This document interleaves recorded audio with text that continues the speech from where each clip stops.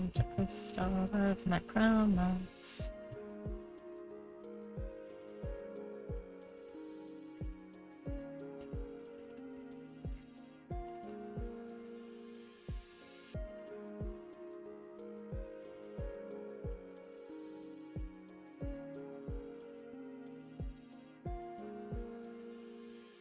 Right. Got that one, got that one, got that one. Gotta hit all of my channels.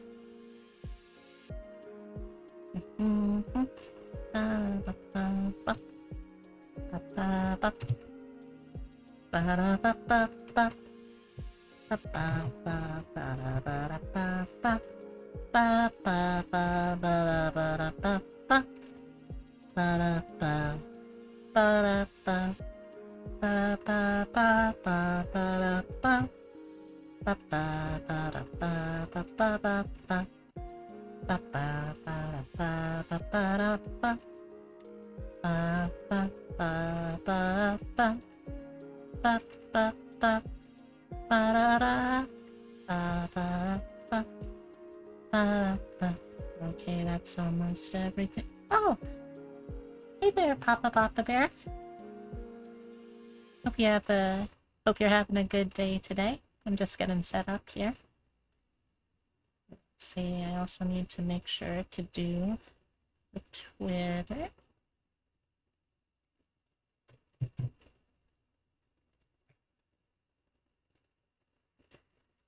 Alright. I just... Okay. Yeah, I'm doing good. They started off a little slow, got up a little... excuse me, got up a little late, but after that, I got to grab a quick breakfast out with my partner, and yeah, it was just nice. Nothing particular beyond that, but it was nice. Let's see. What am I even in the mood for today, music-wise? Don't know.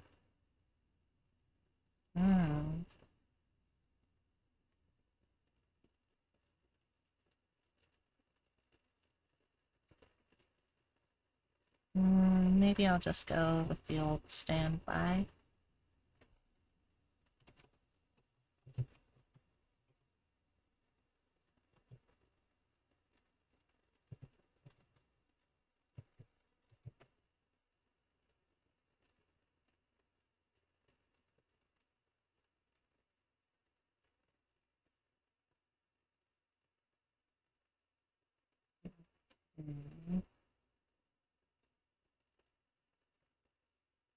Let's try some of this.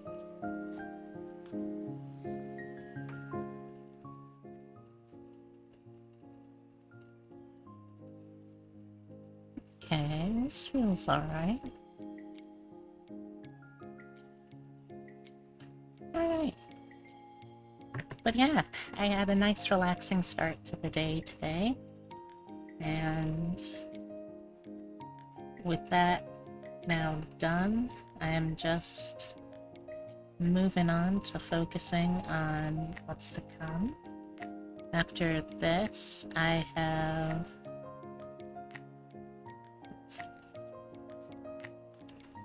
Well, after this, there's a couple of other things I'll need to consider. There's your problem. After this, though, after the stream today, I mean, I'm going to hopefully be able to get some more commission work done. Because, like, I don't have a ton of commissions going on right now, but I've got enough that I want to make sure that I can just get them done and dusted as soon as I can. Oh, hey, Philosopher. I'm having an alright day. Can't complain. Hope you are too.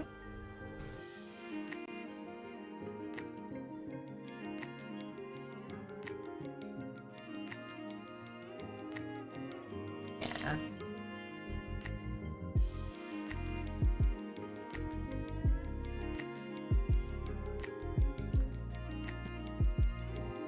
But yeah, after...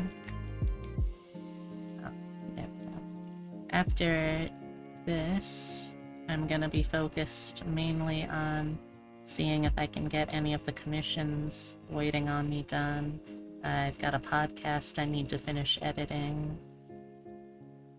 Just general creative stuff. Oh, of course, also making sure that I'm actually able to get my audition stuff on time.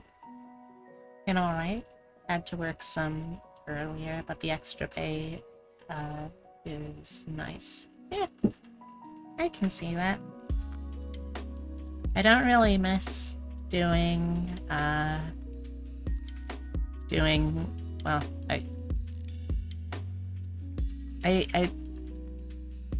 yeah, I don't really miss doing salaried work as much, but the reliability was nice, admittedly.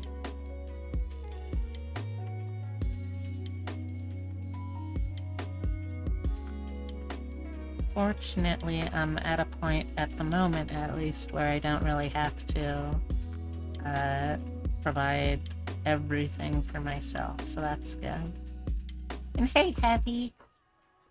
Hope you're having a good day, too.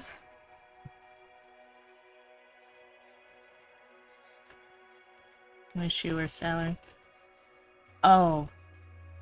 Wait, there's a difference? Yeah, I was also hourly. If there's a difference, then I guess I've never actually been, salaried.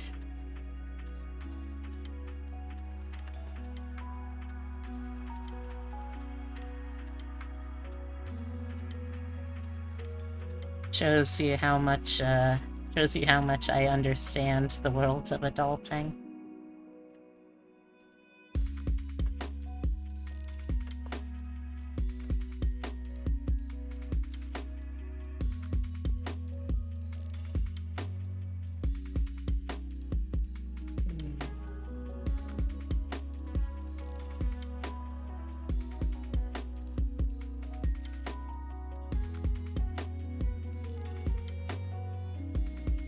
You're heavy, obviously. We've established that.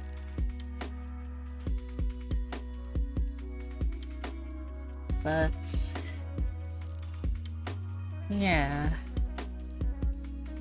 It's just been a slow start to the day, I guess, over here. Which is good in its own way, I think.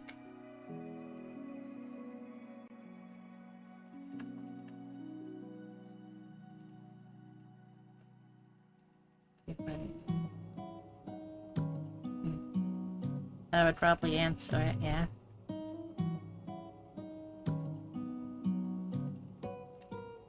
Our son has taken to a very troubling sort of morning ritual. Whenever he is ready to start playing with us, he'll sort of wriggle his way off the bed, and then he'll get himself underneath it, because one of his favorite morning activities right now is ambushing feet passing by the bed. So you can just see this little furry white paw sticking out under the bed, where you can just see it's like he has the trap set and baited.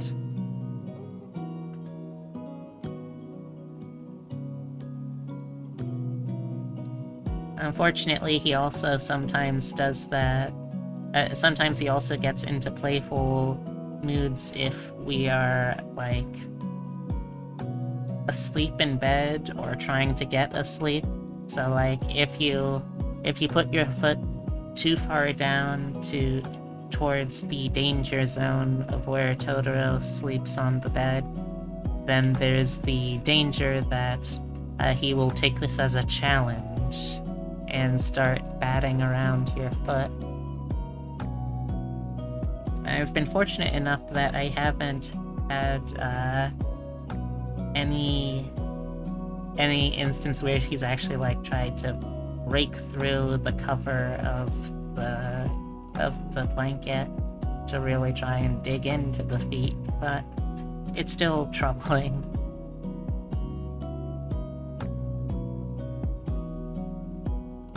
Oh, yeah. Well, Totoro is kind of like a real kid. Totoro and other adult cats like him are sort of what would happen if you took the mind of a toddler and put it then in a body that is able to do like a 7-foot vertical leap.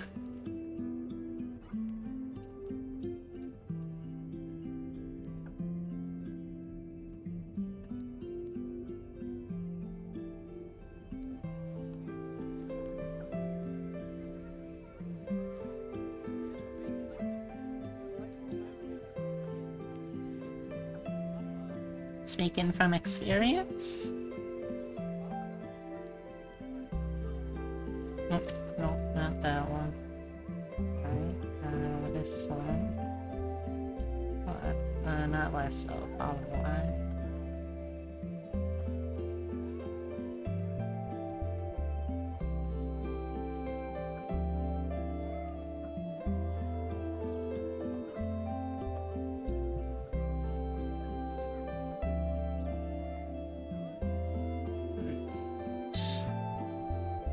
Now let's move this over. Sort of used to help my friend's cousin with her. Aha, I see, I see.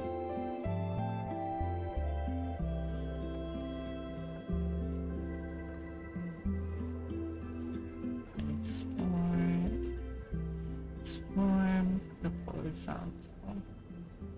There we go. Okay.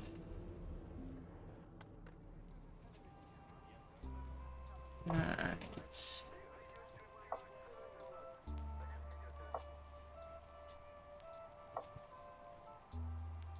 I'm gonna need to change the... I never remember what this part of the glasses is called. But the bridge, maybe? I think the bridge sounds like it would be the correct thing to call that part of the glasses. Although I might be able to also still make it work like this, kinda. Nope.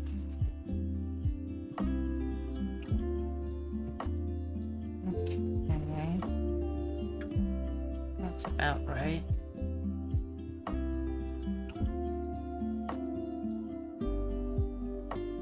Yeah, that looks about right. Oops. Nope. Zoom in here.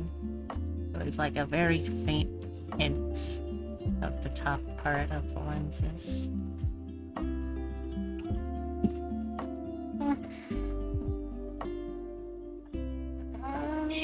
Stretch. Never was good at drawing. Oh, I was never good at drawing either. It's literally just something I practiced and practiced until I stopped looking at things I drew and thinking, wow, what a piece of trash. And started thinking, okay, maybe there's something to this. And like, I'm still not at a place where I'm totally 100% super awesome happy. I do the best art in the universe. But I'm definitely a lot better than I was. And that's good enough for me.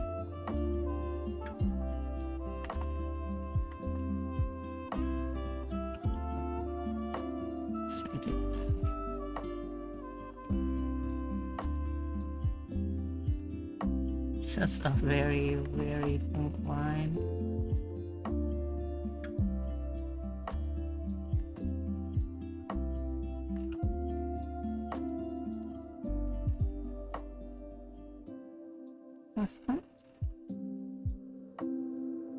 Hey, that's still a kind of artwork.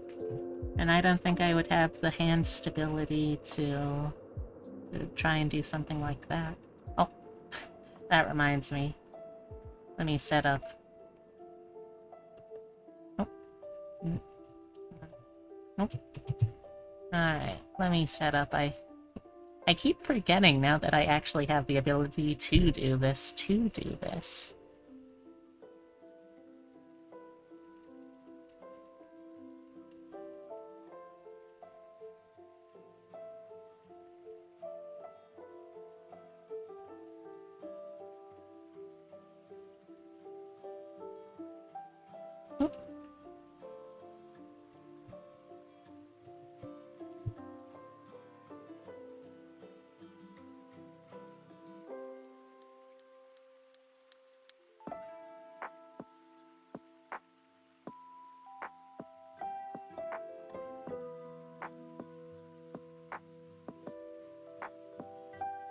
Okay, that should probably do it. Oh. That should probably do it.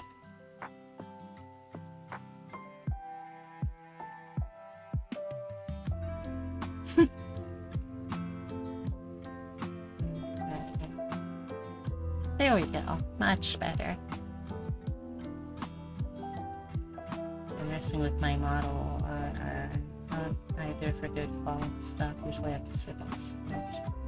Huh. Weird. I would have imagined that, like, that would make your hand stability worse. Let's minimize. Oh. Yeah, go ahead. Wait for that program to respond.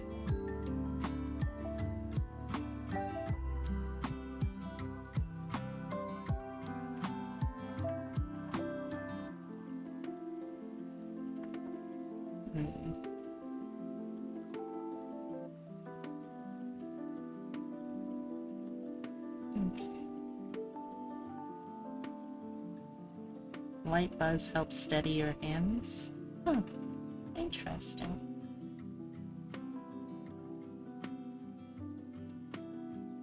Hey, that's still a kind of art to me, Heavy. Okay, so that is supposed to be there. Good. Totally forgot if that was supposed to be there or not.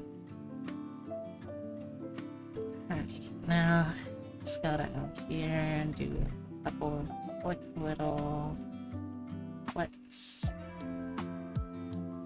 No, that's too heavy a flick. Give me my capacity.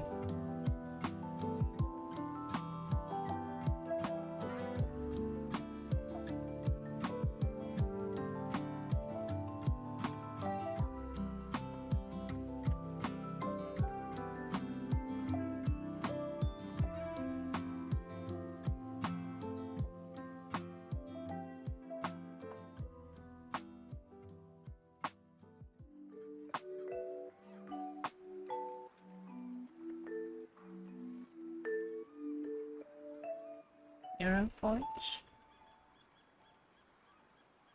Oh, hey, Faelier. I would not say that I'm vegan, no. I grew up in a household that became vegetarian for the most part.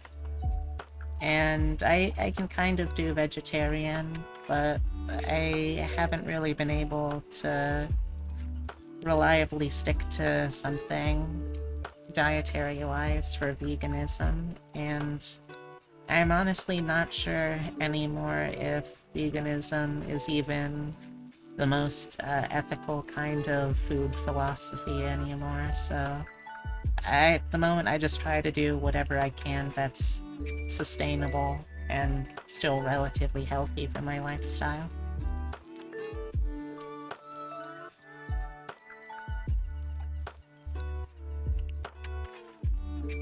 Do you mind eating steak? No, I wouldn't say so. I don't mind.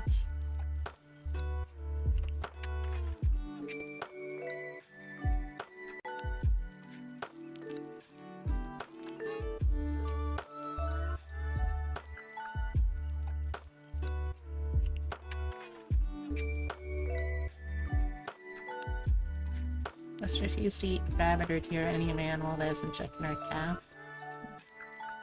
Oops. I'd be willing, I think, to give a lot of animals a try, potentially. Another reason why I wouldn't make a very good vegetarian. Pescatarian, I can do I've lived pescatarian for a little while before, and that was alright. So take some steak, cube it, and cook it one step lower than you would normally prefer in a skillet. Then use the grease and some other stuff to make mashed potatoes. Put the mashed potatoes into a piping bag, put some portobello mushroom heads on a baking tray, put a piece of the cubed steak in each along with some cheese and chives. Pipe a dollop of mashed potatoes onto the top of each, and then bake it. Wow, that's really that's a really elaborate recipe you got there. Is there like a source that you're going off of for this? I've never tried perch or walleye, to be honest. I'd be up to doing that, though. Most of the food I end up with is like salmon, most of the fish rather is like salmon, some trout, the occasional halibut, or other kinds of those sort of fish. I actually end up eating shellfish a lot more than I eat normal fish. Stuff like shrimp, lobster, crab. Done a little bit of, whoops. And shrinking that, nope, let's shrinking that window again. Yeah. Not really just a random recipe you came up with one day and made. I'd be happy to try that, Faye, but I think I would need to have, like, more specific numbers, I think. Because I'm the sort of person that still, when I cook, this is embarrassing to say, but when I cook, I still regularly need someone who isn't me to look at a pot of water and tell me if I boiled it correctly or not. Because, like, there are so many things I've seen described as boiling, and sometimes boiling is just like, oh, you've got a little bit of some bubbles, or, oh, it is literally exploding out of the pot. But they're both boiling?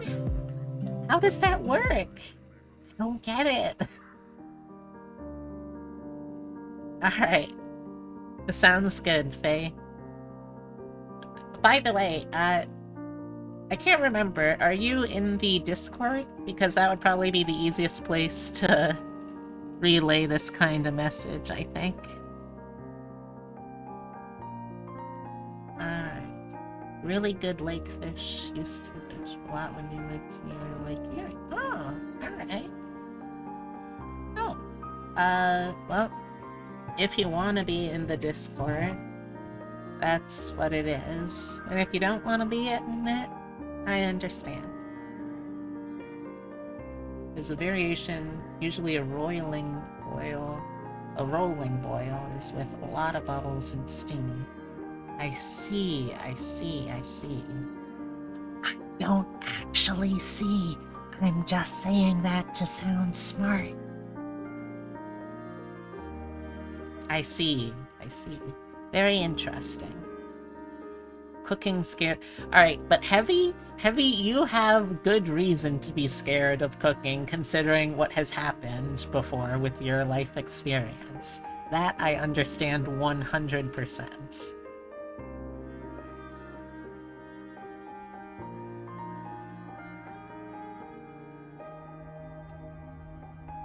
Wait, how can you be scared? How can you be scared of scared of cooking in general, but still be totally fine with the microwave experiments? I'm confused by this now.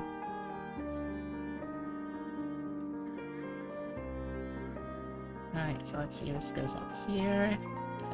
It's gonna come out into this collar.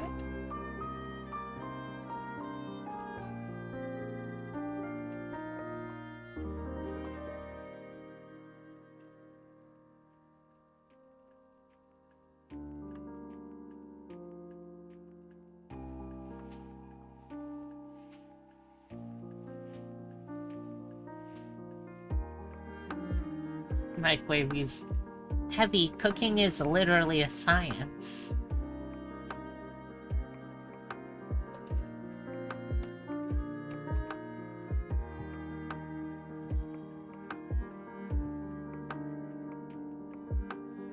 I don't know what to tell you, bud. Like, alright, I'm going to recommend to you a book that I think you would appreciate. It is the only cookbook I've seen that works on presenting foods not as like this art or craft, but rather as like a science thing that I think you could appreciate. It's called Salt, Fat, Acid, Heat. That's it. It's a cooking science book, and I think if science powers is all it takes to get you comfortable with... I don't know why my clothes keep wanting to come on. But if that's all it takes to get you comfortable with it, that's what I would recommend personally.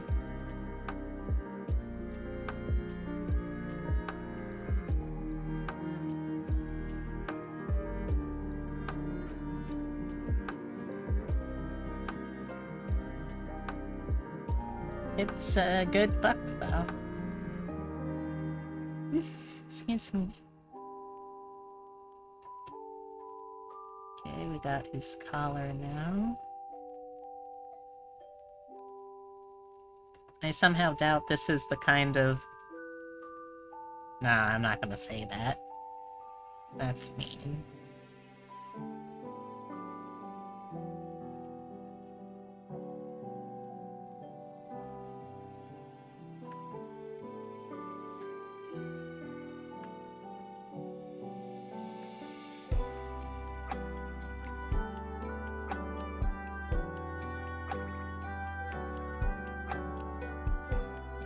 Yeah, I think that should work.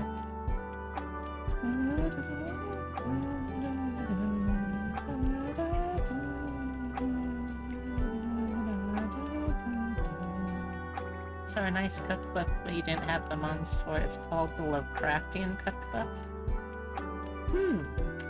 Interesting.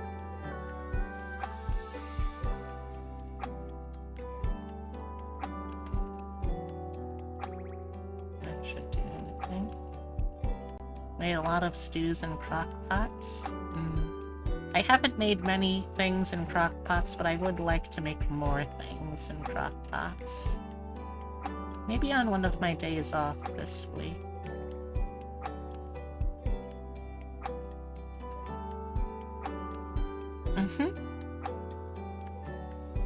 From the little experience I have, I can confirm this.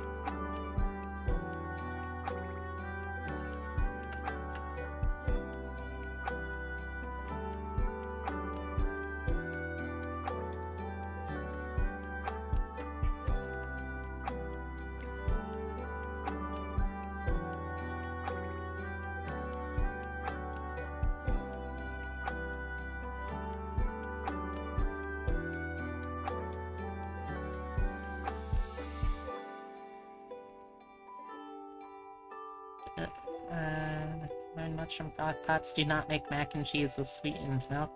Oh yeah, that sounds awful.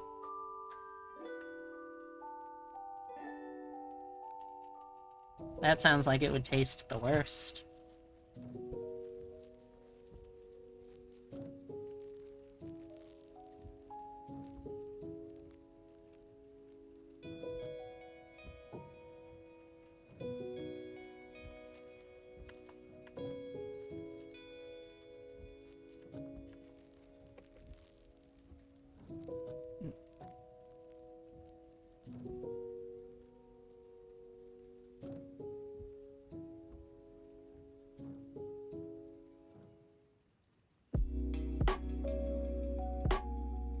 Just put stuff in the pot and set it for low before work, and it's about ready when you get home. Not gonna lie, Heavy, that sounds actually awful.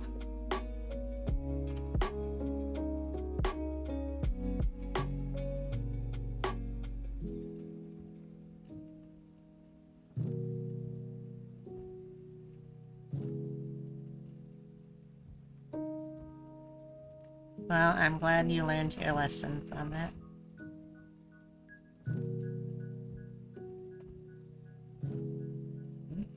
Another message. What's this? Oh, okay. Nothing major.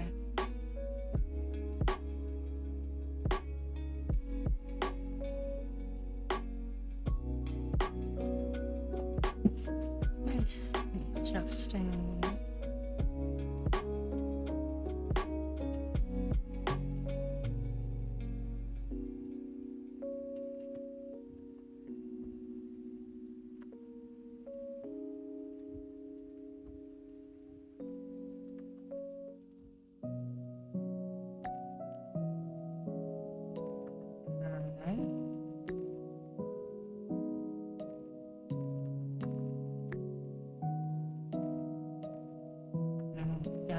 Starting to get the shape of these little hoof fingers.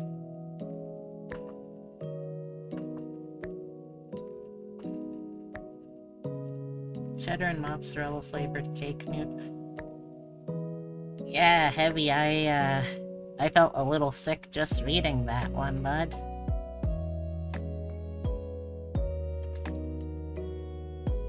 That sounds rough.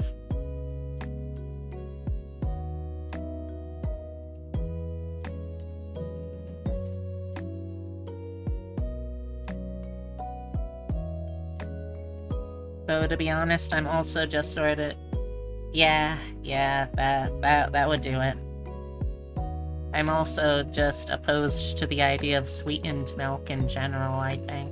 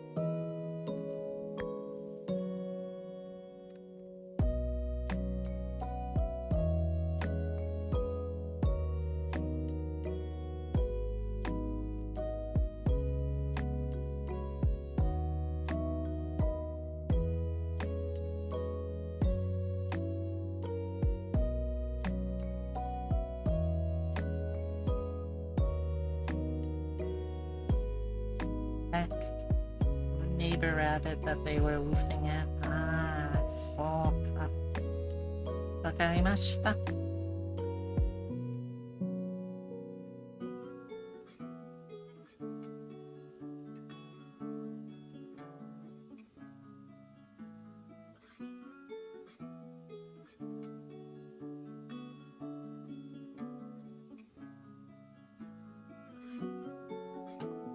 Pretty sure it's Warren is under the neighbor's shed. Oh, so it's wild? Oh, it sounds so cute.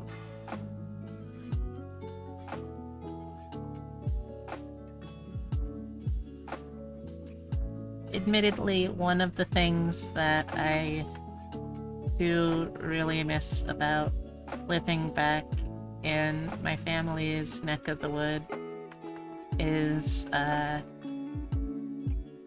where we live, or where I lived, there was this huge communal garden that was set up with like several acres behind the fire station, and they would basically open that up every year to you could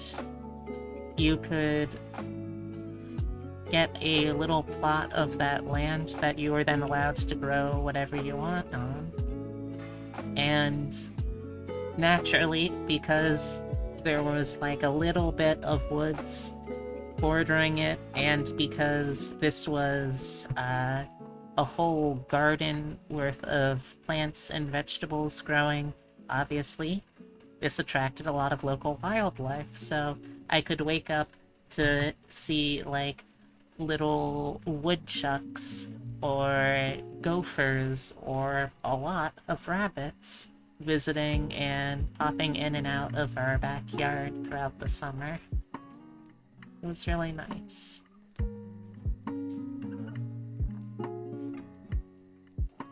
So I do miss that, but I still wouldn't trade all of the wonderful things that have come with moving up here.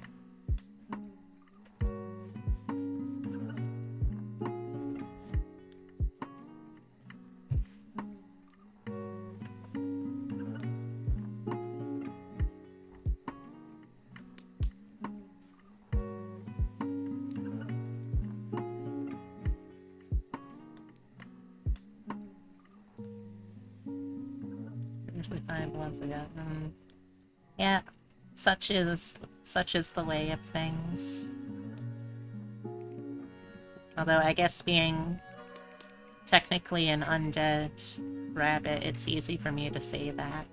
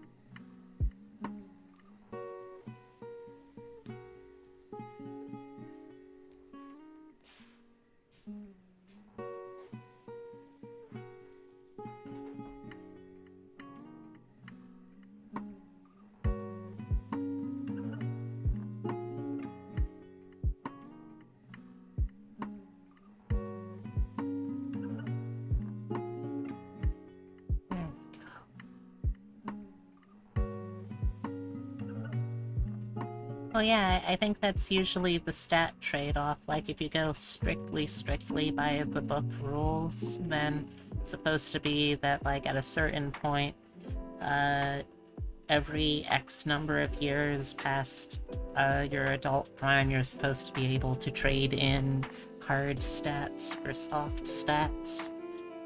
But, like, that's a really outdated rule.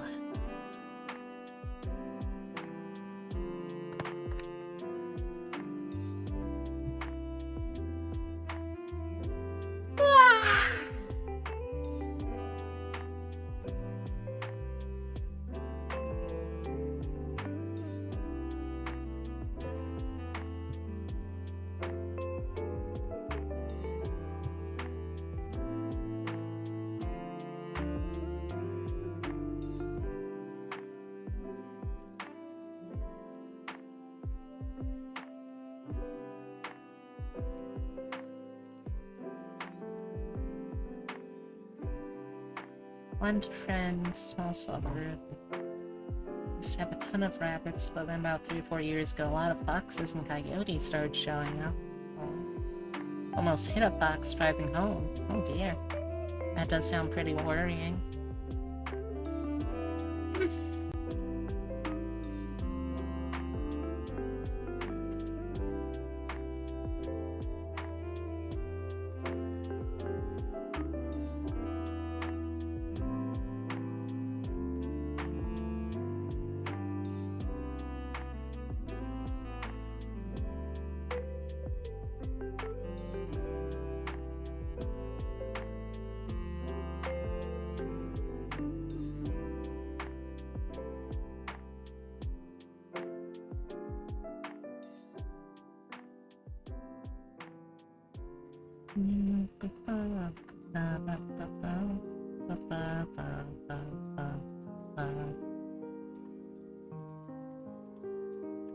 Oh, right.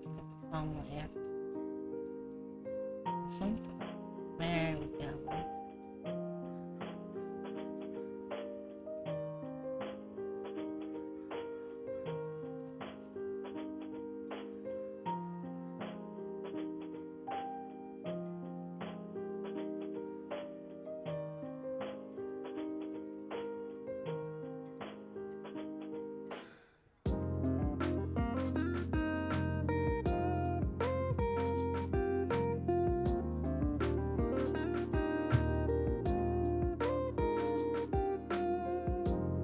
The leader of the bird pack has passed on. They sit there confused. Queen Jellybean the Crooked Beak is no more.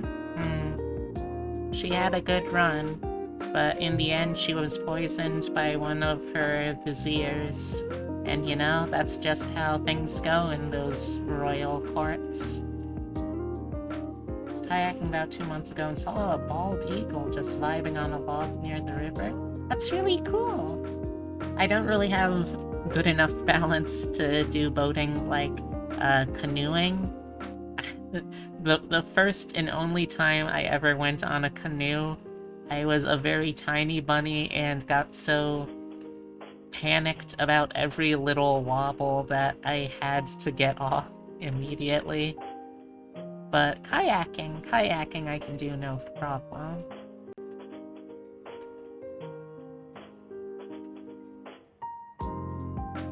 That's another thing I miss. Even though we did it only rarely, being able to potentially just take the kayak out of the garage, brush off all of the cobwebs, and bring it down to the local cove was another very nice part about where I used to live.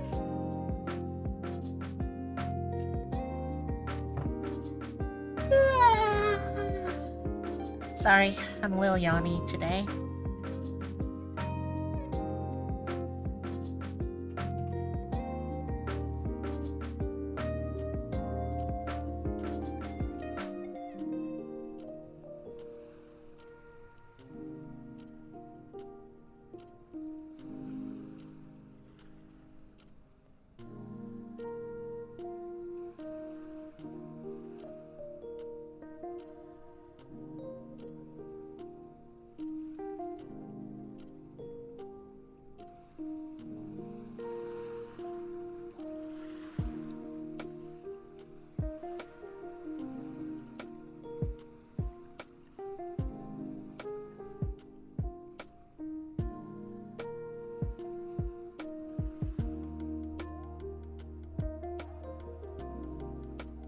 Hey Daryl, welcome.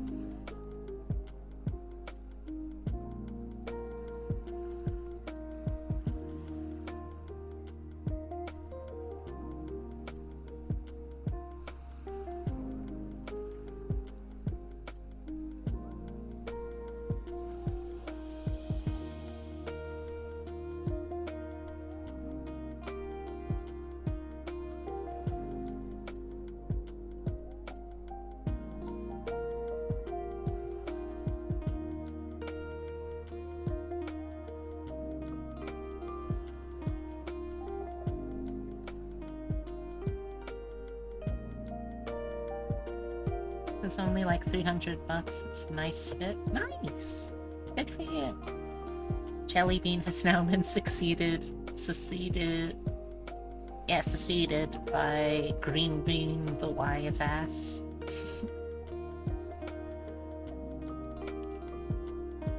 How are you doing, Daryl? Good, I hope.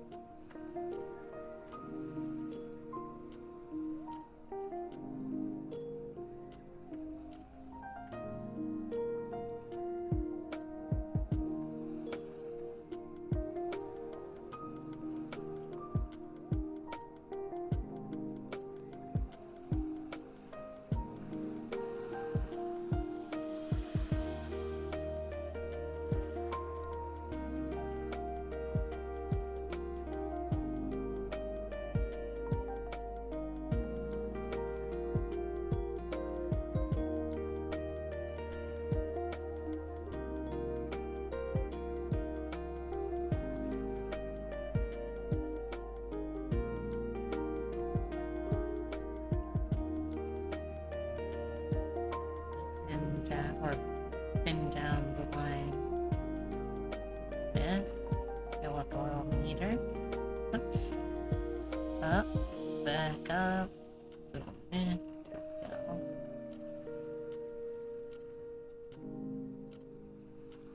Really need to consolidate these liquids.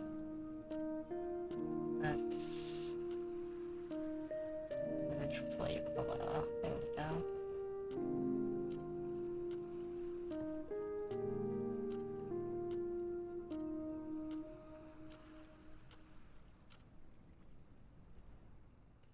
couple years ago, my friend and I spent 3 days going down the Little Miami River here in Ohio. Great weekend trip, was exhausted by the end though.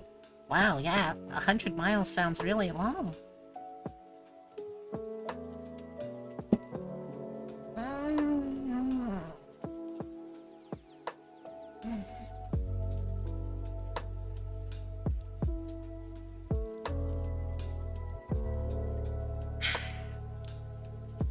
30 miles a day, yeah.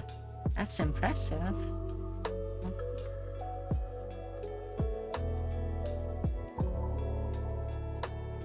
Still, that's a lot.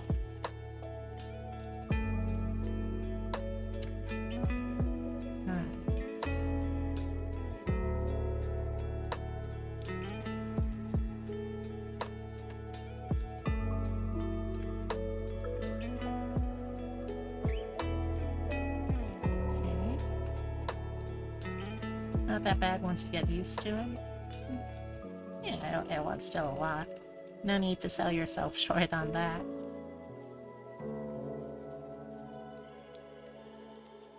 Let's embiggen pen size a little bit. Too big. Still too big. 17. Let's try 15. 15. There we go. That will do.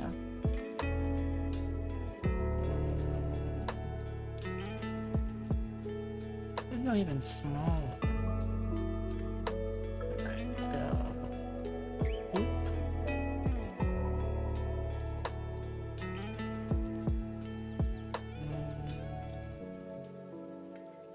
Oops.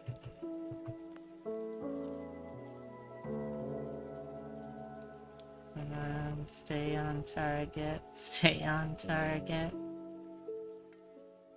That's off target. Never mind. It's close enough. It's probably close enough.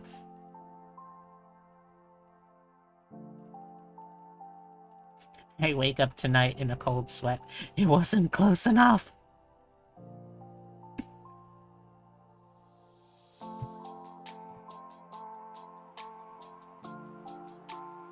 There we go. That one will do.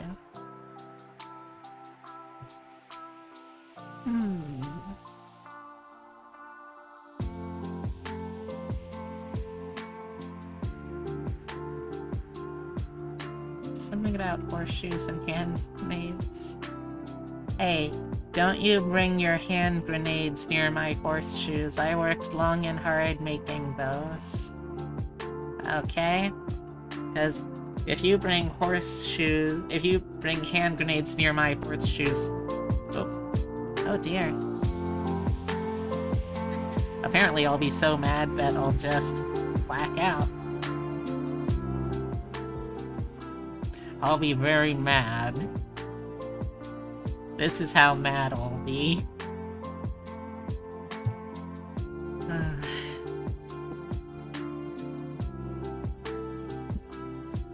We are grooving now, though. It's nice. Gotta remove some of these scenes, I think.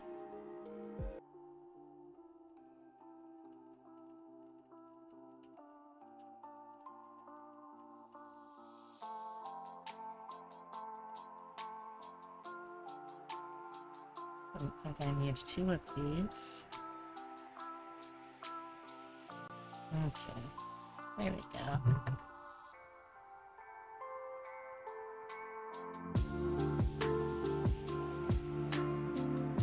Alright, now back to work. Let's try... Yeah, I think an 8-point should probably do just fine. Also, shift over here. Much better. Now we can get those nice, neat little buttons for his shirt. Fuck you. Oh no! Go get your coffee. I'll be here when you get back, don't worry.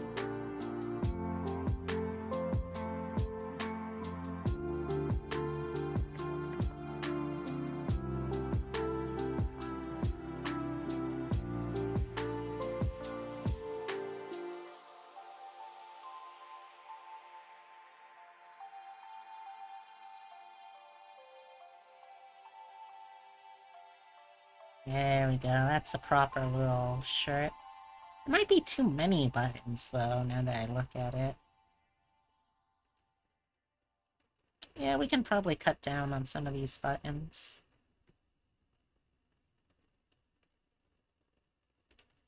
Yeah, I think that looks a little more natural to me.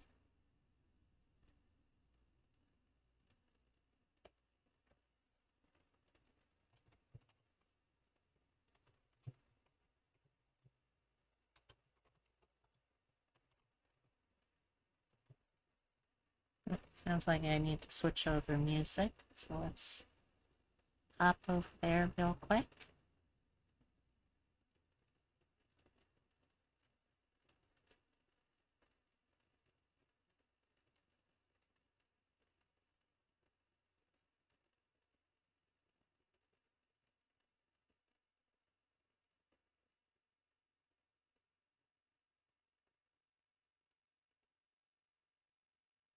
There we go. Attention-seeking email question. What sort of thing have you said that made a car salesman go silent? Respondent. This car has been in an accident. I know because I notice this detail and work on cars for a living.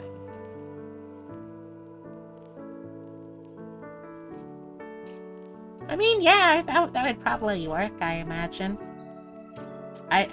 If it were me, though, I think my response would be, how do you know? Or, like, I think my response would be, this car has been in an accident, and then when they ask how you know that, you say, I would always recognize the car that killed me, and then you slowly fade out of view. And that's what I would do.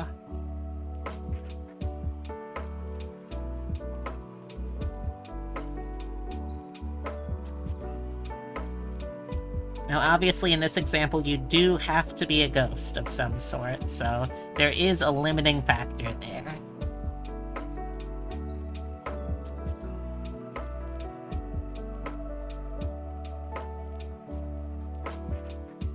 Let's go some.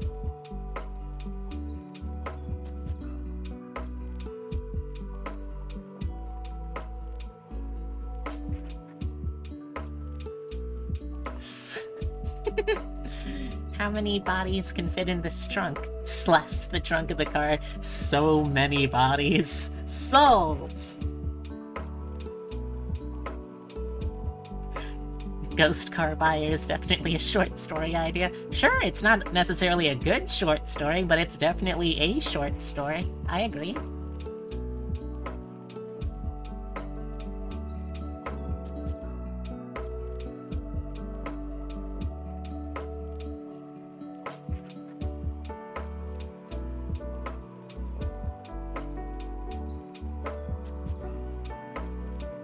Coffee is surprisingly good. Oh, you love to hear it.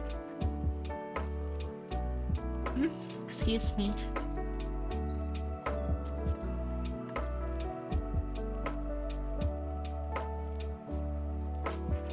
Yeah, I think that looks really better. The car that every slightly mad scientist needs. One that has a boot large enough to store all those dead bodies you've collected that night. See, that's where you're wrong, though, Daryl. The good mad scientists these days doesn't rely on resurrection men. A good mad scientist will instead just cruise down the road looking for someone who's all on their lonesome and will do a small vehicular manslaughter. It's much more ethical than desecrating the bodies of the already dead. Or at least that's what I've heard.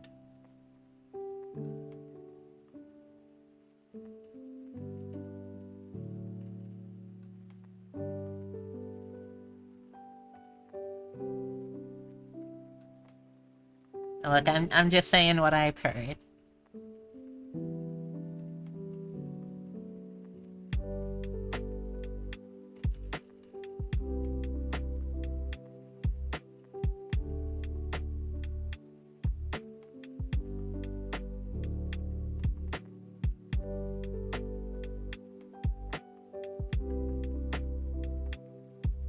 notes.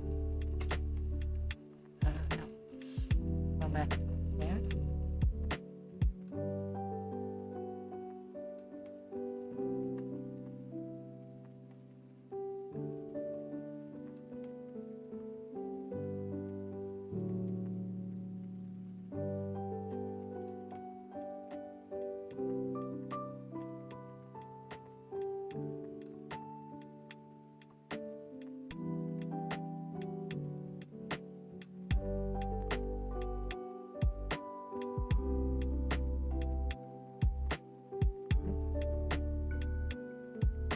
Oh, there's a white necromancy, cure wounds, resurrection, and light.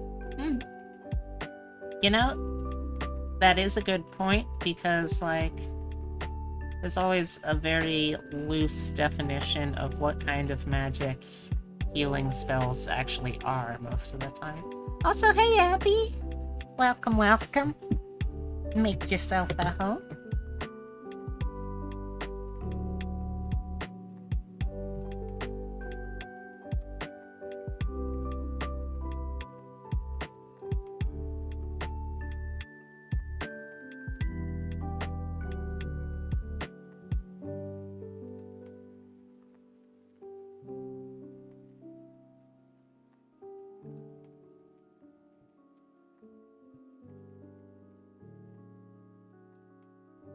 So much. Oh, thank you so much. I really appreciate that. And I know that you're not exactly an unbiased viewer, but I do appreciate that you like the content enough for that. Think the Flying Dutchman would ever upgrade his ship? If I was him, I'd be zooming around in the Yamato instead of some old galleon.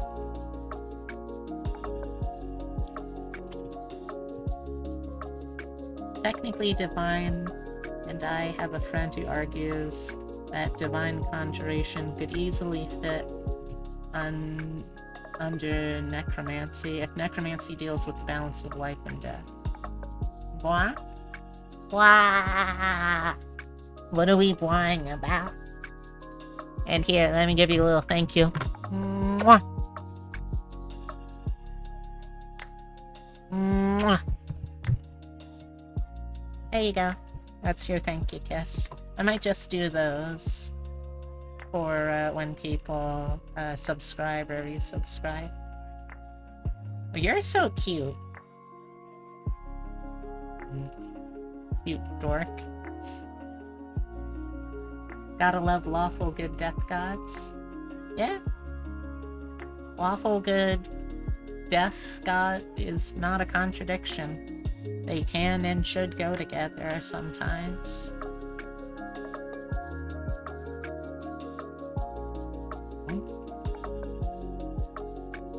Alright, because I'm still on the eraser tool.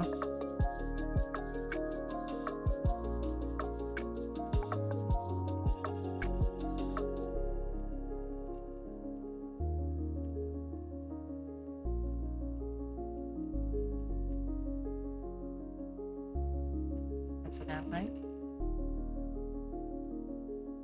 True. True. Alright, so chat, I actually have an important question that I need to ask now. So historically, and obviously this isn't like proper terminology for this kind of individual today, I believe, but historically, chat, would you think that someone who is like someone who's male at birth and is castrated to become a eunuch, would that be a historical equivalent of a femboy?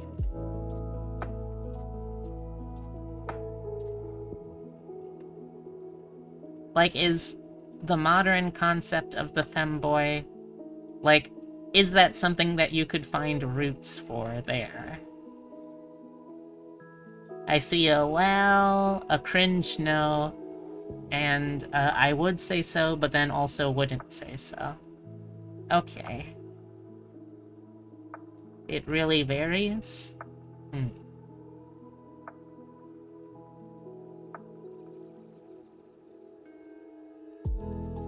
Oh, you meant you would not say so. Okay.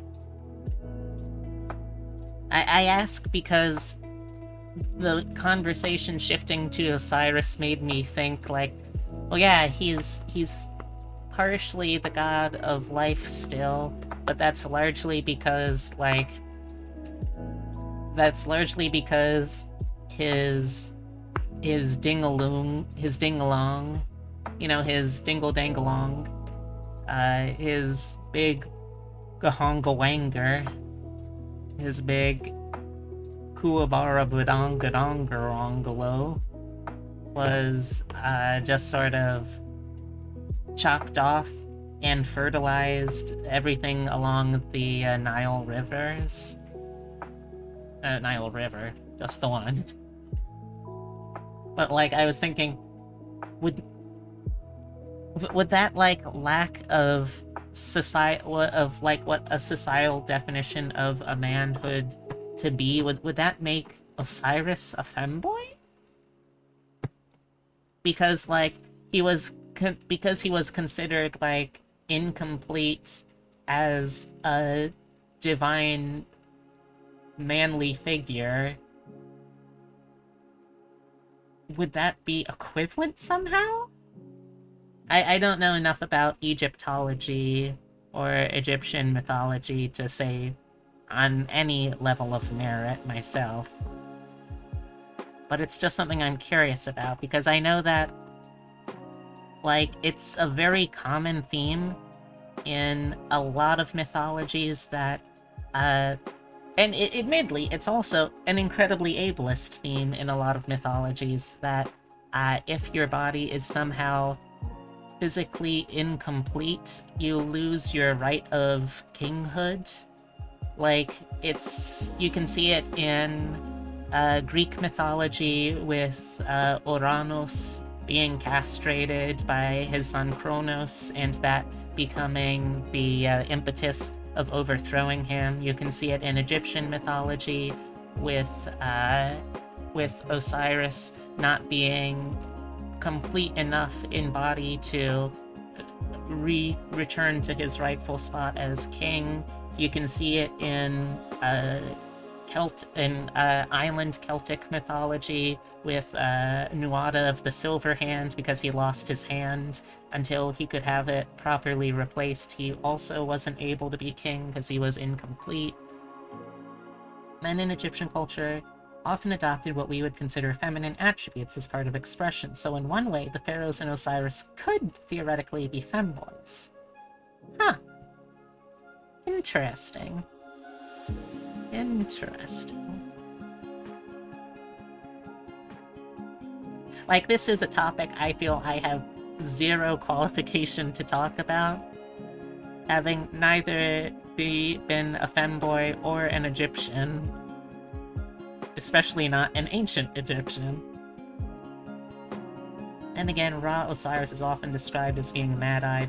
True, and Horus, despite being considered sort of like an heir to the kinghood, is also blinded in one eye, so there's that too, I guess. In retrospect, we would see that and say, yeah, but in their time they were not feminine to their culture. Yeah, it's definitely something that it would have to take a qualified professional's scholarly view of essentially the shitpost that I just thought of. Okay, but, if I could turn around, I'd show my butt to say but again, but I think there's one thing we can all agree on, and that is that Logie Lysmith is a femboy. And I would go so far as to say Loki is both a femboy, and I would even call him an e-boy. Oh, yeah. Loki is definitely, like, gender fluid, at least. Like, Like, there was nothing saying that you had to actually carry that. There was nothing that said you had to carry Sleipnir to term. That was something Loki chose to do. Also, while we're on the subject of Loki, I think we can all agree that, at the very least, while we'll never have enough completely accurate historical texts, you know, because the only account we have is from Snorri Sturluson, and Snorri is a very biased writer in his own right because his goal is to write a unifying text that also pushes the narrative of Christianity. But, yeah, pretty much. But what we can definitely say is that we know that Loki is not cis. And I feel pretty confident in saying that Loki also would not be considered hetero. Loki is a very, very queer figure. And you know what? I think that's good enough for me. Sorry about that. That was a very strange tangent I got off on.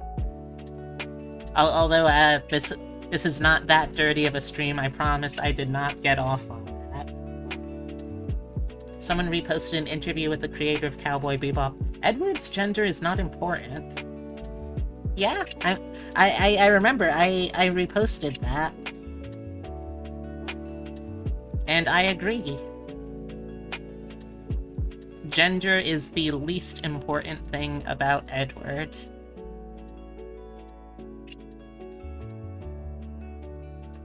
Now that said, one thing I'll say, having seen like the production promo still stuff about the upcoming Cowboy Bebop live action, I'm cautiously optimistic because so far all of the actors that they've shown for it look pretty much on point for their characters and are very attractive, especially John Cho. But, where is Ed? Where is Ed in those stills? We see Ein. Ein's there. Where's Ed? Come on, you can't cut my favorite part of Cowboy Bebop out of the live action.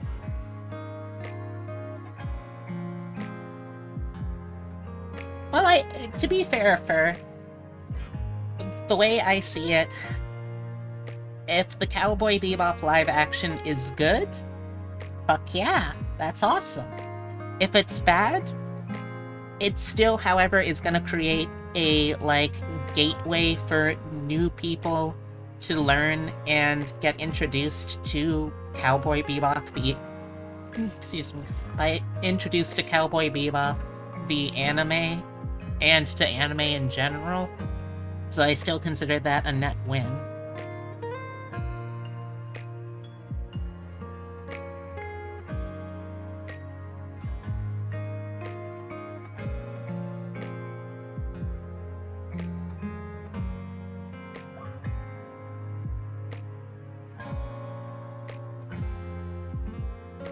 Oh, also, one thing that we definitely can say about Egyptian mythology and where they would stand on different things. We do know definitively that in ancient Egyptian myth, you could not be a bottom and be in charge of anything important. Like, when it came down to it, they had like no cultural objection to Horus feeding Seth his bird goo, only with Seth then eating it. So it's like you're allowed to be a top in Egyptian mythology, but bottoms, no, you guys, bottoms have no right Bottoms have no rights in Egyptian mythology. Oh, I don't know why I do this to myself.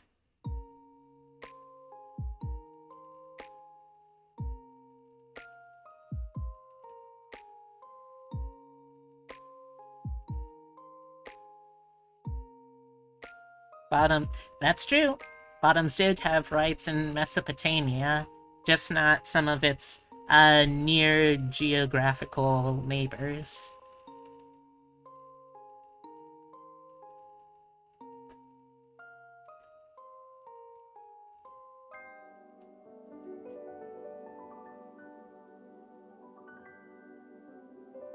Hey, chat.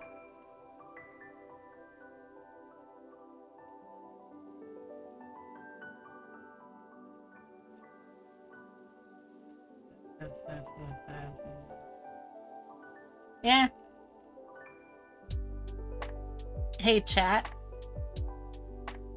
Gilgamesh and Enkidu. Which one was the bottom? And this can be as serious or as goofy of a debate as you want it to be. But of those two, which one do you think was the bottom? Personally, I think Gilgamesh bottomed. Gilgamesh is a secret switch and Enkidu is the supportive power bottom. That makes sense. I feel like Gilgamesh, especially pre-Enkidu Gilgamesh, probably had like a side to him that was like almost a pillow prince, to borrow lesbian terminology. I feel like royal pre-Enkidu Gilgamesh was definitely a pillow prince. If nothing else, then for the novelty of being on that end. But I do really, really like Gilgamesh is a secret switch and Enkidu is a supportive power bottom. That is very good. He's always described as really mean and egotistical, but I agree that's largely because he wanted someone to treat him as an equal, not as a ruler. Exactly. And that's why you need to get yourself a big wild man bear in your life, I guess. Actually, no, I don't think Enkidu would have been a bear, because if he was a wild man, he would have had to be, like, more generally fit than I think people usually ascribe to bearhood. Enkidu. So I think how it was also is that, like, because there was the divinely anointed prostitute who came to Enkidu to, like, win him over to humanity and to civilization. So he definitely started off with the beast humanoid-ish parts, but then, like, that's another thing. Enkidu is bisexual. Enkidu is the bisexual representation ancient Mesopotamia needed. Gilgamesh was the bisexual representation they deserved, though. Oh, that's so mean to say.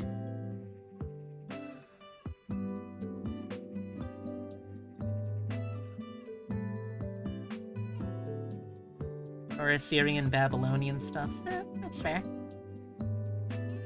Did you hear, actually, not too long ago, the latest chapter of the Epic of Gilgamesh dropped? That's really exciting.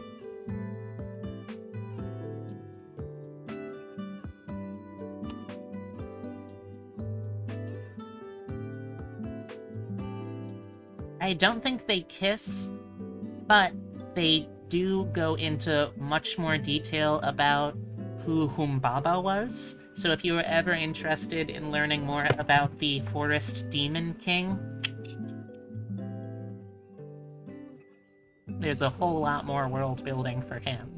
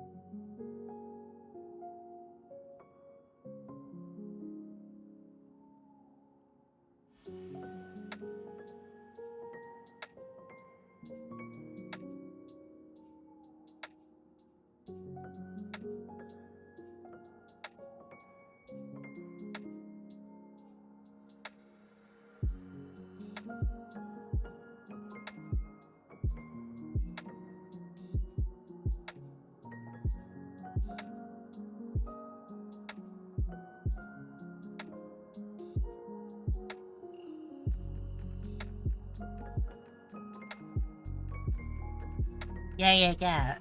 That's another thing, actually.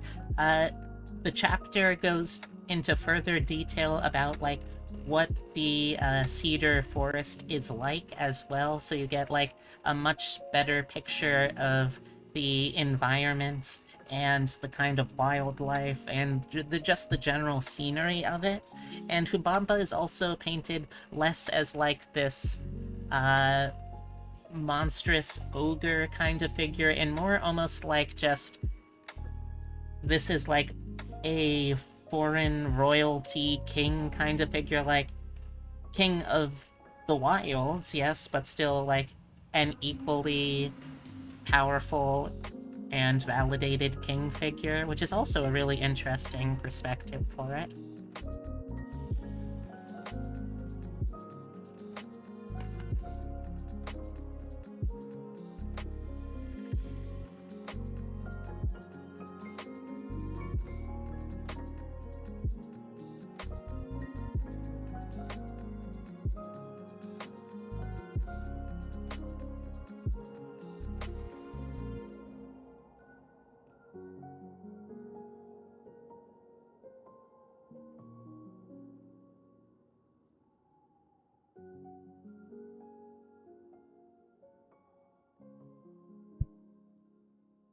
Sets this more contextually as one of the first imperial interactions between the militarized state and regional powers.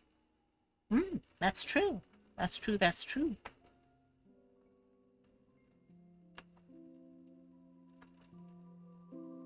I like also how this has turned into a conversation about simultaneously, very possibly the world's oldest fandom, and like one of the most alienating ones too.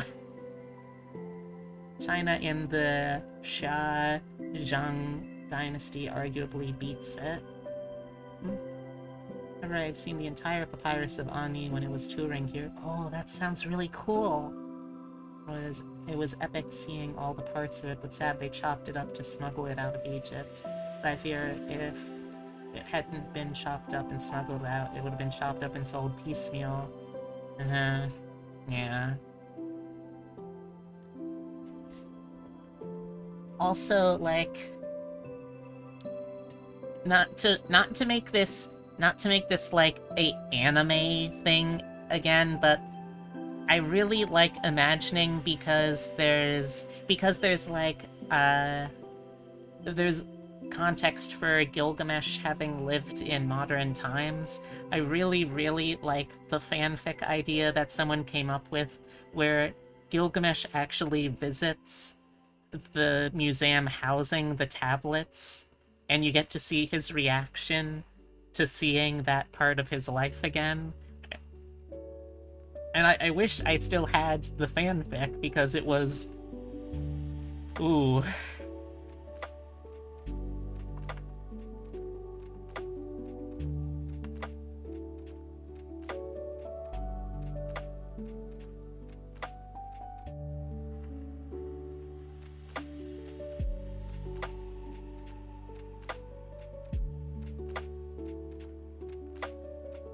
Oh, but general disclaimer again, I would if you are not already a fan of the Fate series, as someone who is a very big fan of it all, I would highly recommend trying to avoid it, because it is such a messy clusterfuck most of the time that I can't, despite how much I have enjoyed it, I can't in good conscience recommend it to someone else.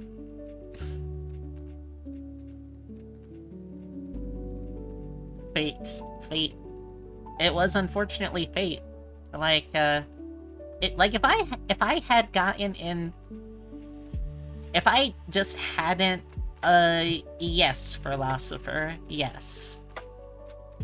Like, if I had just, like, if my autistic special interest at any point in my life had ever shifted away from mythology and folklore and into something else, I probably could have avoided the trap that is Fate as a genre.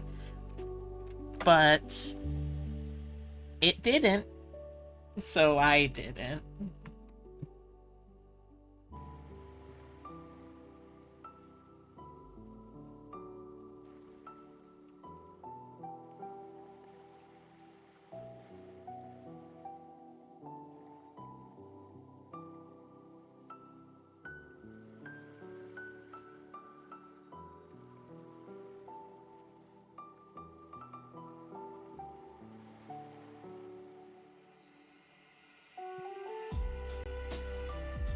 Yeah, that's probably a decent way to look at it, I think. Or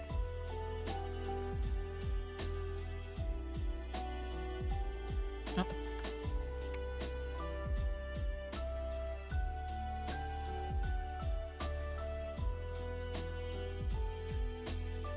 Let's see, if I'm here to here, it's about so long. I think that's still roughly for the right shape.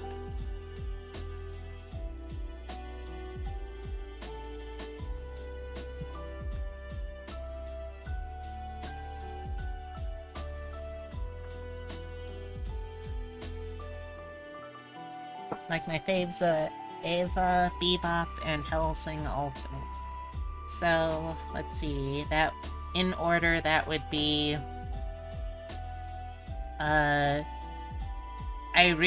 So, to sum up those animes in order, that would be, I really, really needed therapy at the time, and I did not get it. Also, here's a bunch of Christian iconography. I really, really liked film noir, but it didn't have enough kung fu or spaceships in it. And you know what's worse than Nazis? Vampire Nazis. Like, it's been a while since I've seen all of those, but am I summing those up roughly correctly?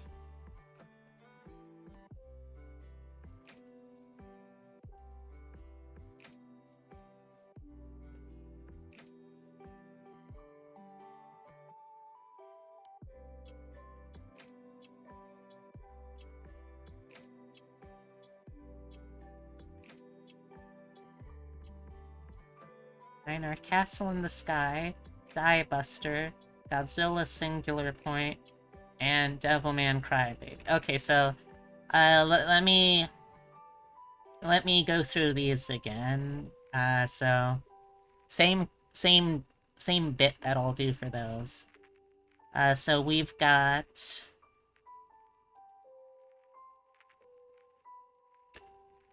literally every Ghibli movie trope set up in its very first outing.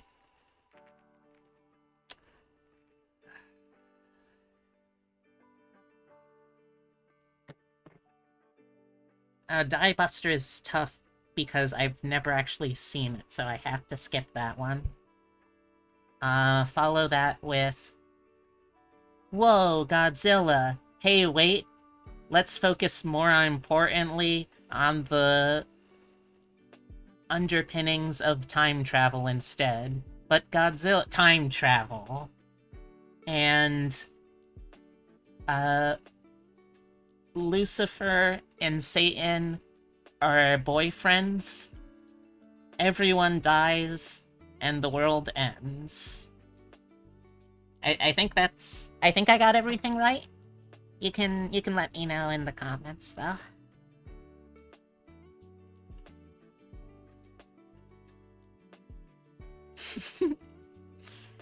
My favorite is They are so gay! That's so true, though!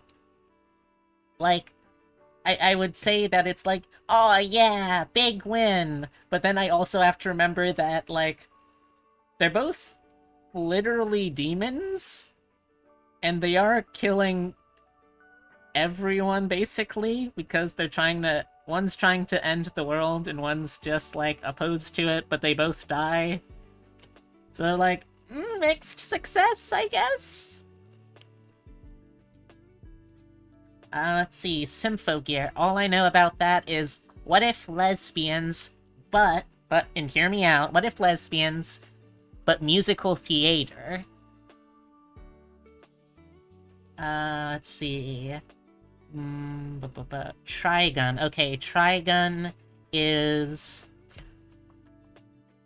What if spaghetti western...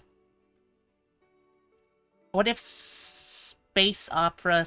No, not space opera. What if sci-fi spaghetti western, but we give the protagonist crippling survivor's guilt and a phobia of killing anyone? Black Lagoon. What if we took this salary man and just utterly shit on his life? What if we made him just absolutely miserable, and then we threw a bunch of mobsters in for good measure? Samurai Shampoo. Okay, okay, what if we took a pirate, a samurai, and a waitress? They all had a polycule, and they went on a road trip.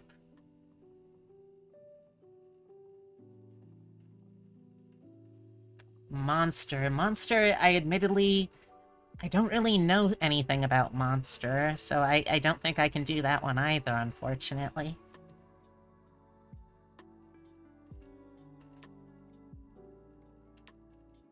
For some reason, in my head, Monster is getting mixed up with, like,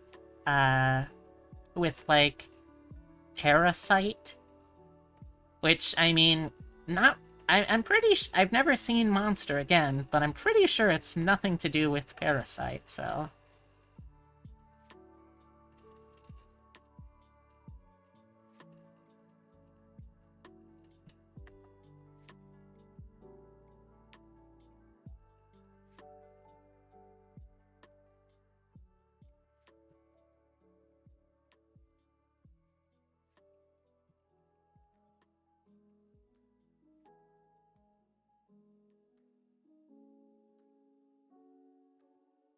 Monster is a political thriller with a Japanese doctor in Germany struggling to survive his diabolical patient while retaining his morality in the face of sheer evil. Wow. You're right, that does sound very good and very nihilistic and bleak. I mean, is that not... Okay, but is that not literally just what Samurai Champloo is?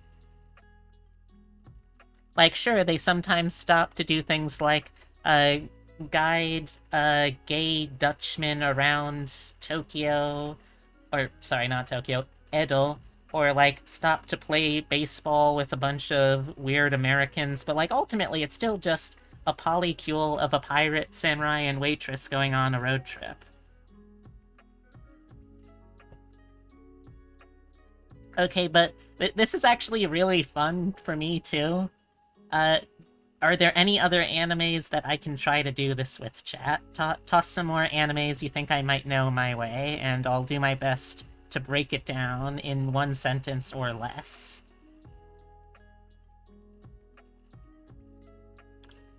Metabots, okay. Let's see, Metabots.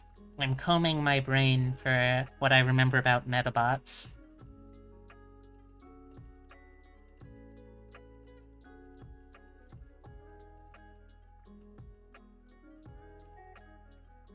Okay, what I remember about Metabots is what if you took the Western cartoon Cubics, but you made it actually good? Or what if you took the plot of, like, Mega Man Battle Network, but made it robots instead of AIs? Tamers, what if instead of... Yeah, it's a name that you haven't heard in forever for good reason. Shit was bad. Okay, Tamers. What if Digimon was a tokusatsu-style superhero show? Ooh, is Zeta the Last Witch? I have absolutely no idea. I'll go just off of name alone. I'm gonna say Izetta the Last Witch is about a young witch named Izetta who is thrust into the violent world of a witch battle royale where only one witch can remain to inherit all of the powers of the group's Black Sabbath, and so she is forced to survive in this grueling witch kill witch competition until only one remains. I don't know what it is, and I may never see Izetta, so I'm going to assume that is 100% accurate.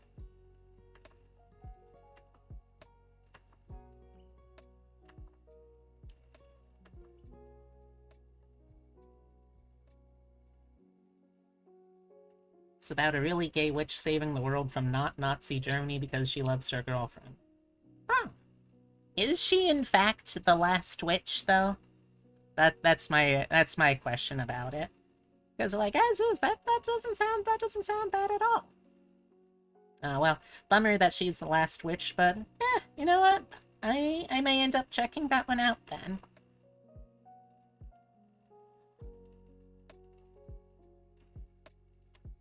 Oh, Beastars. Okay, Beastars.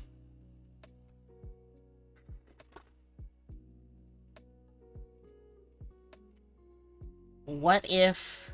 Beastars is, what if you explored the ethical and moral dilemmas of a society where members of one group literally have to eat members of another group to survive, and the ensuing class bigotry and social ills that result of that.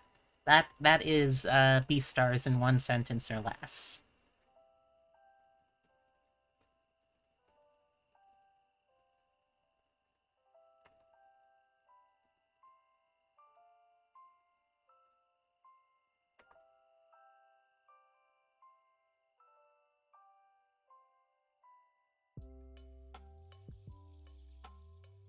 Yeah, I did it. I feel proud of myself.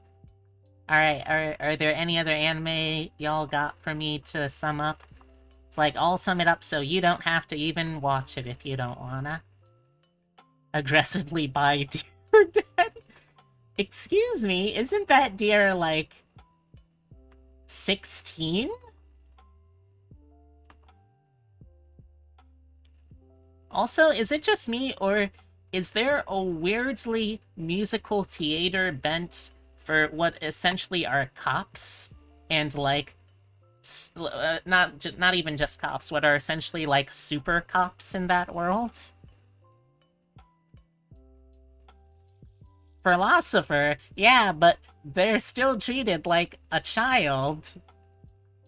You can't just call what's his name the morally conflicted deer boy an adult. No, no, no. I'm not saying that you have to avoid thirsting after him altogether. I'm just saying, like, start thirsting after an aged up version of him. I don't know why, also, my cloak keeps coming back on. My shawl keeps blocking my drawing arm. It is annoying. I wish I could figure it out, but don't know how to yet.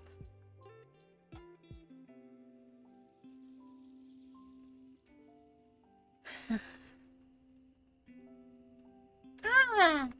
Thank you for the head pat! It might be... Yeah, it's probably a key binding issue. I'm just not sure what the issue is yet.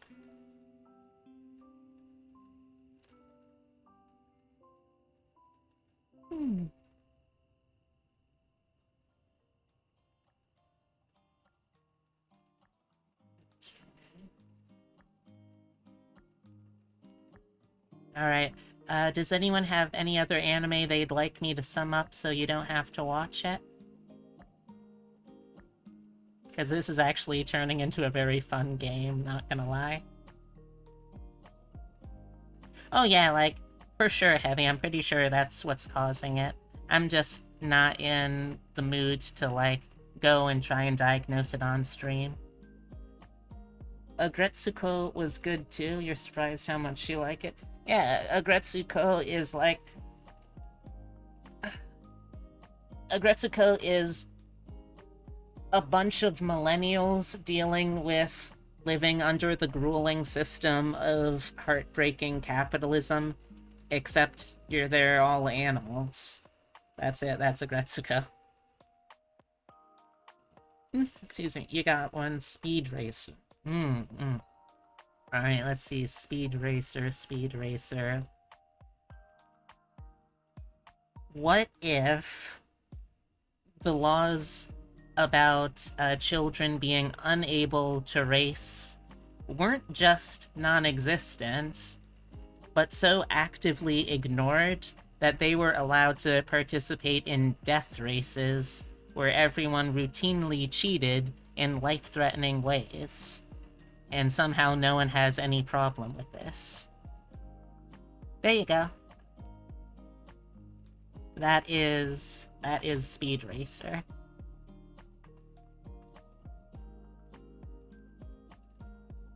Let's try bringing my reference up a bit. I found this guy. He runs someplace, a farm called the Chef's Garden, and I just absolutely love this. I love the look of this guy. Like, this guy looks like the kind of farmer that I would trust, you know? I just like him. He's got a very soft, friendly face. I love the combination of the button-up bow tie and overalls for a farmer. It's a great look. He does look like a lad. He looks like a happy fella who knows how to do some farming. Remember the Speed Racer movie? Yeah, like... It ain't much, but it's honest work. Yeah, like... No doubt, the Wachowski sisters, they don't get enough credit for all of the stuff that they do outside of the Matrix stuff. Because it's some good shit. Some really good shit. I think one of the problems, though, is that the Wachowskis, they're good directors. They honestly are, but I think their talents are actually kind of wasted on movies. I think they would be much better suited instead to doing, like, short series, like, episodic stories instead. Like, the movie, what was it? Jupiter Rising, I think? I think that was the name of that movie. But, Jupiter Rising, that had a really interesting and engaging story and world building, and I mean, it's so fun because you have roller skating werewolves in space! But because it was in the confines of a movie that had to be within just, like, most 2 hours, they had to rush through it all, and you didn't get a chance to really appreciate it. So that's what I think. I think the Wachowski sisters, they should be able to try their hand at doing like Netflix short run stories instead. I think that would really suit them. You agree they're good visual directors with a flair for tightly contextualized long-form storytelling. Let's see, you love Inuyasha for the setting and fun mythology, but the writing is very lame. Yeah. Let's see, what are your thoughts on the daughters of Inuyasha? So, I don't think I know enough about it to really form a decent opinion, because, like, literally the only part of the Daughters of Inuyasha I've ever seen was, like, one episode that came on Adult Swim when I was staying at a hotel a couple weeks ago after going to a friend of my partner's wedding. And it was at like 2 a.m. and we were actively trying to fall asleep, so I wasn't really paying a ton of attention to it. I guess my first question is, who are they? Because I could have sworn that there was like a daughter of Sesshomaru, but like, what human did Sesshomaru bang? Who would he deign to ever consider worth it? Like, okay, let me restate. Who would he deign to consider worth it that from the original series plotline would not be considered, like, grooming a child? Because I know that there is the one human that he is soft for most of the series, but she is a literal child during that series. And I really, really don't want that to be who the parent of this daughter of Sesshomaru is.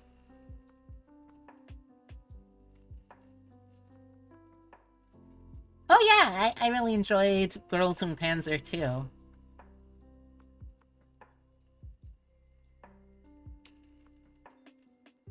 Girls in Panzer, that one, how would I sum it up?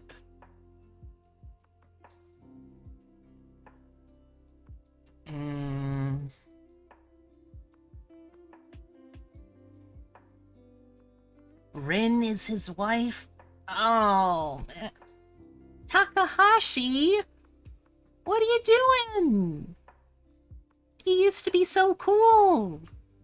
You used to be so forward thinking with your writing, but Takahashi, you can do better than that.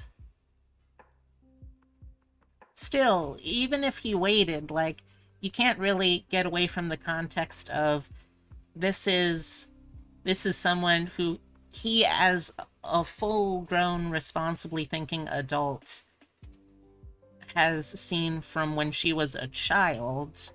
So, like, the age gap there, I understand that obviously there's an age gap with Inuyasha too, but, like, Inuyasha didn't raise Kagome.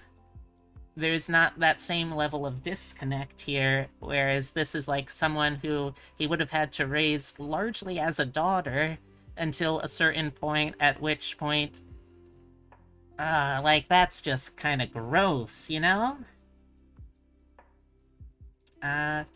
Girls in Panzer, though, that is, what if we did a girls' sports anime, but we did one that was incredibly lethal, and inexplicably no one ever dies in it. Seriously, that is something that I really am wondering what the in-world logistics of it are, because how the fuck do they have the ability to set up... Yeah, they shoot into the holes. How are they not dead? Like, these are things that we see exploding, even if they use, like, blanks, then that's still huge, heavy, raw chunks of metal that they're shooting at each other. Like, they're shooting things that are strong enough to break a tank. You're gonna tell me that they aren't at incredible risk to life and limb? That's the thing, though. They don't do paint rounds. They use things that create, like, actual physical damage. Yeah, paint rounds are accurate.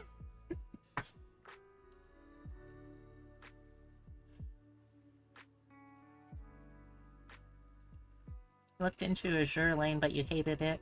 Instead, would have been better to do girls and pans instead. Yeah, I agree. I'm not really a big fan. I'm not a big fan of, like, any kind of vehicle girl kind of deals in general, just because, like, it creates an uncomfortable closeness to objectification for me. But also just because, like, especially with things like Kantai Collection, it's not just objectification. You also now have the angle of military glorification, which is really uncomfortable as well.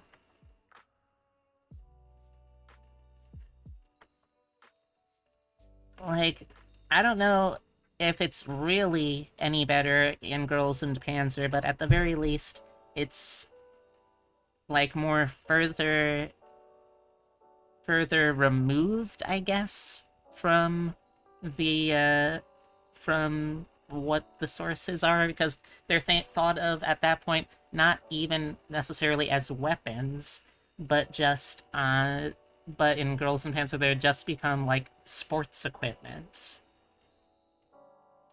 Especially considering that Kantai is all Japanese warships, that borders on the line on revanchist Japanese nationalism. Excuse me, nationalism? Yeah. Yeah. Yeah.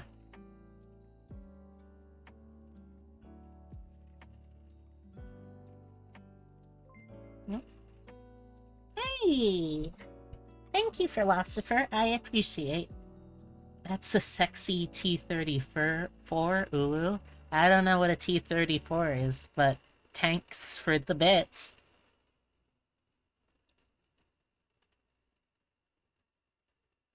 It's not as bad as the anime Gate, which is actual propaganda. I'm sorry, what is this? Panzer collab in Azure Lane. The cost alone in trying to get the ships and tanks would cost me enough to buy a real mansion. Yikes. Oh, it's a tank. I see.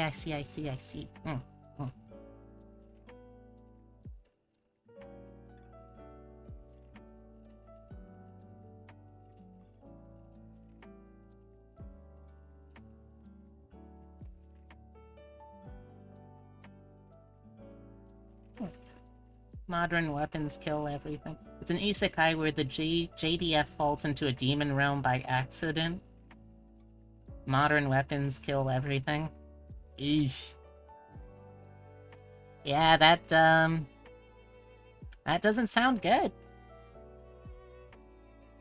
It's extremely patriotic and isn't subtle about it. Yeah, I'm not gonna lie, that's pretty cringe. It's only one tank you would love to get, it's called the Mouse. Okay, not gonna lie, the only context I've seen mouse spelt like that in is in the context of the graphic novel about a family's experience with the Holocaust, and I was very confused for a moment there.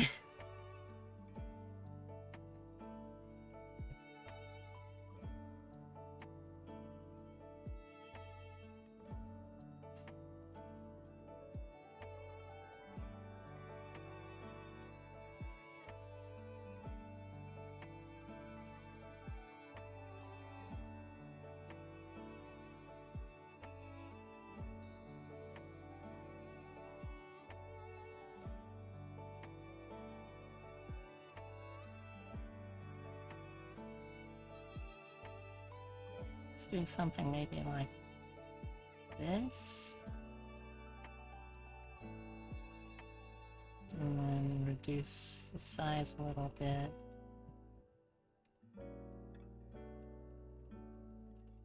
Why is Mouse in the grade school library? I mean, I think it's gonna be hard to answer that question for me, Heavy, because you know what book that I read when I was just a bunny of like I think it was either 6th or 7th grade. I read Night. You know, the book by Eli Wiesel. The book about his literal time in several concentration camps. That was something I read when I was just barely in middle school. Yeah, it was kind of rough, not gonna lie.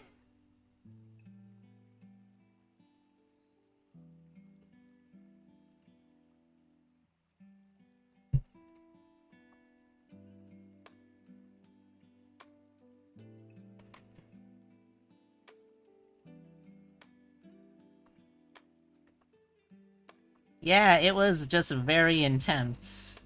Not gonna lie.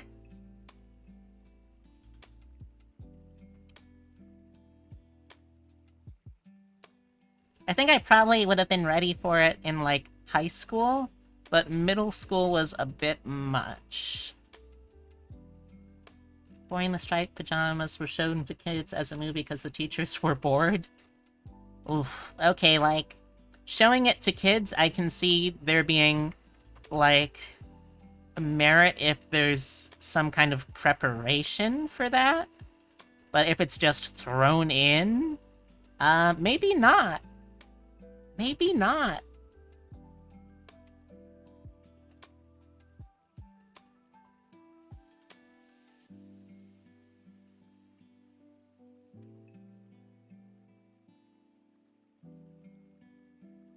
Oop, misclicked. There we go.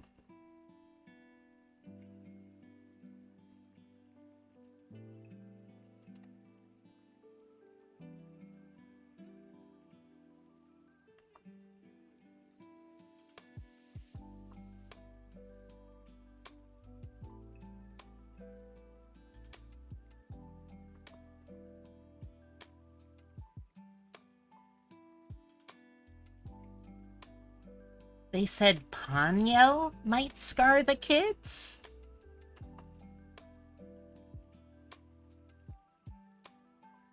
Heavy, how is everyone involved in the education system where you are so incredibly inept? Like, the kids are inept, parents are inept, teachers are inept, staff is inept, the administration is inept. Okay, yeah, I mean, if we want to get real, we can shorten it down to America, but still.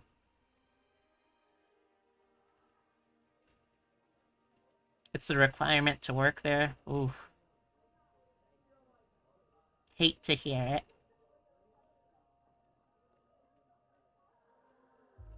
Yeah, like, Ponyo doesn't even really have any conflict outside of one plotline that gets, like, wrapped up well before even the halfway point of the movie.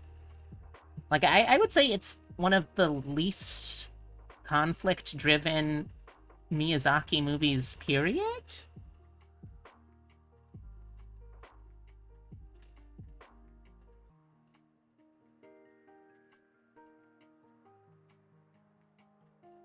I know, I just, like, want to try to think better of people than that, I guess, Heavy. That's all.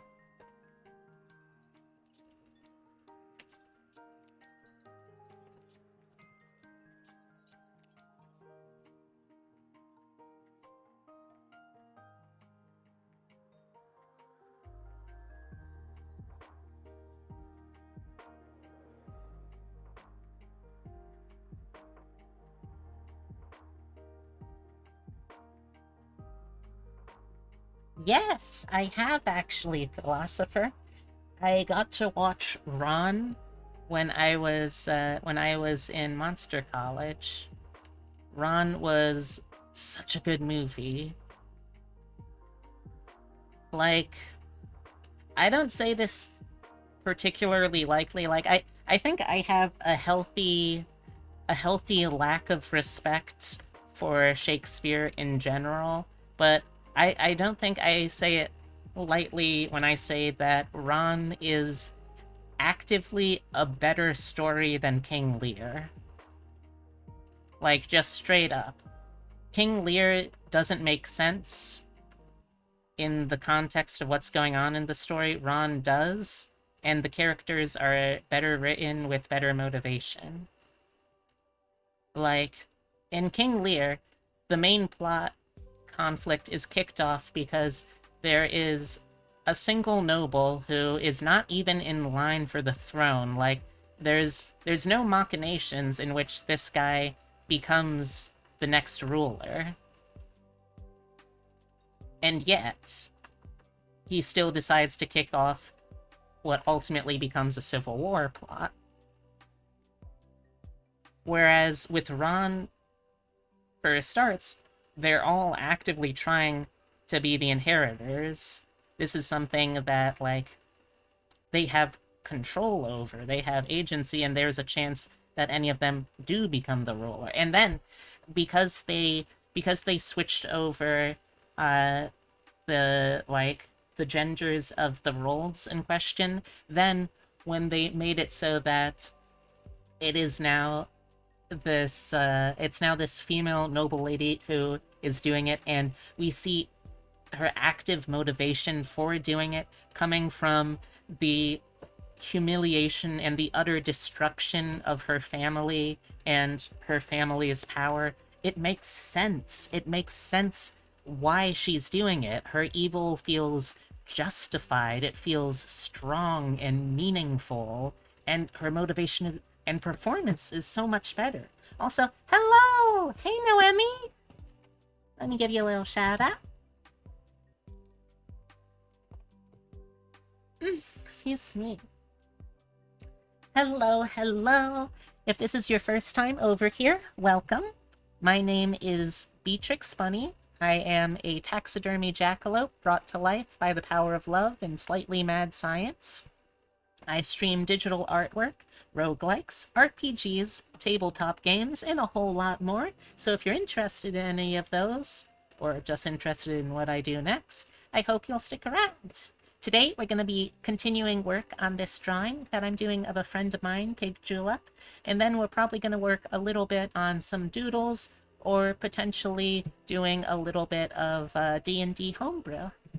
Also, if you'd like to get to know me more outside of streaming, I figured this one out though. A little heavy, I'm alright. If you'd like to get to know me better outside of streaming, we have a Discord that you're welcome to join. So how did the stream go, Noemi? Started in on the next game, I think, or no, Dreams Drop Distance. You were still working on that last I checked, I think.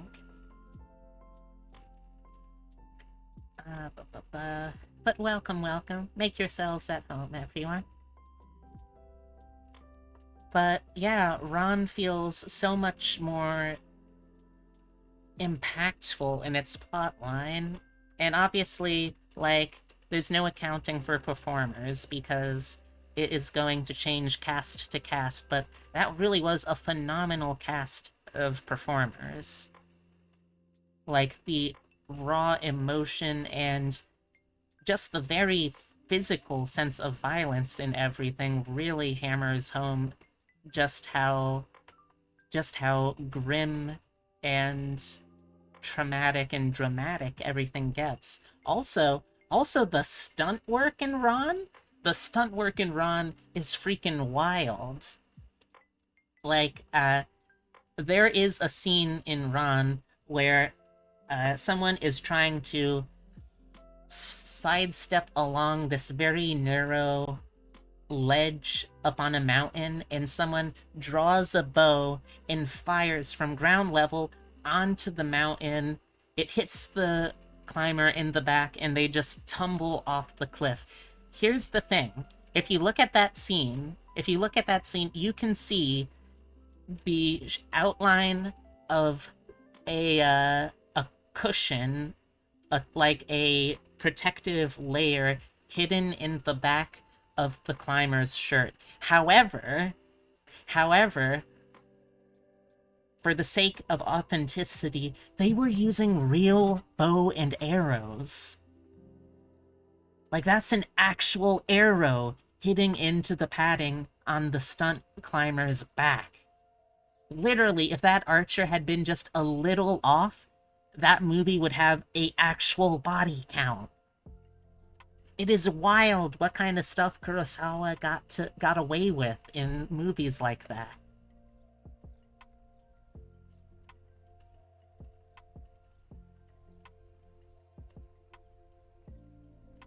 And like, I think also, and maybe this is just me, but I feel like Kurosawa did that in a way that was incredibly dangerous, obviously, and not something that I would approve of, but I would still take Kurosawa's means of getting realism over Kubrick's means of getting realism every day of the week, because Kubrick was just a chauvinistic asshole. I think he just kind of got off a little bit on abusing some of his actors. But yeah, Ron, if you can see it, highly, highly recommend it.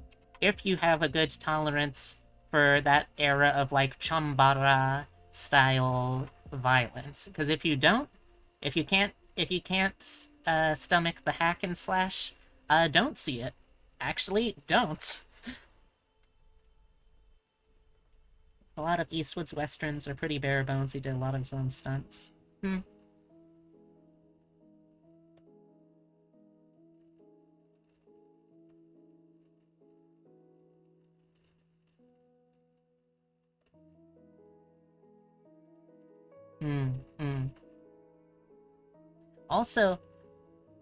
Also, because of the historical period that they were working with here, they were able to do that scene where at the very end, like, you think that he's finally resolved with his surviving child, things are gonna be okay, and then a soldier just rides in out of the blue, uses one of the new modern age long rifles, and just shoots his son there. And it really hammers home just how much the world at the time was shifting from this period of, like, glamorized, mythologized valor and nobility and that kind of honor to this much more violent, much more forwards and straightforward kind of violence in its warfare that really hammers home just how bad things got and would continue to get. Spoiler for the history of warfare throughout humanity and humanoid kind.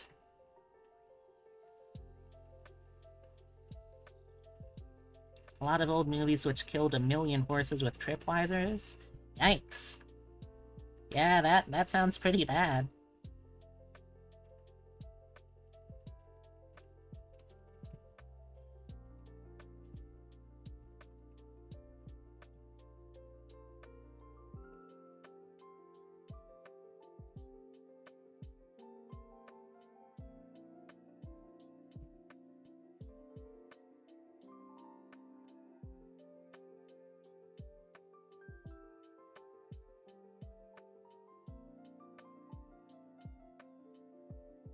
Another great epic is Waterloo. That's an amazing movie from 1970, 1971. 14,000 extras. Oof. That's a lot of extras. I don't even have anything clever to say to that. That's just a lot of extras.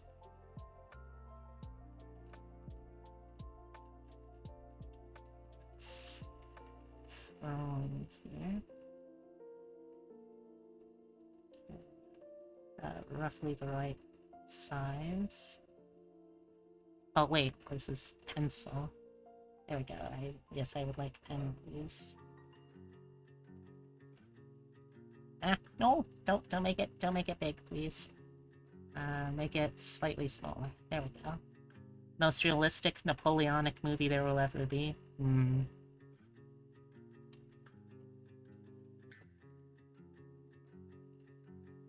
This movie, you forgot the title, where they tossed a woman into a water pit with real bodies because they didn't have budget.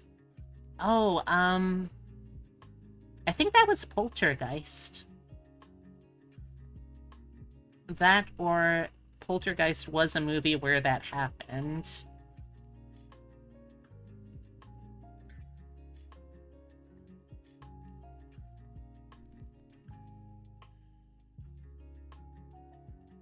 Fun fact, though, Poltergeist, the reason that she was freaking out in that scene wasn't because of the bodies, because, like, at the time, no one on the set actually knew that they were real bodies. No, what she was freaking out about is she was afraid because there was a live wire really close to the pool, and she was absolutely terrified that she was going to get electrocuted. And the way that they ended up getting through that scene, like, the way that they were able to sort of ease her down enough that they could film that scene is because Steven Spielberg himself actually also got in the pool and told her that, there you go, now if they electrocute you, they have to electrocute me too. And somehow that, like, commitment of the ride or die director was enough to get her comfortable enough to finish that scene.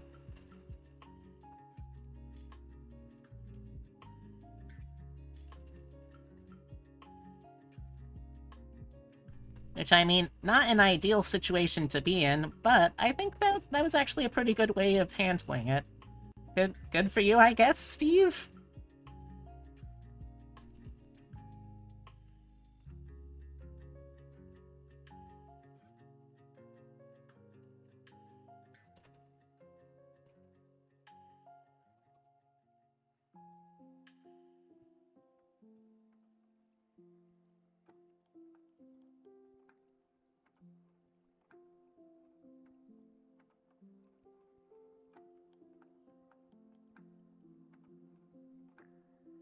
Do a quick save.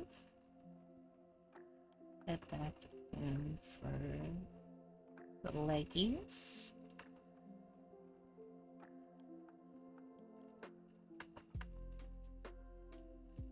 Yeah, I think that'll work.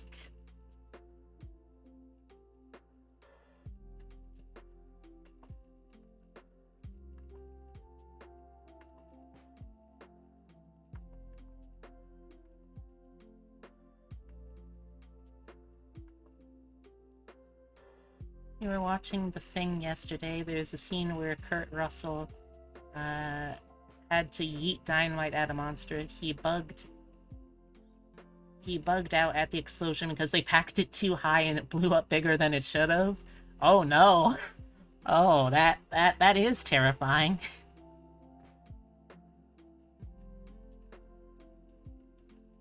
I'm glad that's the worst that came of that.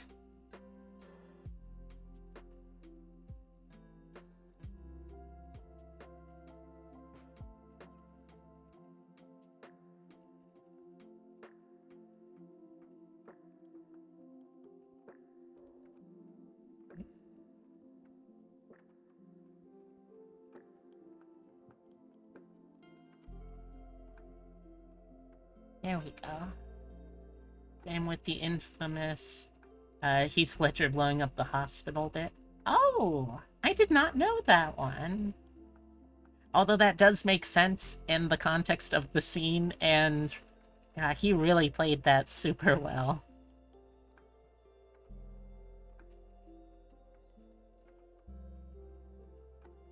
Oh, a couple of messages I need to check real quick. Excuse me. Alright, let's see. Let's try and get this done as best as I can.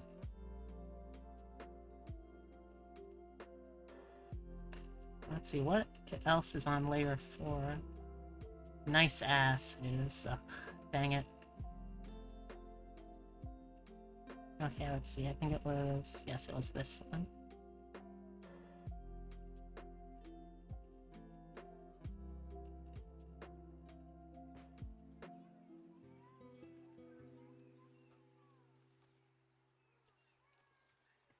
There we go, let's take it off. Okay, yeah, let's take it off layer 4, put it on layer 5. There we go. They were detonating a condemned building.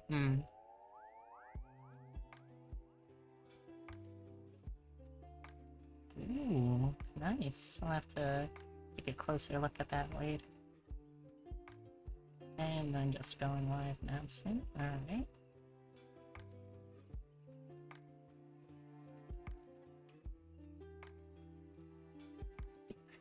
Yeah. Army did the character very well because that was kind of his job originally. But they did kind of also like actually emotionally abuse the people on set, so not a great look. So we adjust this a little bit. There we go. Posted some clips in the full movie of Waterloo in the History Gap part of the Discord if anyone wants to check. I'll keep that in mind.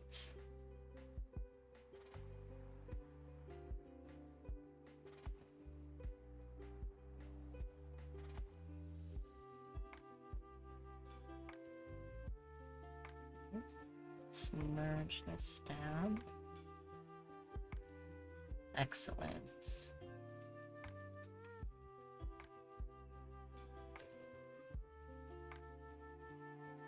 Also, welcome, Skylar. Hope you're having a good day today.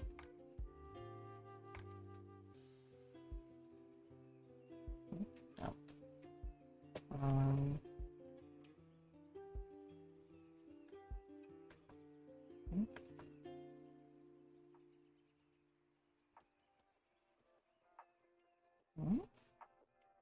Okay, yeah, that is what I did wrong. That's what I thought. Okay, so that's probably layer 4. No, that's layer 5. Oh, okay, well, let's fix it.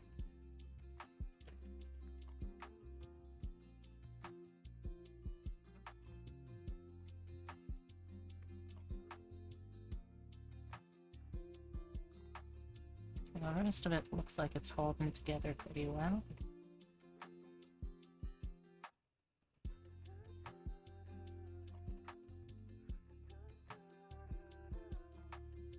In this case, is when an actor goes to... Yeah, but I think for the most part, unless the someone in question is, Oh! Well, thank you, Philosopher. I appreciate it. Here's a little thank you kiss. Mwah.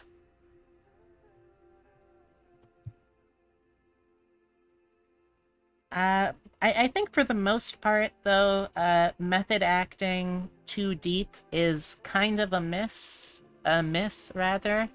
Unless you're Daniel Day-Lewis, in which case, at that point you're kind of just an asshole.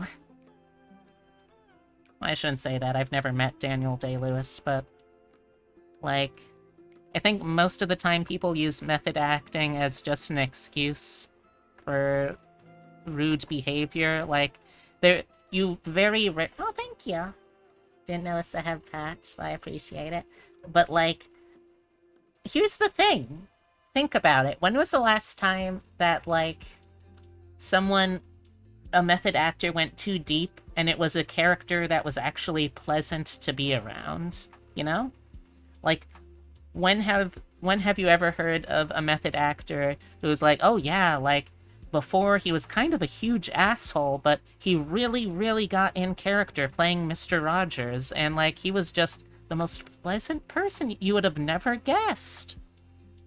Yeah, that's why I think people who method act, like, 90% of the time, it's because they're just unconsciously looking for an excuse for bad behavior.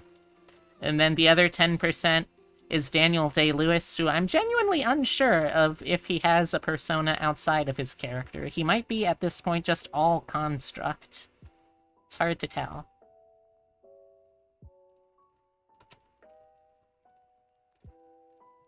Yeah, Mr. Rogers is good.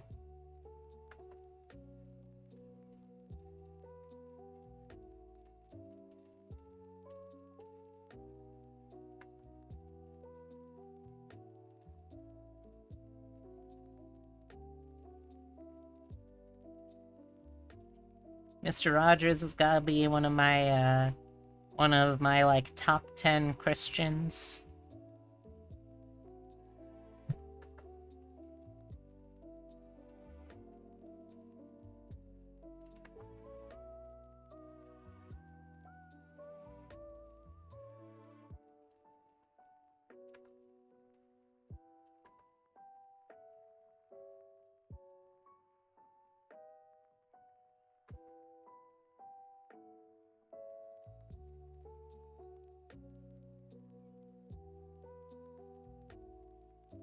I've never actually seen the Man in the Moon, other than, like, a literal figure in the moon. Jim Carrey going so ham that they had to take a mental break. Yikes.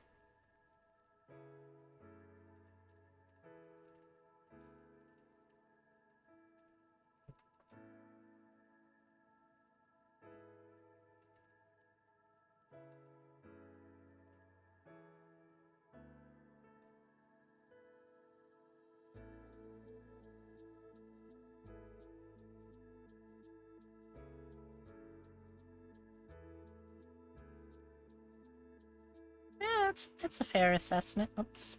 Oh, go back down. I think that's a fair assessment, Heavy.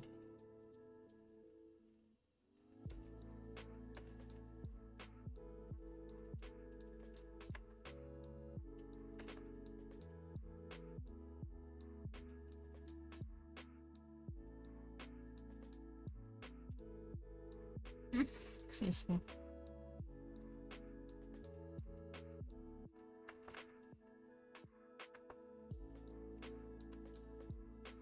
True. I've become, like, less of a fan of Carrie in recent years because of how active he's been in helping propagate the anti-vax movement and the general negativity towards autism.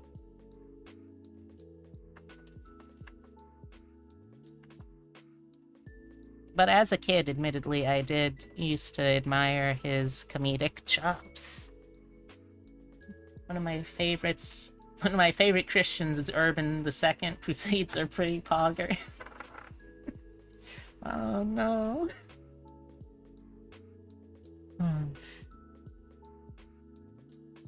Another message. What's this one? What's this? Oh, well, it's loading. I'll just keep working for now.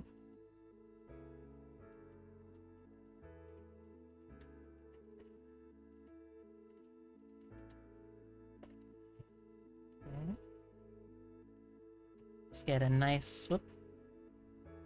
Let's get a nice flat oof.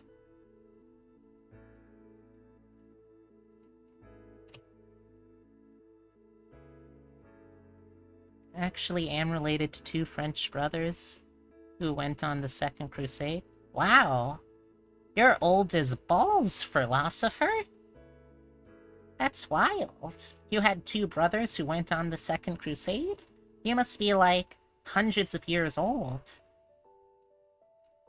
Wow. What was it like that long ago? Hey, Daryl! Pet the Daryl cat. Pet, pet, pet, pet.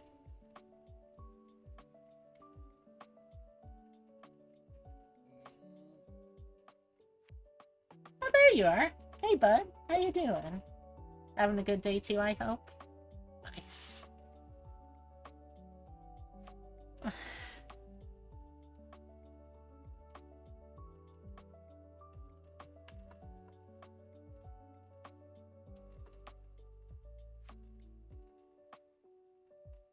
Richard the Lionheart was a bean?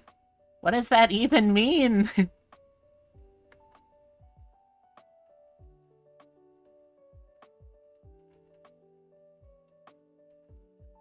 I mean, I'm pretty sure he was a bisexual, but I don't remember anything else about him. Oh, I also know that he was French, I think, actually. But I don't know anything else about him.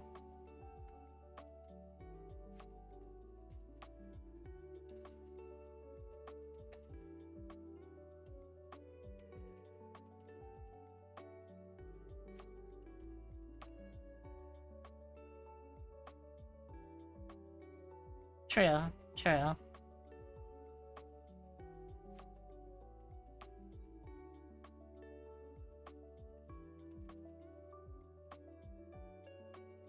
That said, I don't think I'll ever release my Richard the Lionheart X Saladin slow burn fic. I don't think I'll ever actually be able to comfortably release that one. You know, the old enemies to rivals to lovers dynamic.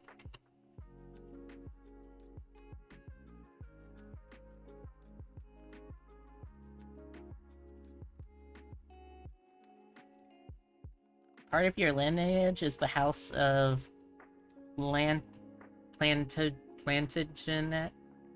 Plant Agent. Got it. Plant Agent. I said it was yesterday, but I got Stellaris to stream, so one day you'll have people make their own races, and one is Giant Catman. Big Catman. Big Catman. Big Catman. Or something like that, anyway. Oops, wrong thing. Want the pen, please?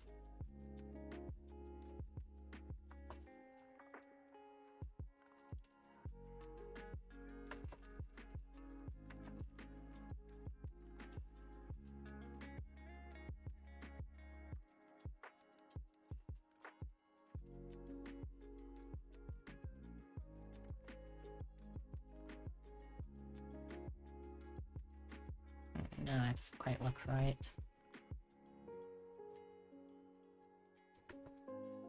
It has to be a more wider reaching toe shape.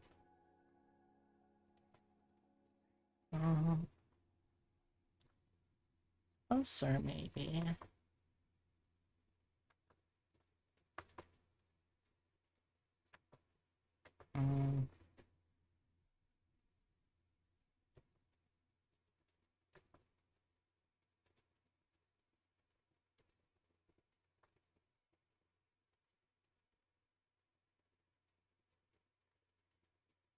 Music stop.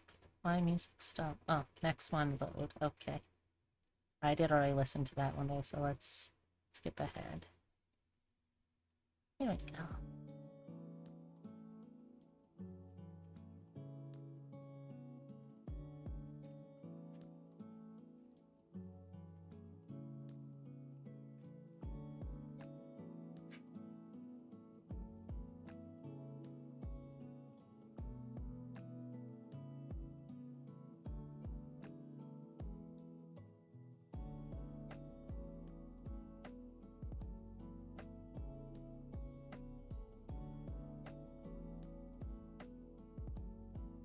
Coffee would be having a field day today. Let me just blow one out for Coffee. May she rest in peace. Sometimes I can still hear her voice. When I tune into her streams, it's like she's still there.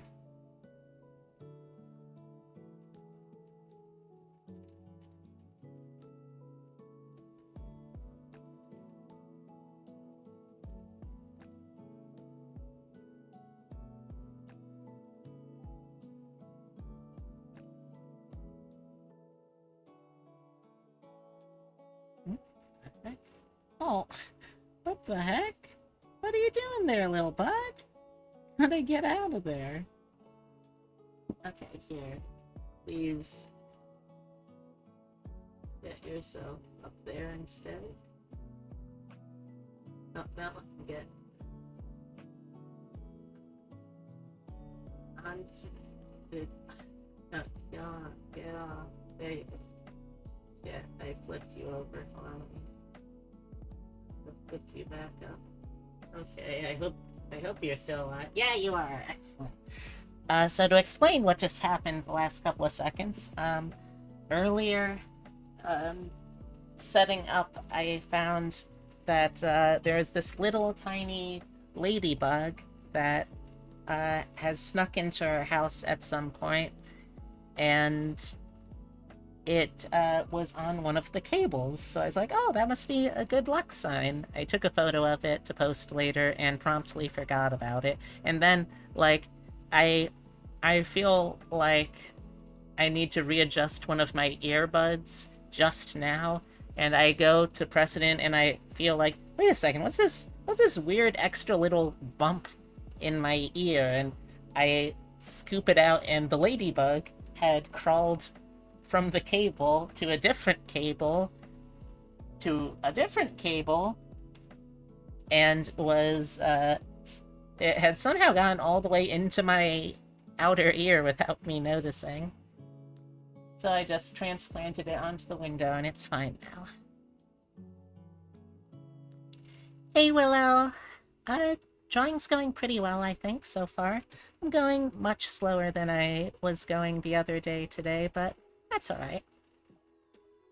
Don't really have any hard, fast schedules right now, so no hurry. What about you? Falls out of stream again. Oh no! Careful, Daryl. You'll get dry if you fall out of the stream.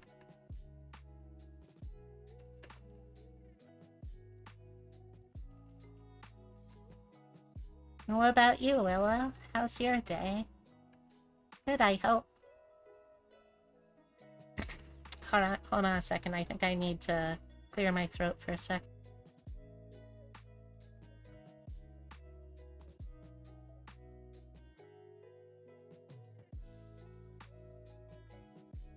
Alright, there we go. Fixed. Doing sleepy? Oh, do you want me to tuck you in the bed? I think I could do that.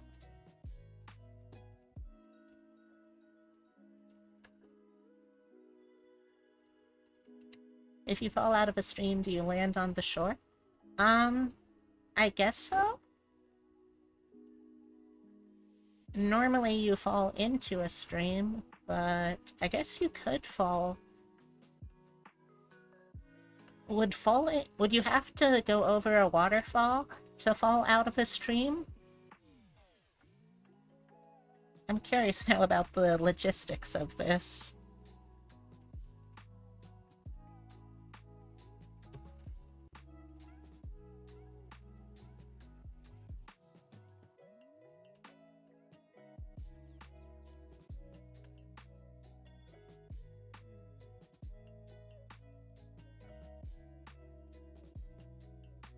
But glad to have you with us, Willow.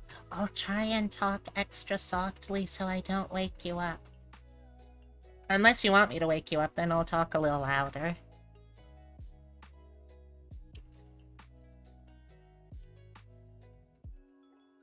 Okay, we're making good progress. You just woke up? Alright, I'll talk at a normal volume then.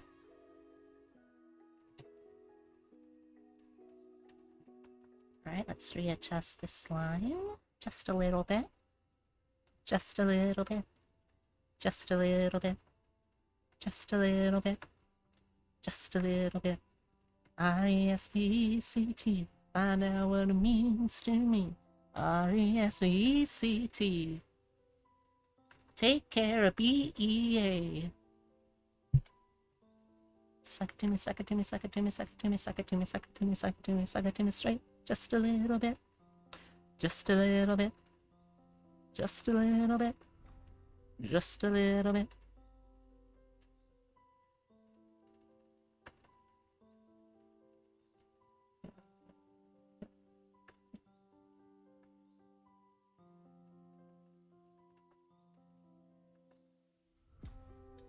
There we go. In Maxima, I was tossed into a stream, then fell out in another continent. I'm sorry, what? So, like, the only place I can think of where you could technically do that would be maybe, like, the Europe-Asia barrier? But what? What are you talking about, Heavy?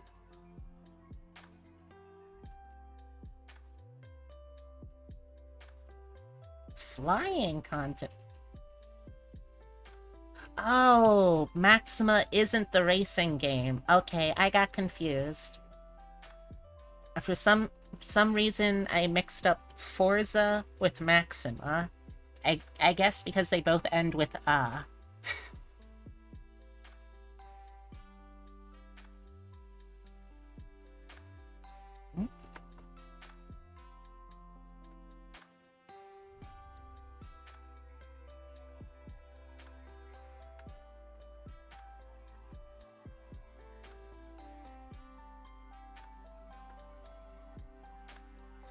Okay, that should probably do. Goes to there. It's coming out here.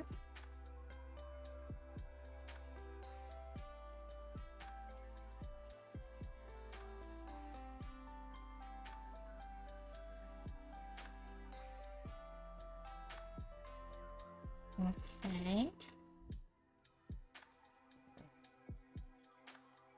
Wait, what am I doing? I can just rotate.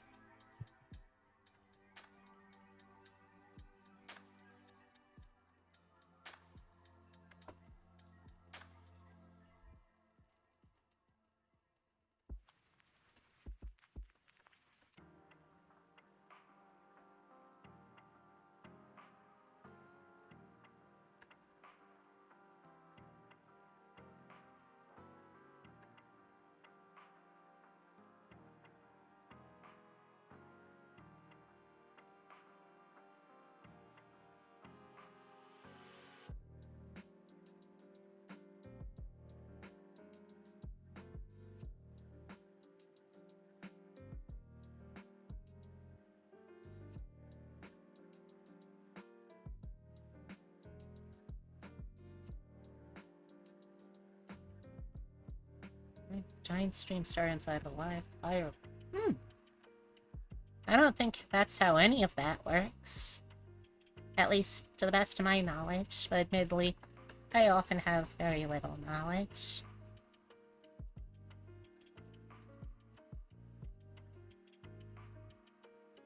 Alright. Oh. We're good there.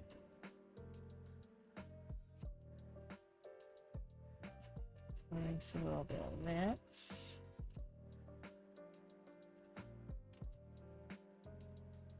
Wrong button. Ah, right, because it got readjusted. Punched a fire monster and it turned into a water fish? Huh. That does certainly raise a lot of questions, doesn't it?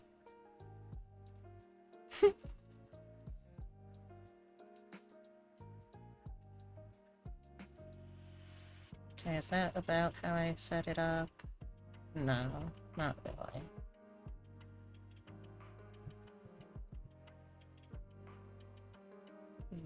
Like that, I think.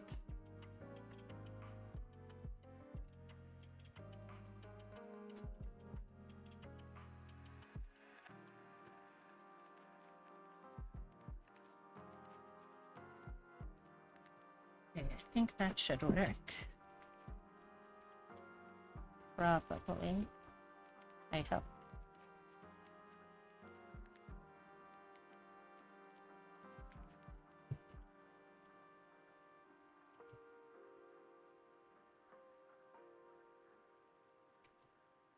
And on this side too.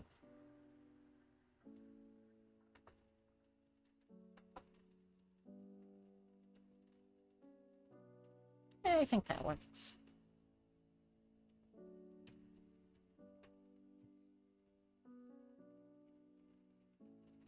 And now let's get his tail. I guess we can put a little pocket here too. Just for a fun and flirty little pocket, you know. You know how it is.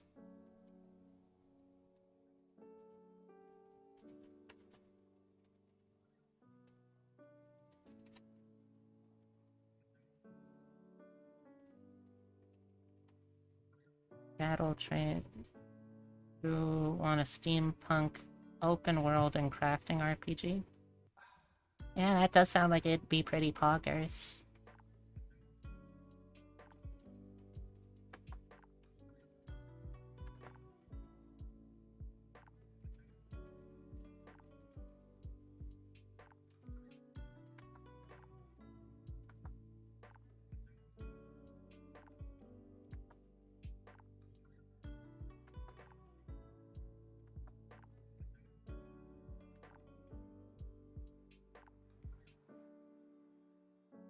Sure.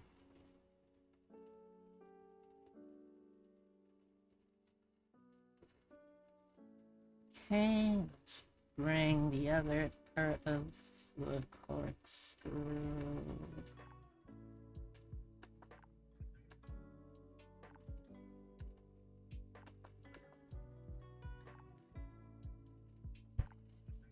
Adjusting.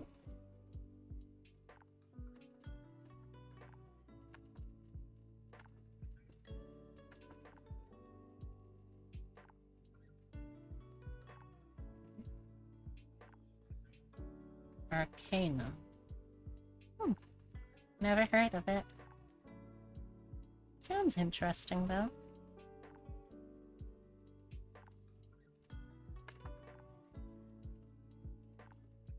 Okay, tail's getting slightly thicker.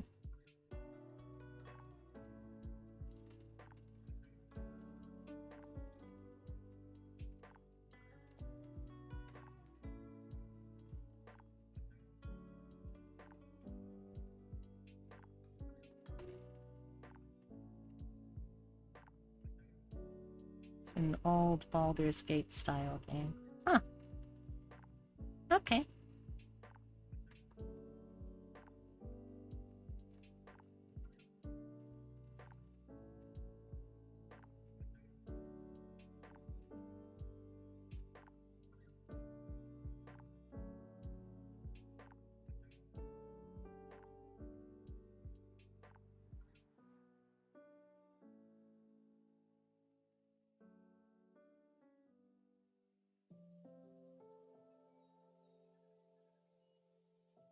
Alright, I think that works.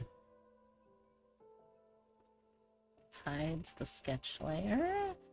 Looks like we've got everything we need, so let's do a quick save. Readjusting my seat.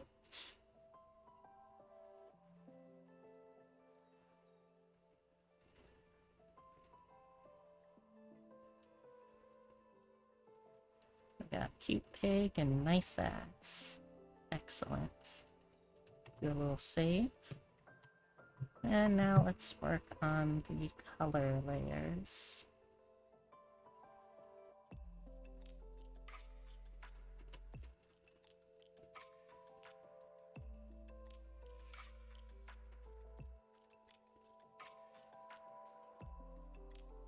Infinity was good, Morrowind is from that era too. Oh. Okay. Let's start with piggy skin. Let's get another layer here. This will be... Alright, and then this is all... Yeah, that's all of the julep line art. So let's start with... I could actually try starting with this. That's what I thought it would do. It'd have to be in there. Although it's not the worst fill I've seen. Yeah, that could work. Oops. That actually works pretty well. Huh. That saves some time.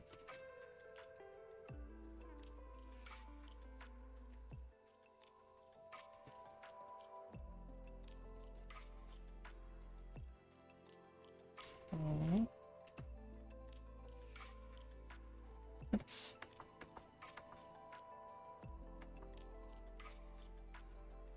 Okay, let's try these.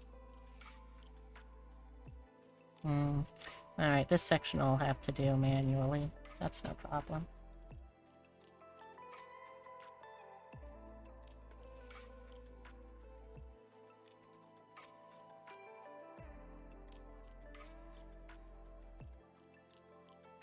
Make sure I get his little scribble blush. I want to do it manually here.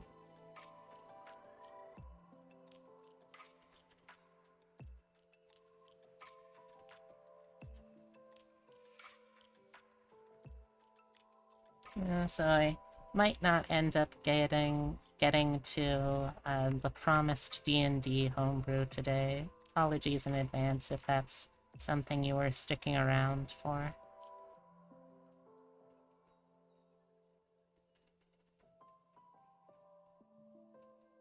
But I'm hoping to at least get Julep's Doodle done today.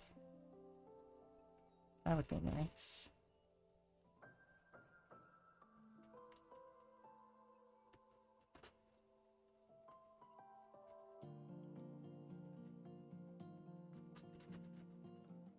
Have you ever... no, I haven't got any feedback on that, that homebrew class.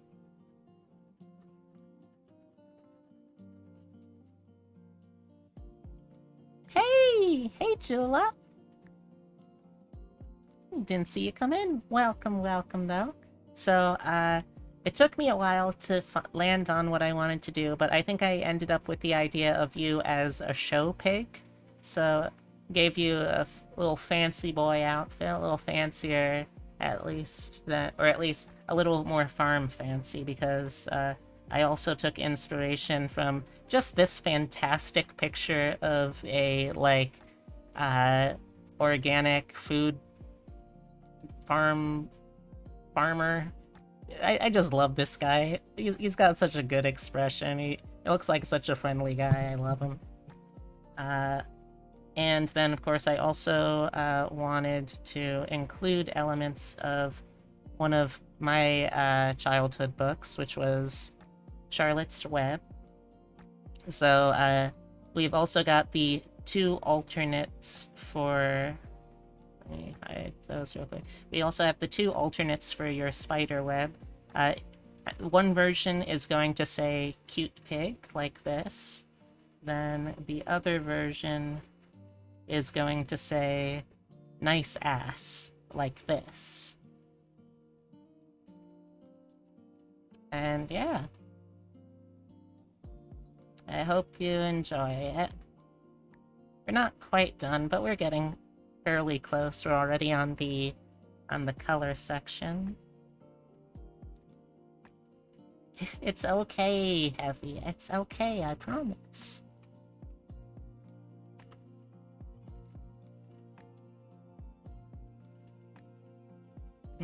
Yeah, I wanted to make sure, because I know enough about the duality of Julep that I wanted to have versions that would cover both aspects of the multitude that is Julep.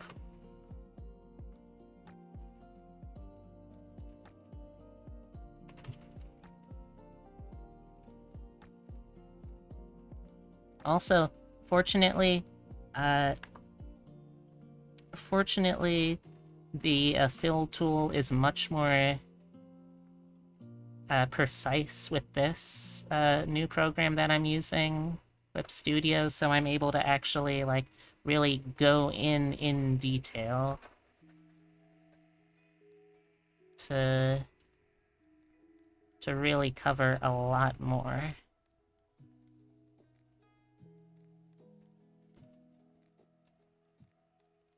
Wholesomely lewd. Like, I was trying to think of what the best thing in Charlotte's Web could be for Julep specifically.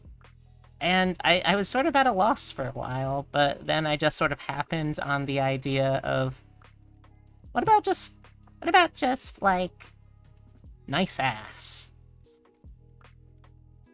And that is what I ended up going with. By the way, how are you doing, Julep? I hope you're having a good day today.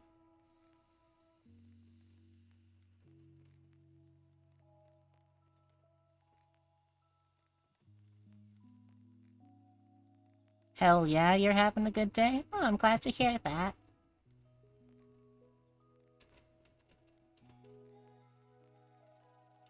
Sky's rumbly? Is the sky hungry? That's when I usually rumble.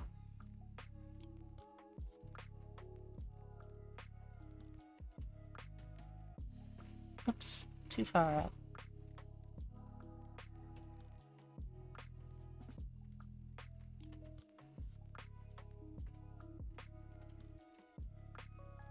Okay, now let's go in for the details. Okay, a little stressed out about budgeting, but you're good. Alright. Don't be a stranger, though, if you need help with anything, okay?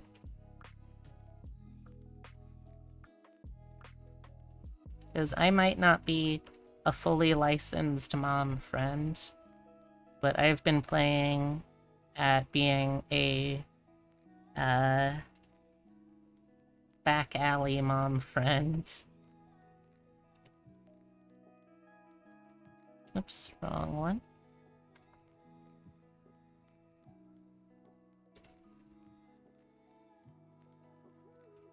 The big titty sky waifu likes to do.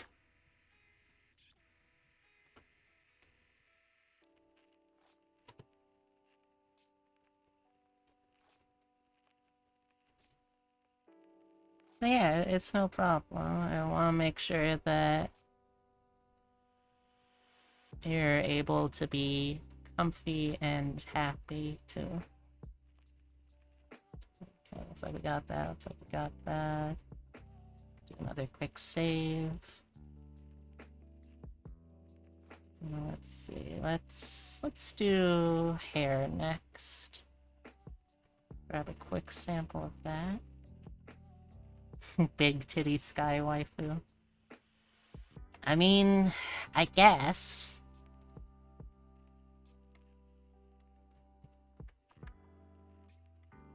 Okay, that should do, I think.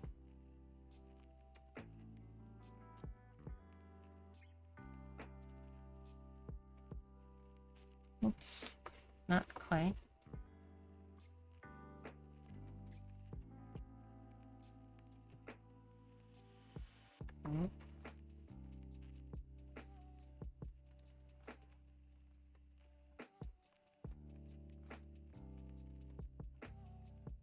But I will say you've missed a very unusual day in chat here so far, Julep.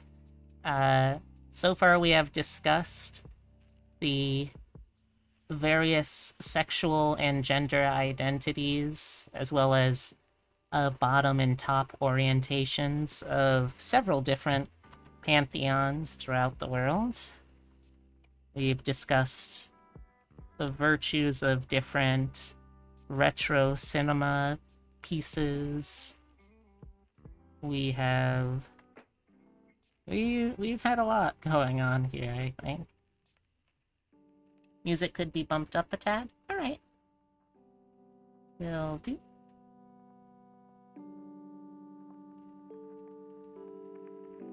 There we go, that should hopefully be a little better. Okay, so let's do the nose next.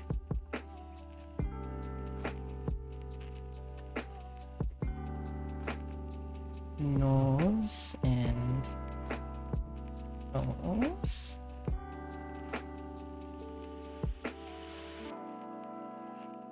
What we determined, though, is that if you are a bottom, a bottom in ancient Egypt, you do not have any rights.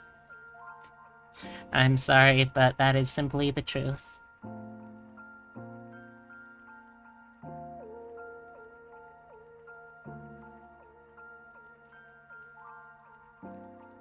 Yeah, like, based off of the mythology of it, at least, bottoms in ancient Egypt could not rule. They could not be members of the ruling elite. Oh. Thank you for the stretch. Let me do a little...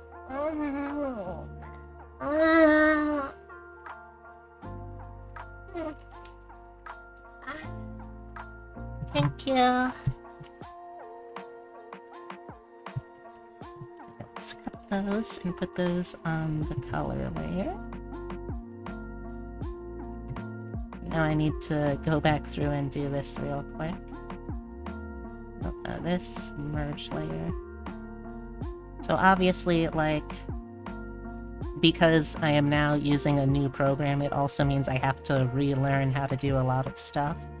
But so far, it's been pretty forgiving in the learning process, or the relearning process. I'm going slower than I'd normally like, but again, I'm also doing something with tools I've never used before, so...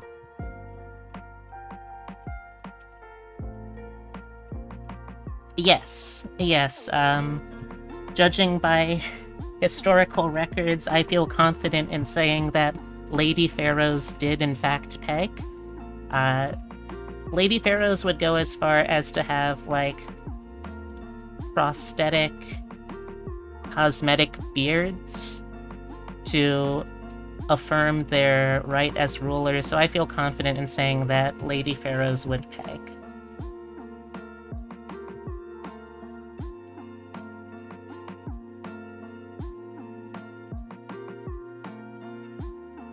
Weird little spot here. Oh, and up here. Nope, not that far up here. Yeah, exactly. Good for them.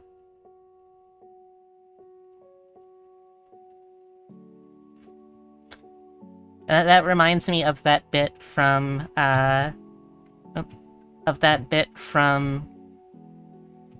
Eldena Doublecast,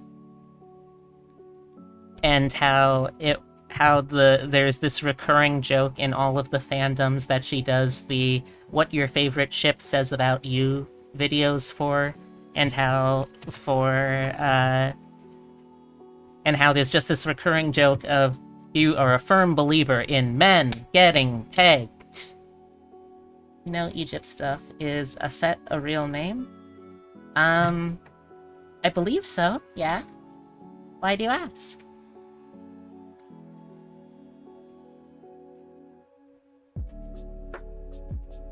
Let's see.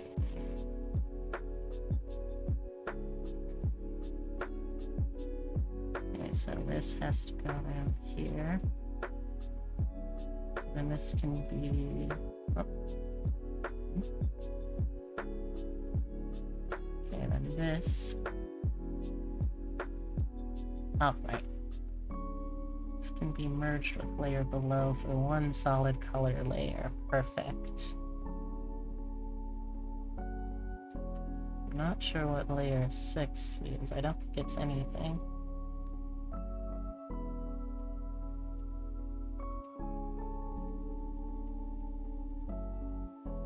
Oh, yeah, I believe it is a older pronunciation of the goddess that today a lot of people would know as Isis.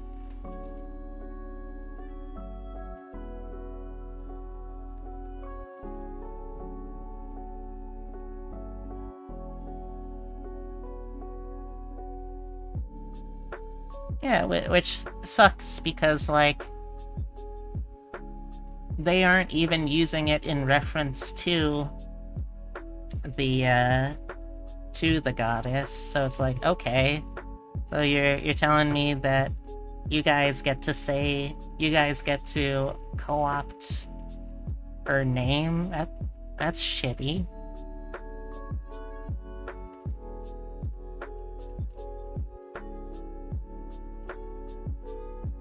Let's...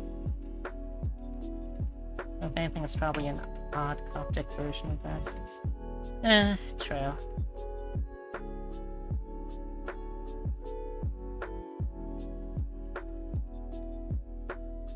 Let's see, get this back up. Let's go back in. I'm gonna touch this up now a little bit.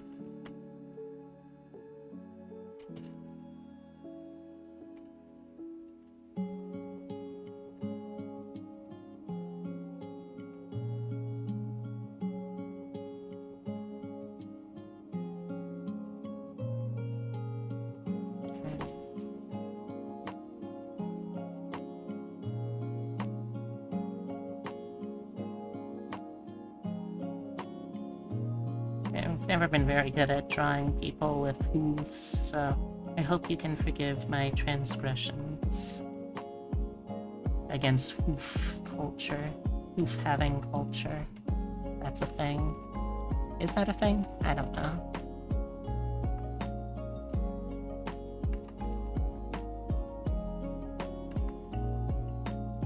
I've never had hooves before, though, so I couldn't say.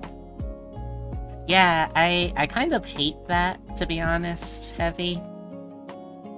I honestly really hate the inclusion of Cthulhu, because, like, one of the things that I really enjoyed about Smite is, up until then, like, sure, the characterization could be very off, but ultimately, they were still playing with, like, things that people genuinely believed, and it was cool seeing a reinterpretation, reimagining of that, but, like, there's never been, like, a major cultural group that's ever believed that Cthulhu, whatever you want to call it, was real. And I kind of find it a little insulting, I guess, to have it included.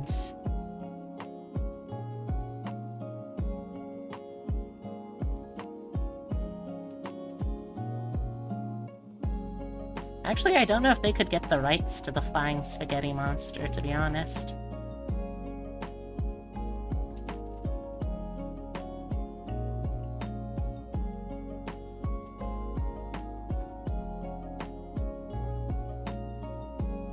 Charybdis?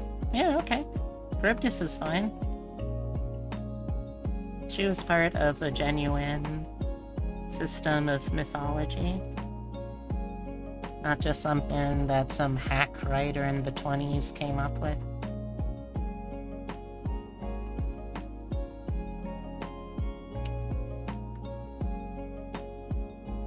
This is making me think, though. Do you think that anyone from, like... Do you think anyone from,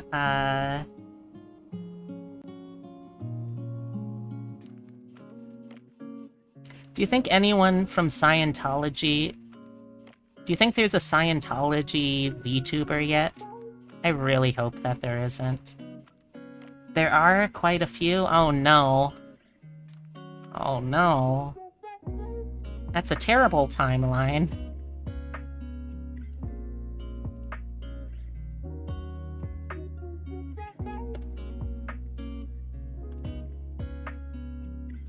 Oh, what's wrong one?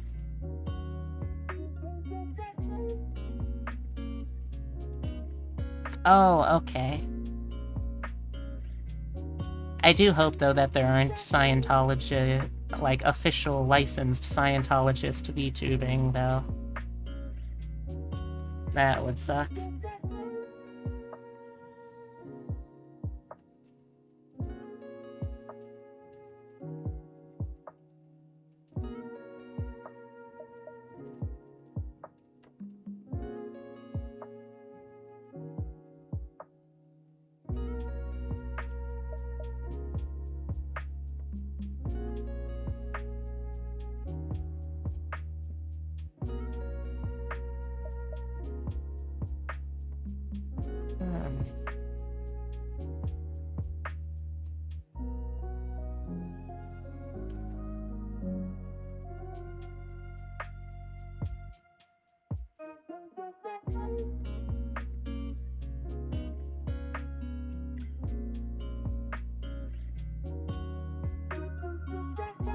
Oh, I mean, she is a folkloric creation rather than something that likely totally existed. Like, I consider something like Robin Hood or King Arthur to be the same way. They didn't actually exist. They had real people that served as inspiration for them, sure, but they never actually existed themselves, though people still genuinely believed they did.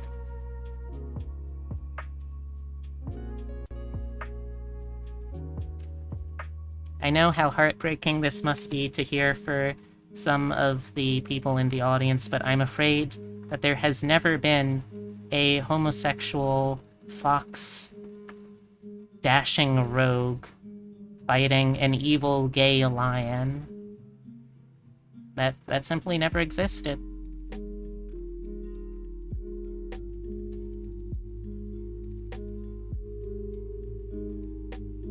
At least not in this world.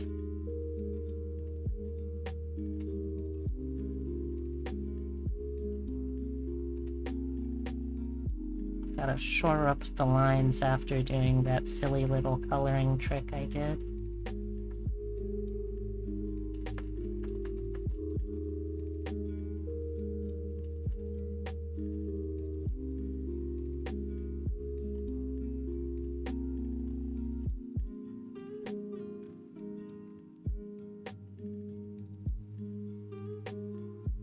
Robin isn't homo, he's bi. Okay, fair. You got me there. Robin Hood is a bisexual fox played by a homosexual human.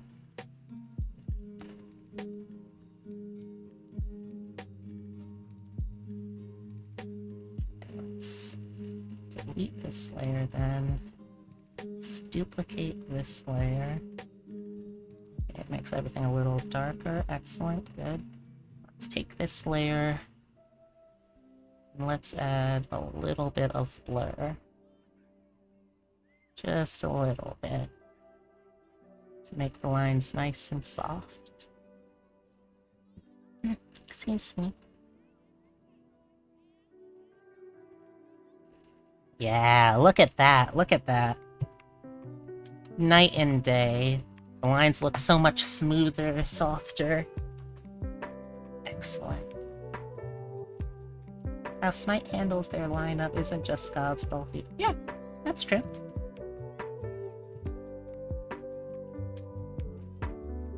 Probably Philosopher, because then Disney would have to acknowledge that they have sexualized a fox. And many other animals too, but you get the picture.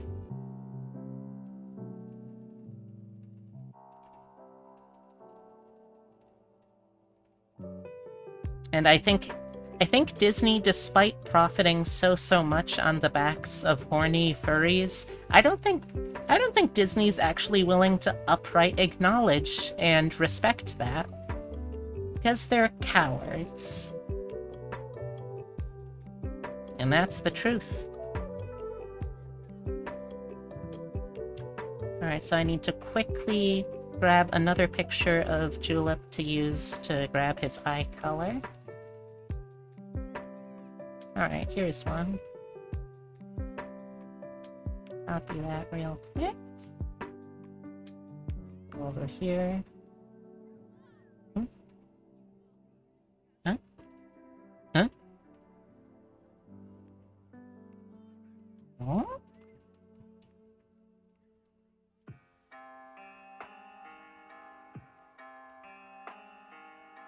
Edit. Paste. There we go. Okay, let's just quickly grab the green. Grabbed that. Undo that. Reminds me of a meme. It's a pic of all the Disney princesses except Maid Marian, and then the next pic is of Maid Marian with bottom text. Am I a joke to you? Actually, serious question, because this should just be proof positive of how much I am not an actual furry, but is she actually a princess?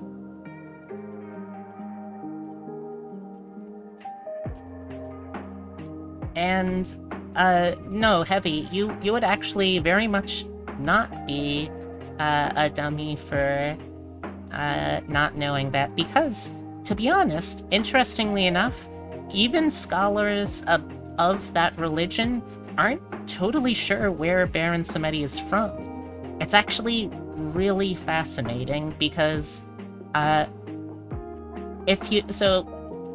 Samedi, for those of you who aren't familiar, is one of the Loa, the spirits that are worshipped in religions created by the cultures brought over through the slave trade.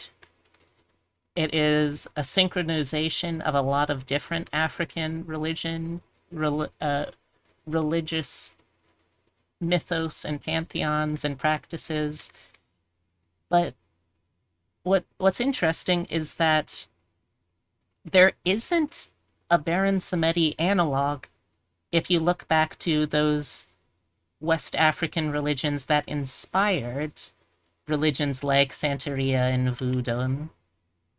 He doesn't exist before the New World. And what's really interesting is one of the going academic theories is the reason that he's not seen as an African one is that he isn't, in fact, of African origin. He's actually, to some people's theory, he's actually a Celtic deity, because in the early days, before there was as strictly codified a scale of whiteness, there was in many ways a lot of quote-unquote white people that had just as terrible lots of forced servitude as the African slaves. And one of those big groups was actually Irish people. So the theory is that the aesthetics and the concept of the Celtic folk mythology deity of Samhain, you know, the guy who the holiday that became Halloween is named after, that Samhain was actually then syncretized through cultural sharing between the Irish immigrants and the African slaves, and then Samhain became Samedi. So the theory is actually that one of the most prominent New World African religions is actually based off of a Celtic deity, and I think that is so fascinating.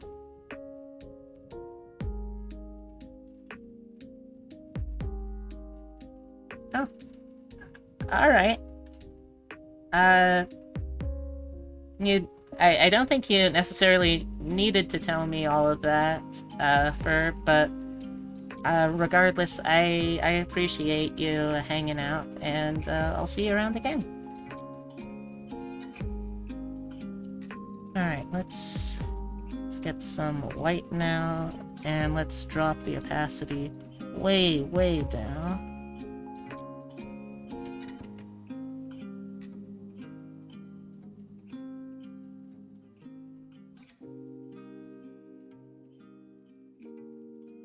But yeah, I really like thinking about that in terms of, like, just how much of a construct the idea of whiteness is in this country. Like, there was a time where there was enough of a sharing of culture that something as so deeply personal as religion had that kind of cross-pollinization, and in such a cool way, too.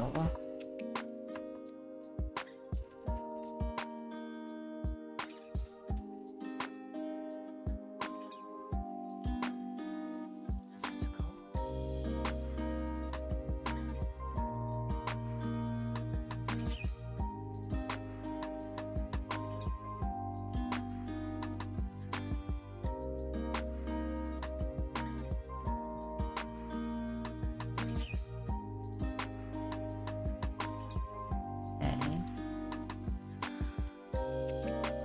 There we go. Yeah, yeah, yeah, yeah, yeah.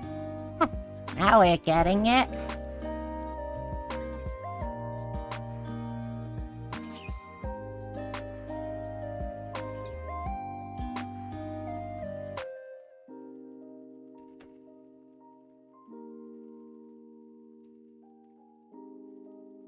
Any questions about how stuff from myths hit video games? As mainly a gamer, and second, a reader of myths, the stuff fascinates you.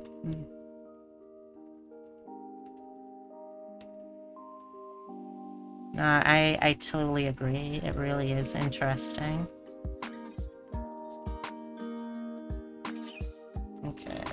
Looks like I need a little more on this side. And now let's try blending that in. Yeah, I think that's probably about as close as I'll get. So let's do a quick save.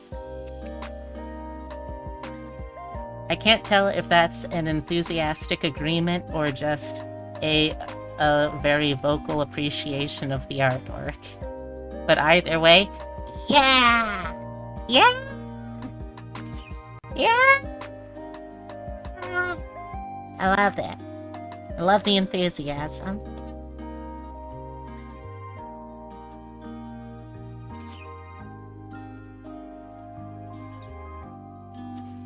So, let's see. Okay, let's do the nose next.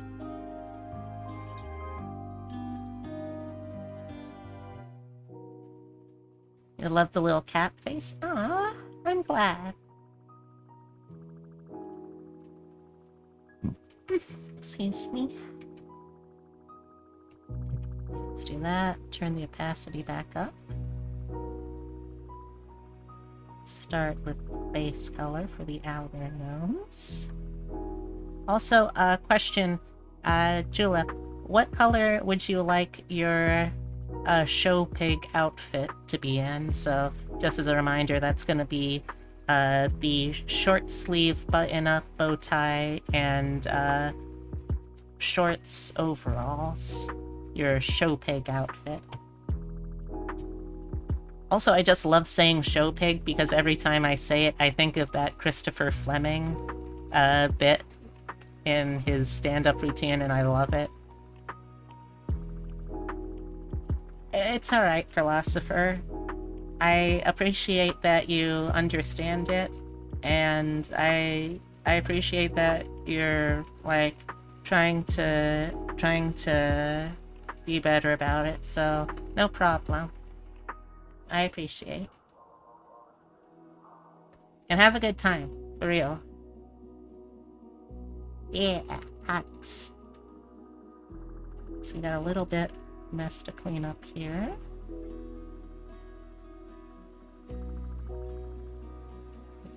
Here. Let's see.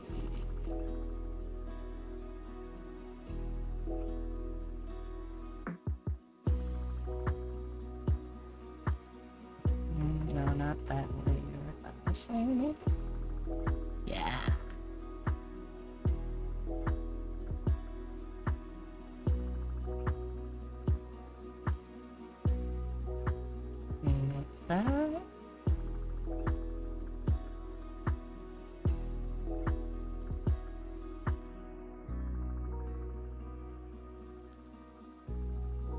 You're definitely bow tie gender. Good job. Your favorite color is yellow. Alright. I think we can easily use the main yellow of your default outfit for a button up. I think that makes sense. Nice and sunny color. What's this? That's something I can erase? It is. Alright. Alright, so...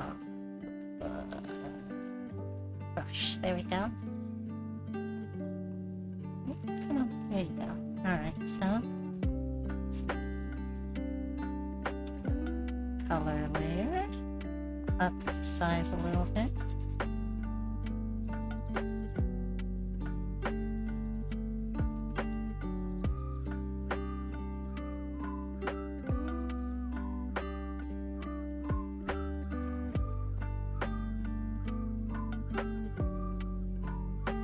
I might not be able to finish this piece on stream, but I'm still gonna try to at least finish it today if I can.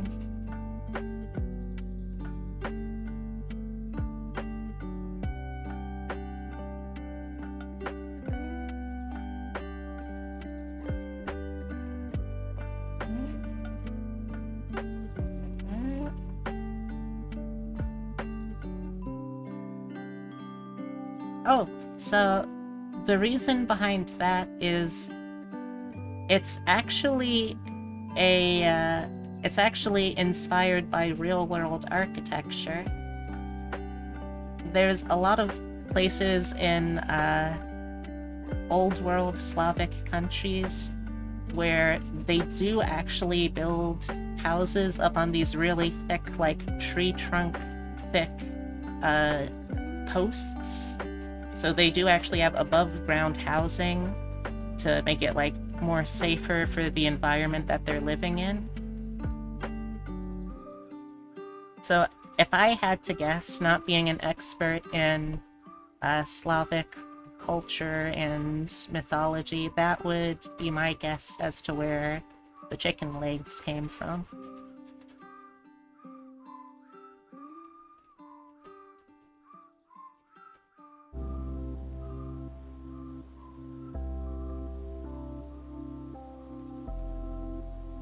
Generally like brights and pastels.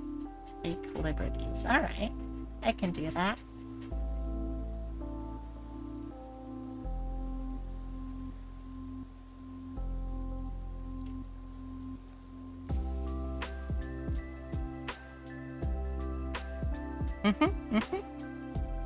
I imagine snow was a big part of it, but I think it, like, environmental safety in general is the reason for that kind of architecture.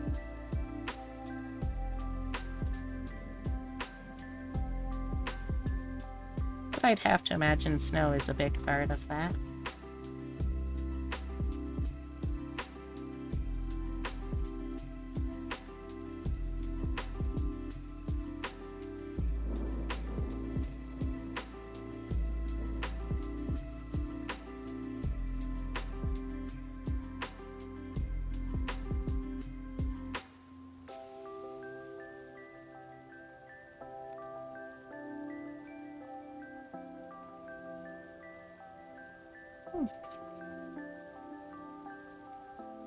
Sorry again if anyone in chat was really looking forward to me working on any D&D homebrew today. I hope you're still enjoying the artwork. Real close like.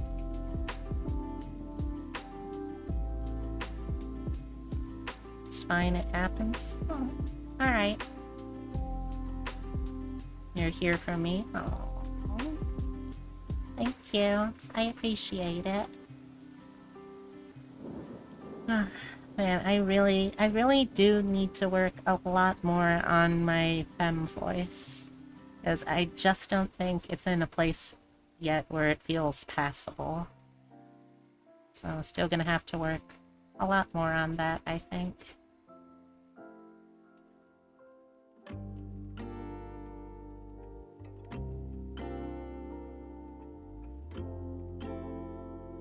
But it's still an awful lot better than where it was last year, when I hadn't even started, so it's still worth appreciating, I guess.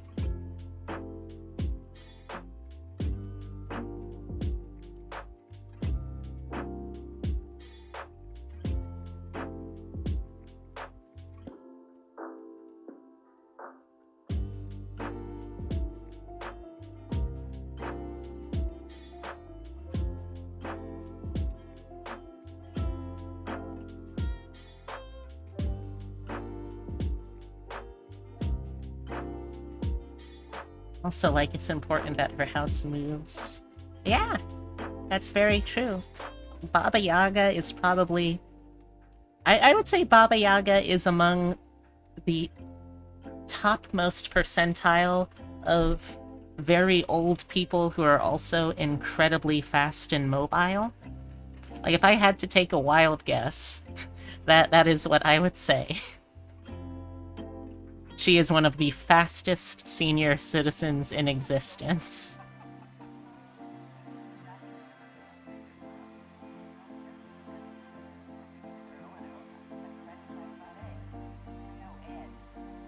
You get so discouraged with voice training, too. I feel that.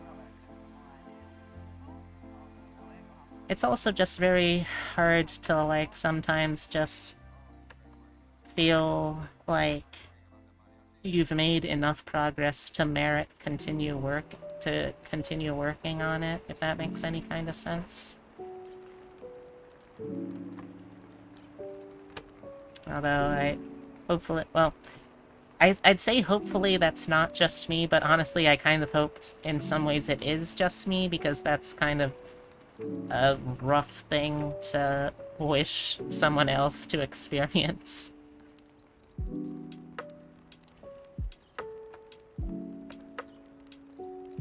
I'm getting a lot of very strong Easter vibes from this, but you know, I'm taking it.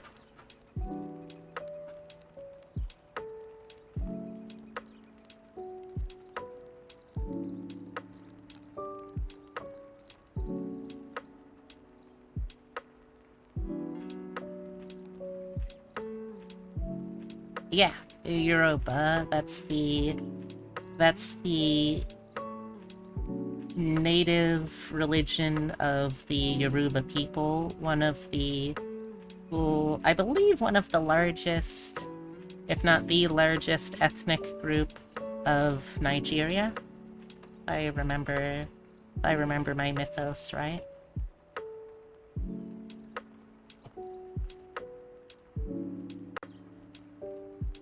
My internet's a little laggy. Yes, you're a perpetual Easter egg. Oh.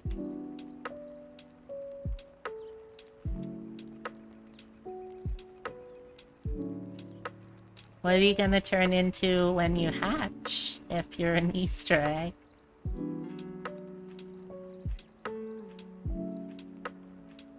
I thought eggs were more of, MTF lingo.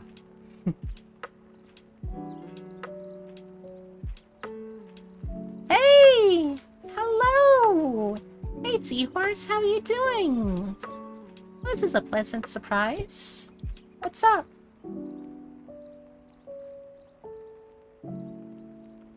I'm doing okay, yeah.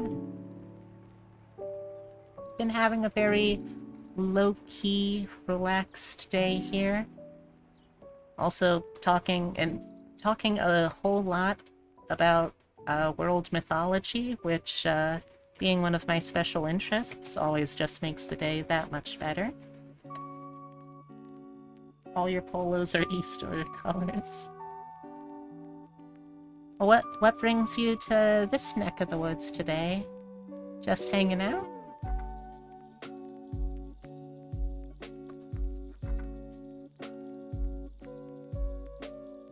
Ah, right. Well, it's always nice having you, so thanks for coming by. Oh, if you haven't seen yet, today we're doing a Doodle Day pick for Pig Julep here. I wanted to illustrate Pig Julep, but as a show pig, because I thought that was a fun pun, and because, well, I really enjoy the Chris Fleming YouTube special called Show Pig, and it was nice for that.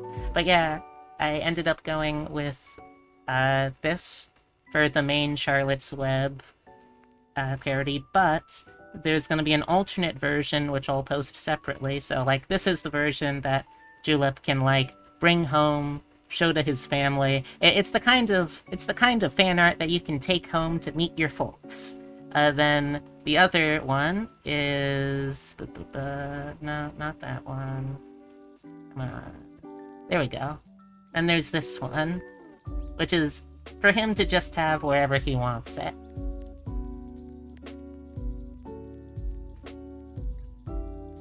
And it's true. Hey, Julep, don't for a second think that that isn't true. You have a very nice ass, okay? Oh my gosh, I almost forgot one of the most important parts. You gotta do that first. Let's make this blue ribbon. You are a blue ribbon pig. You're a blue ribbon pig. Okay, let's get something nice and big. A little bigger. There we go. So if I use this... Yeah, if I use this, I can then shrink it down a little bit.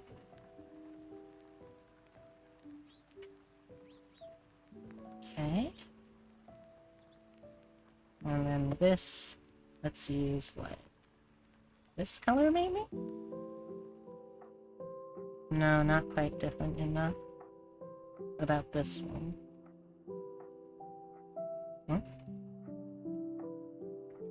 Oh, there we go. That was weird. Yeah. Yeah, there we go. Excellent. Yeah, that's definitely the start of a good blue ribbon. Mark my words, Julep. Whenever we inevitably coexist in a similar spot, or whenever I get your mailing address, the first thing I'm going to give you is a county fair blue ribbon that says nice ass. Or #1 ass.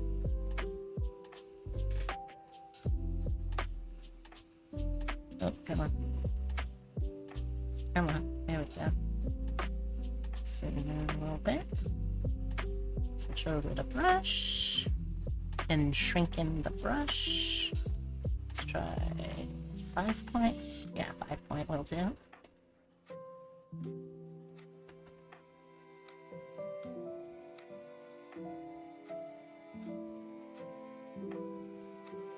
Oh, you're welcome.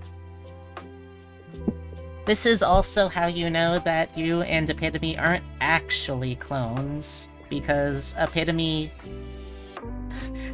Actually, maybe you were clones, and then like you know how in Metal Gear there's that Metal Gear Solid, there's that bit where Solid and Liquid are fighting, and Liquid says that, or one of them says that, like, one of the two clones got all of the dominant genes and the other got all of the recessive genes.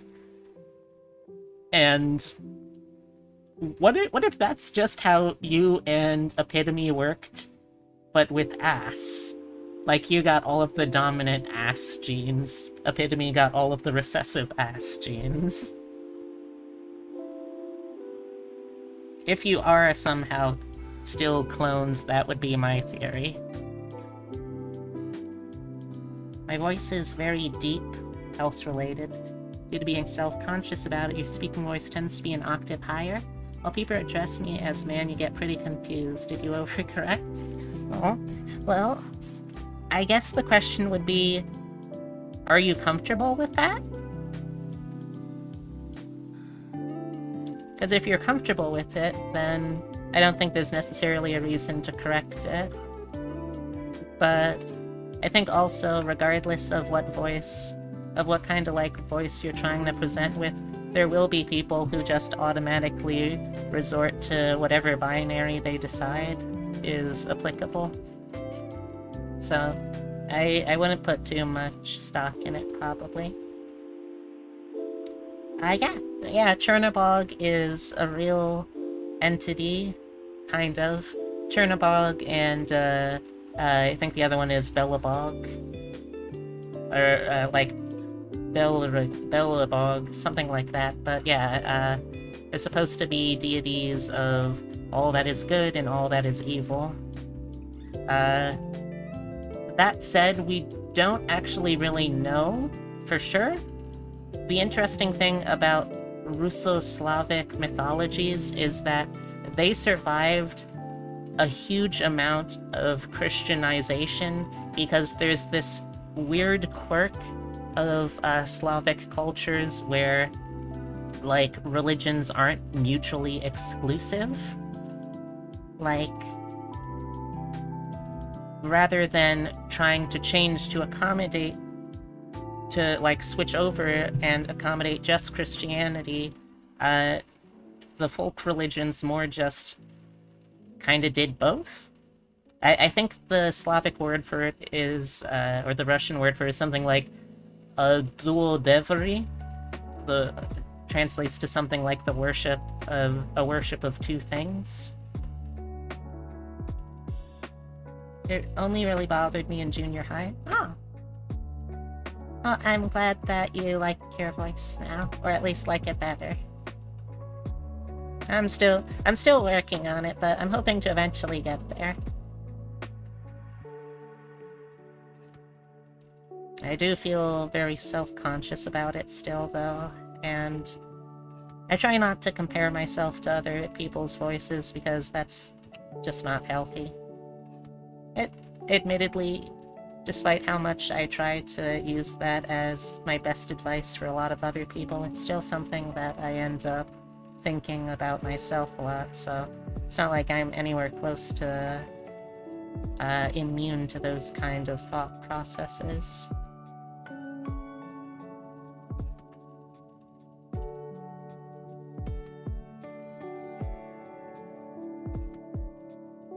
I really do need to get back to training my voice regularly, though, and, like, not just training it through using an approximation of my femme voice for streams. Because I don't even know if I actually do a successful femme voice 90% of the time.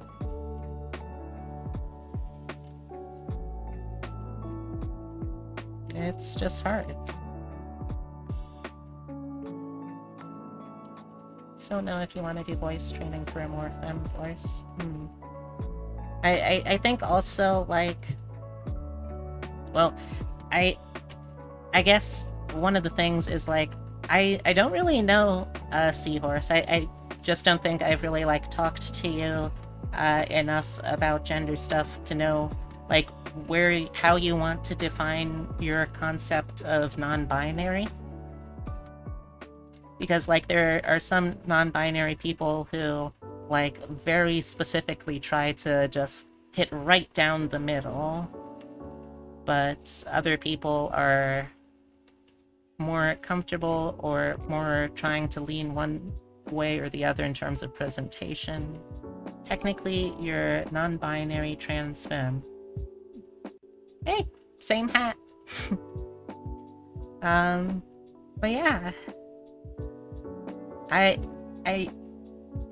don't totally know where you stand for it, but I know, and this is kind of me projecting because I know that we both have history to some degree as vocal performers. So I know that, at least in some degree for you, from when I'm extrapolating that, like, there's a complex of, like, if I change this, am I going to lose this thing that I have really loved and is kind of like a part of me? Because I know that's how it was for me, because, like, since I was a little bun, one of my dreams was to become a voice actor, and I always loved singing, but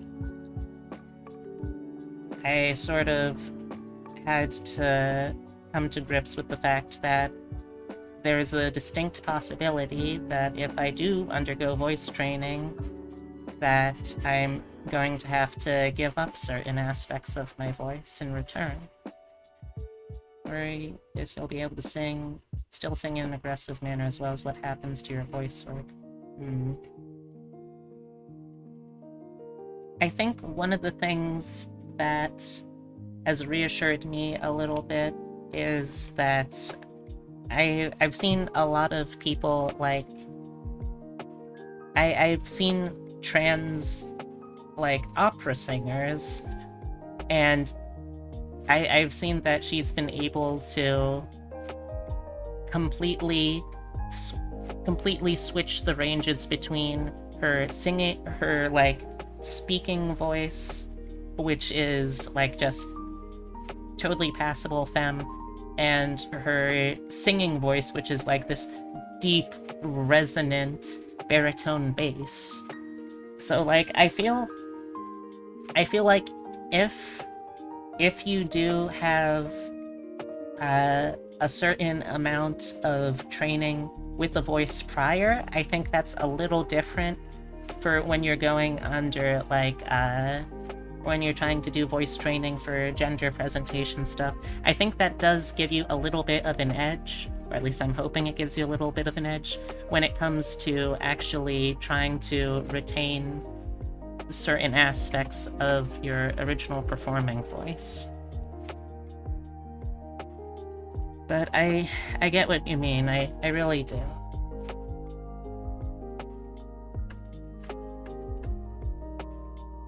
I think another part of it, though, is... Oh, also, I get where you're coming from with that, too, Julep. Just... being misgendered is exhausting. But, I think another part of it for me, too, is just, like... It's really hard to stick with something when you feel like you're the only one in your immediate circle who is having trouble with it.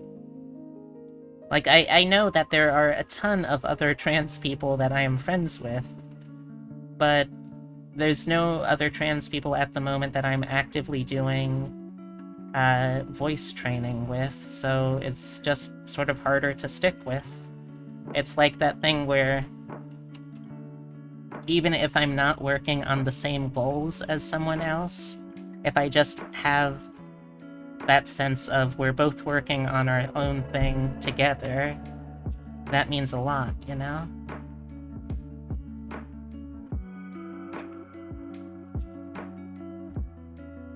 Or I feel like it means a lot, at least.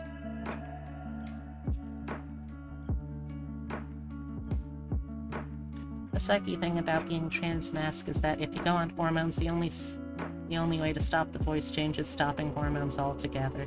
Yeah, obviously I haven't really been in that position, so I can't say that I understand, but I can definitely appreciate where you're coming from with that, Julep. I imagine, at least for trans-masc, in some ways it's sort of similar.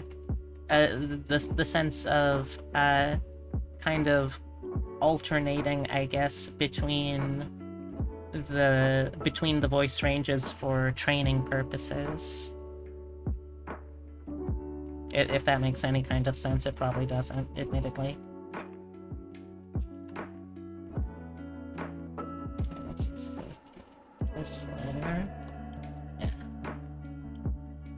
I might end up going a little over my usual time today, just because I'm starting to enjoy the vibes, and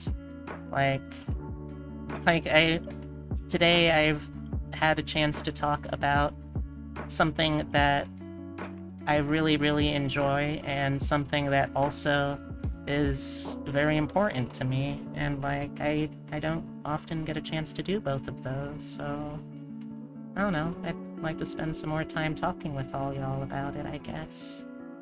You know, that's all.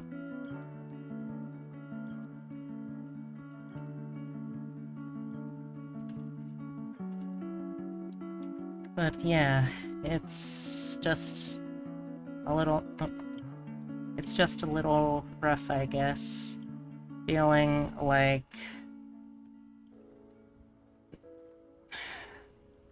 I don't know how to say this anymore, you know? Want to spend time with us? Gay. Yeah, you know, I am gay, so you got me there.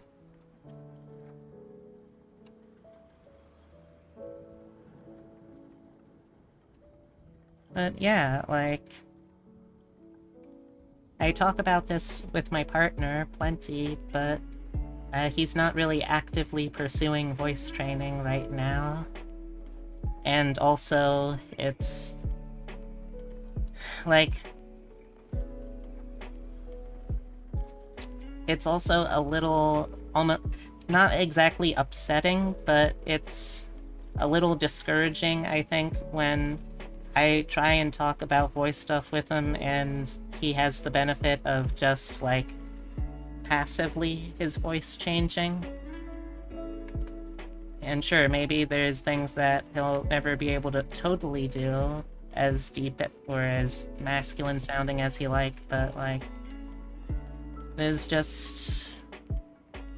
yeah.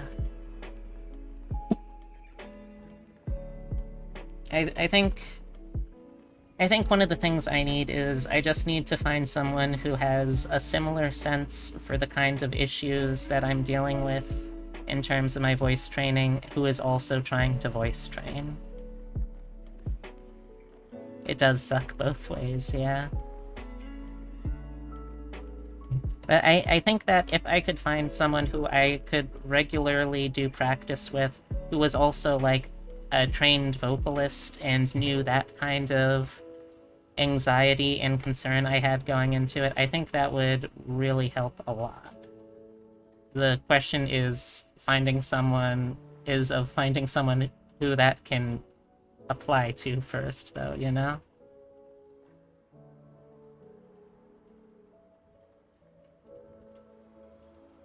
Like, when I was able to go to the group training sessions with Spira, it was really, really nice, and I really enjoyed that, but she's also super, super busy, and not in... oh, thank you, Heavy. I appreciate it. And not, like, in the best place to talk about helping out with other people's voice training right now.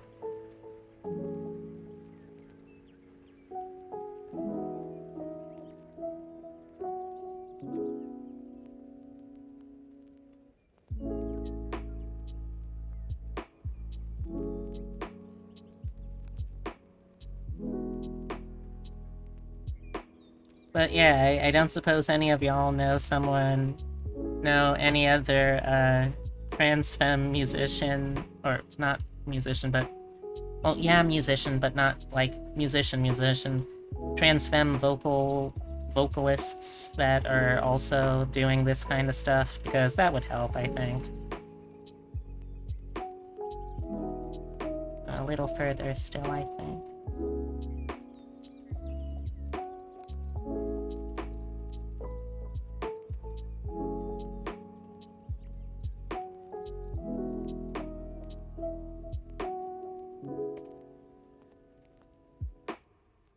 My perfect gender experience would be for people to not be able to tell gender.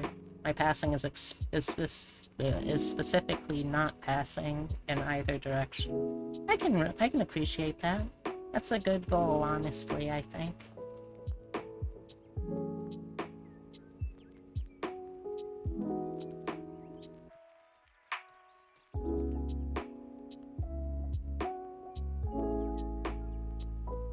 Oh, this is a mess. Let me try to fix this real quick.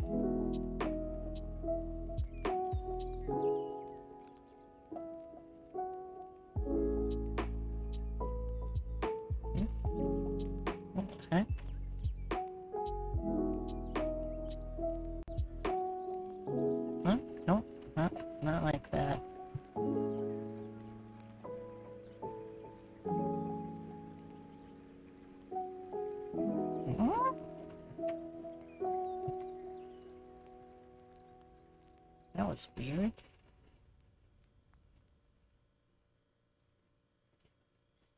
Okay. Not quite. Also, hey, do you think... Oh, thank you. I still appreciate it regardless, Jula. Also, since I think the seahorse left for the time being, if you're still lurking, I hope that you have a good rest of your day, okay? Oh, you are still here. Hey, what's up?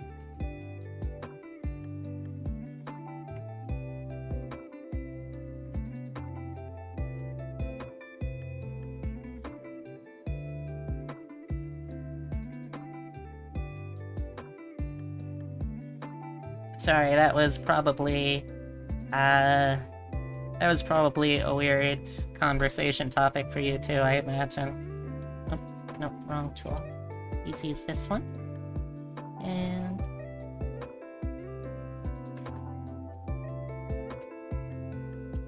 Well, thanks. I appreciate it. You're currently paranoid? That doesn't sound good. Are you in a safe place, Heavy?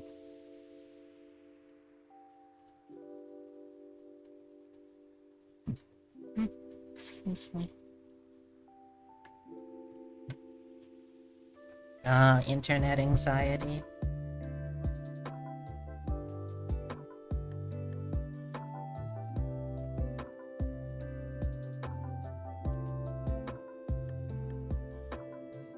Well, if you ever do decide to go into voice training, Seahorse, I'll probably still be around and doing it myself. I'm not going to ask for a study buddy or whatever, but yeah, I think that'd be nice to do for just support.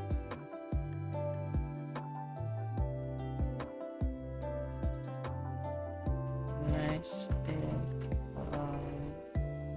although what to do for support, I'm not totally sure if I have a good definition. That's something, I guess. Yeah, I'm definitely gonna go over a little bit for this stream, I think. So hopefully that's not gonna be a problem for anyone. Or if it is a problem, then I hope you have a good rest of your day.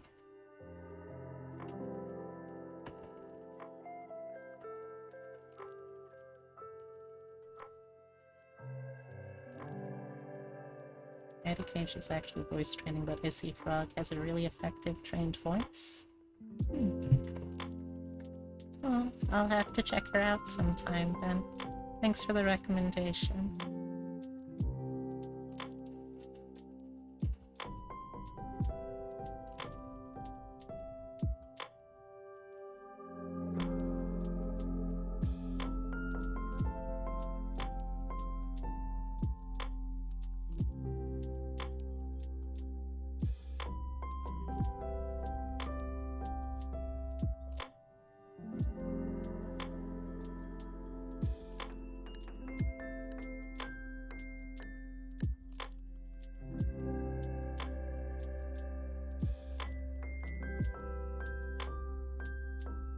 Yeah, I think on stream today I want to at least get done with the blur, the flat colors, and then maybe off stream if need be. I'll try and finish the highlight. Or try and do the highlight. Haven't even started the highlight.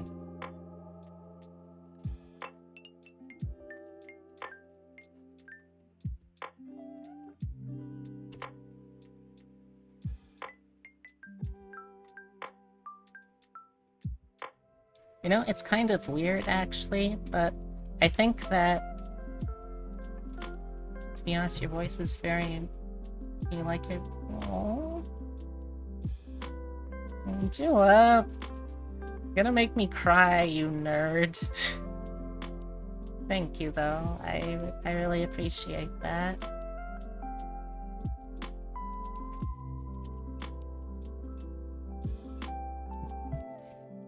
One of these days we'll have to do some singing together.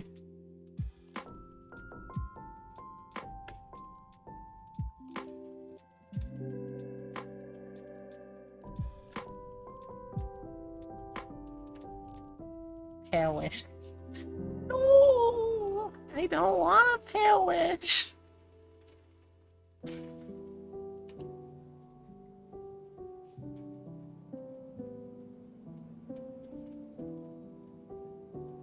Oh, that reminds me though, speaking of singing together, totally unrelated, but, did you see that, Cheetras is putting together a all VTuber rendition of, Hamilton?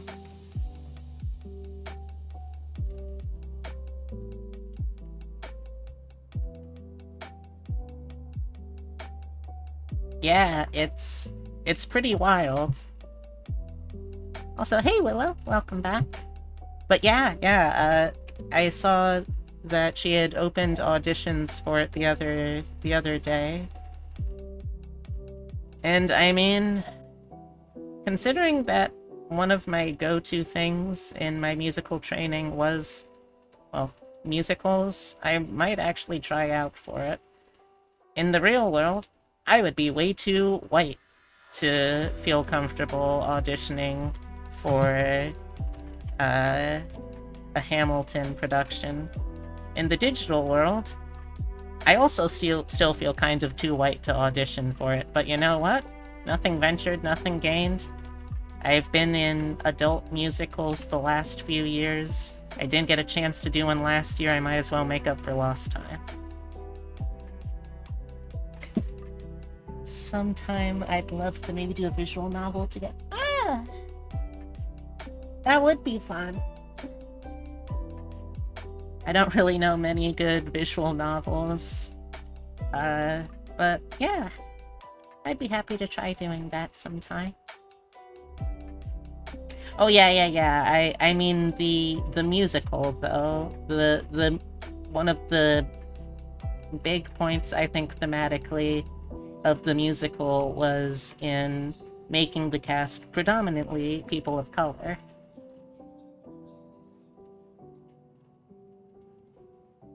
But it seems that, like, now, after the initial cast has been done with it, like, people seem to be, like, more open in their interpretation of it.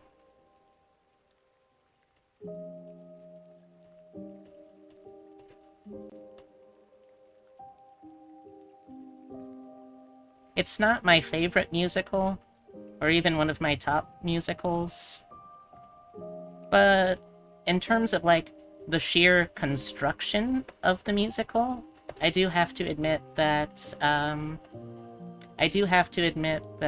Lin-Manuel Miranda is a very talented playwright and composer. I think he would do even better if his works weren't quite so egotistical, but he's still a pretty good composer.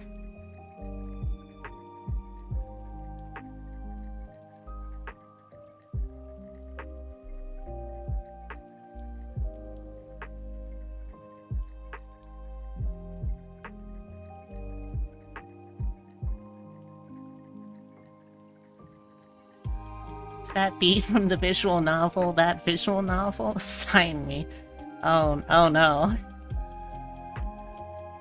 I don't think I could do that. I don't even have the right pens to sign the people.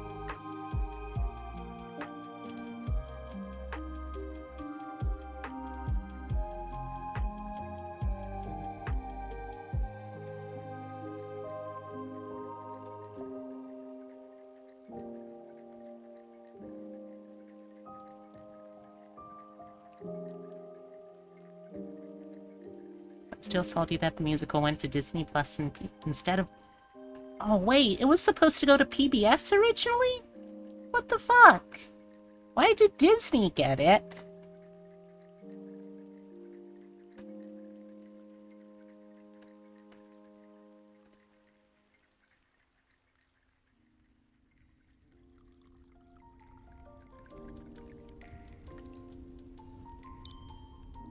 I think part of it, though, is also that Willow, if they hadn't have changed the people, it would have been very, very difficult to sympathize with any of the characters. Which, for the sake of the show, they did need you to do to some degree.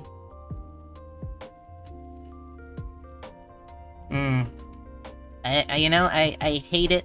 I hate how many artists are attracted to the siren song of that mouse pussy, but I just hate to see it. Mickey must have some damn good mussy. That's all I'm saying.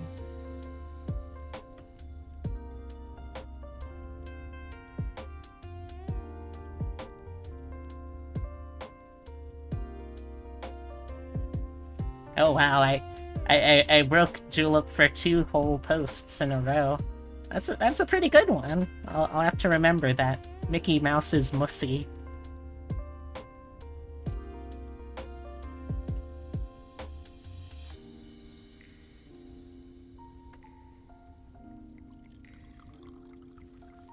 What's this?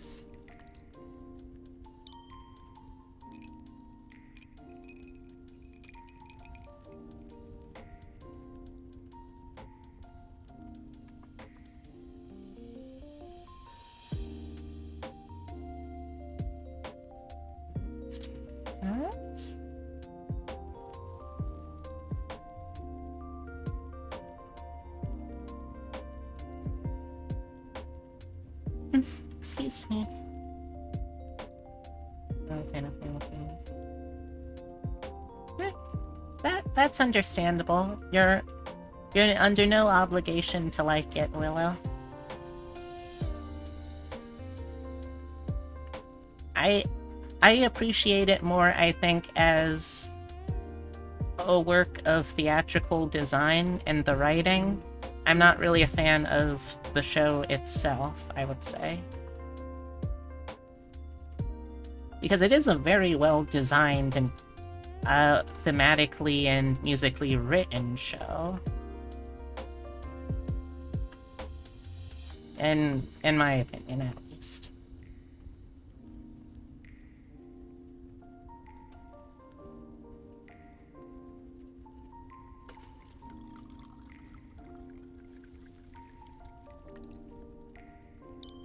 Oh, mussy. Thank you, Julep. I appreciate it. You know, I was trying to think of what would be a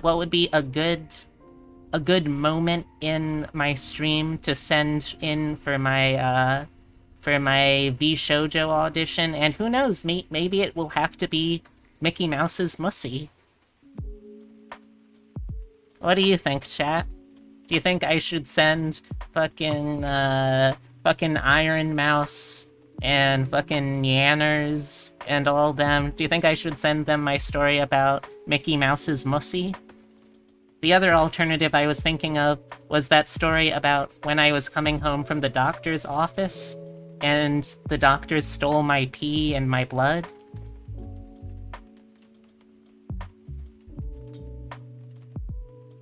Those are the 2 front runners currently for what I should clip to send in with my V Shoujo audition. By the way, I'm auditioning for V Shoujo. I don't think I said that. Oh yeah, I know, it's just like, it's funnier for the joke if I say that I'm sending it to them instead of sending it to the actual audition people.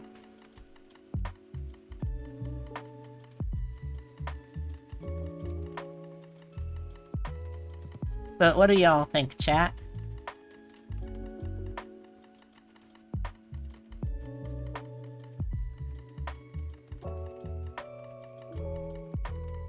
Not gonna lie, having actually, like, looked into them for the sake of knowing more about their company for the audition, one of the big reasons that I want to try out for this genuinely is to get the chance to, like, maybe in some day, in some way, I could do, like, some sort of musical collaboration with Iron Mouse. Because I got to hear when she used her, like, full-on musical conservatory training voice, and it was just genuinely a beautiful singing voice, and I don't know, I think that would be really beautiful to be able to sing with someone like that, you know? Alright, Julep, have a good munch and crunch.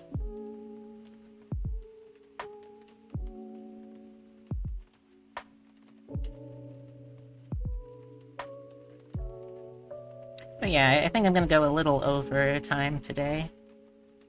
I say, as I'm already over time. I hope no one minds. If y'all have to leave, I understand.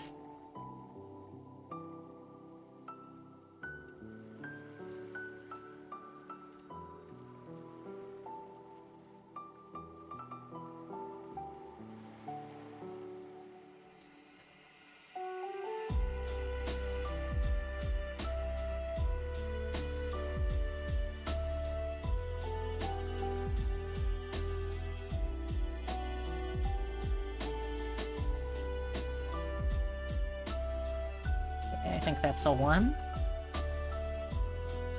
Could use a little longer, though. A little more length, maybe.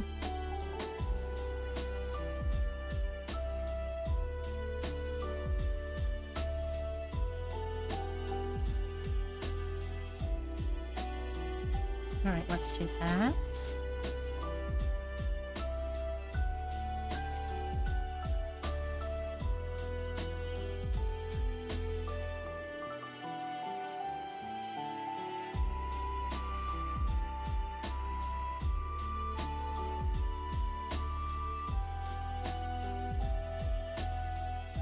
She's from where your mama Bun Bun is from? Oh, nice!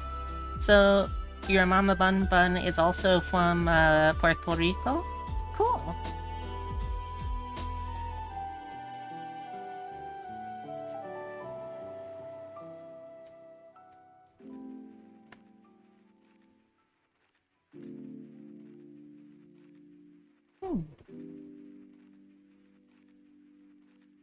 I really do hope that Puerto Rico someday either gets statehood or is released from the colonial yoke of America.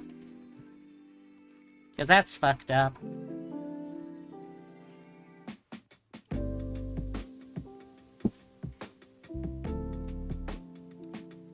But would it ruin it any harder than the pseudo-statehood that it's been trapped in does? That's what I'm wondering.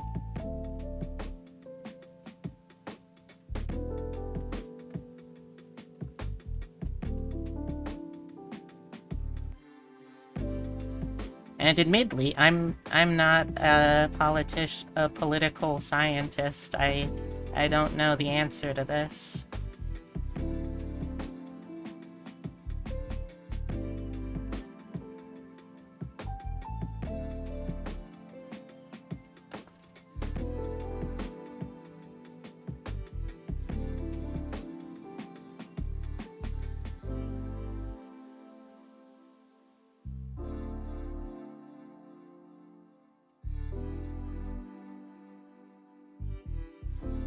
Yeah, I like that one. Save that real quick.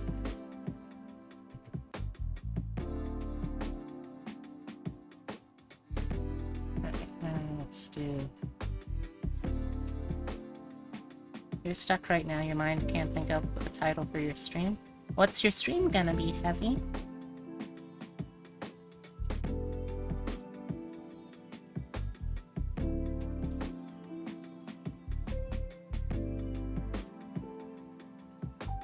Scarlet Nexus.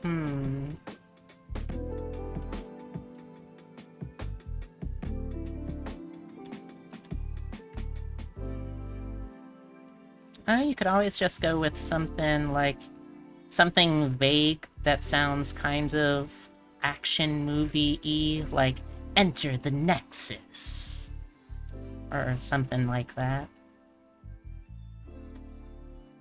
Don't know if it's a good idea, but it's an idea.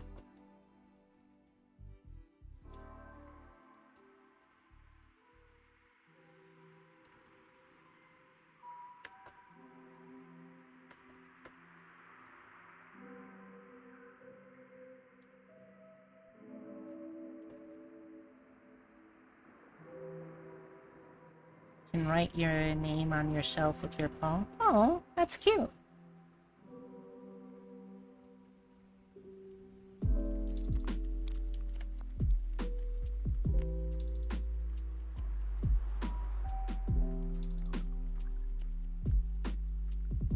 Okay.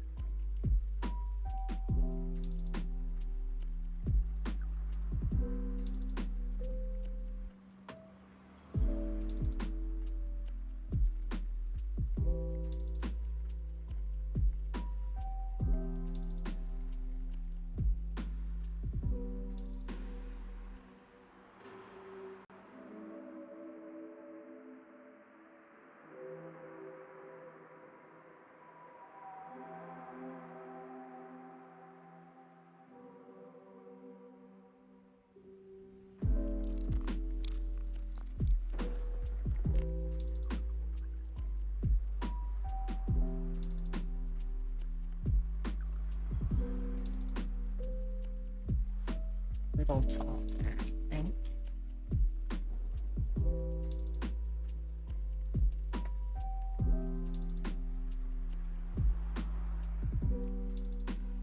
Oops. Okay, yeah, that looks good.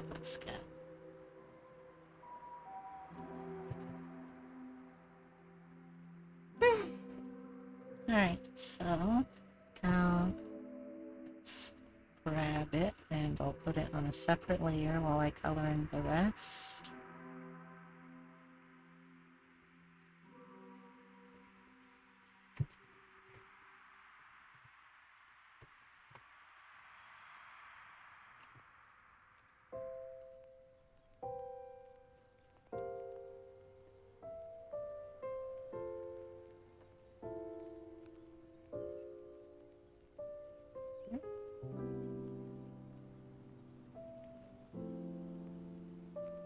Let's go back here to the color layer.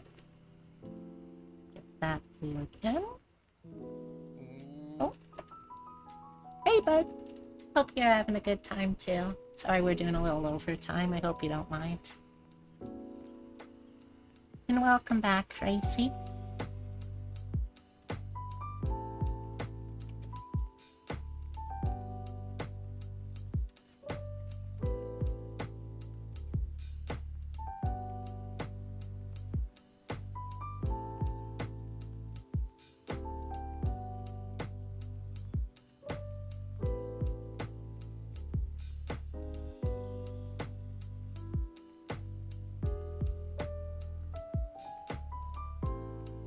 Oh, it's alright.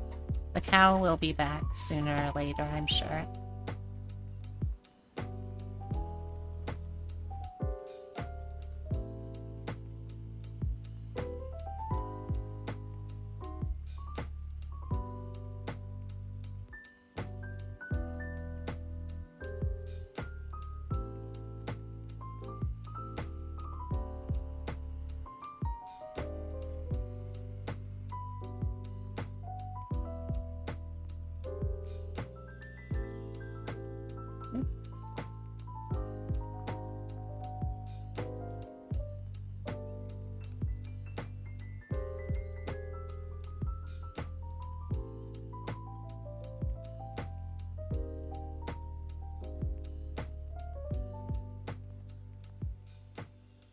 At a moment of spark and wrote a good notification thing. Nice, good job. You have done good.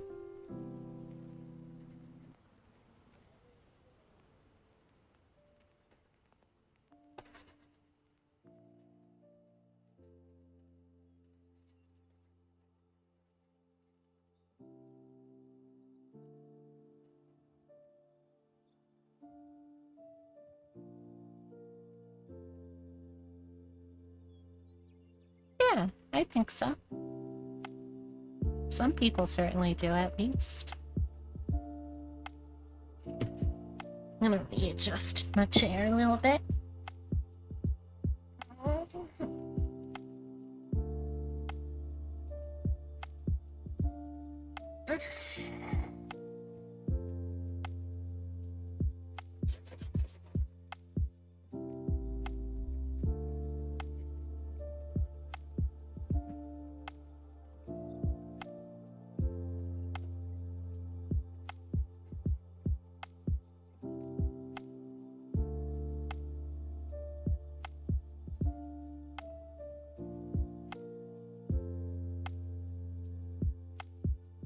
Oops. Too far. There we go. Perfect.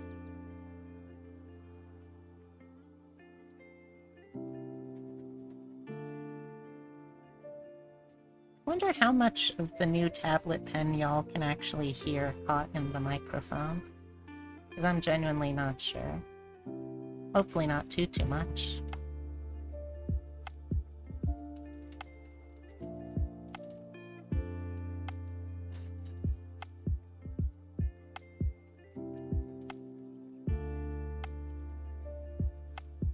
%, of people who watch me watch you. Oh, that's interesting. I didn't know.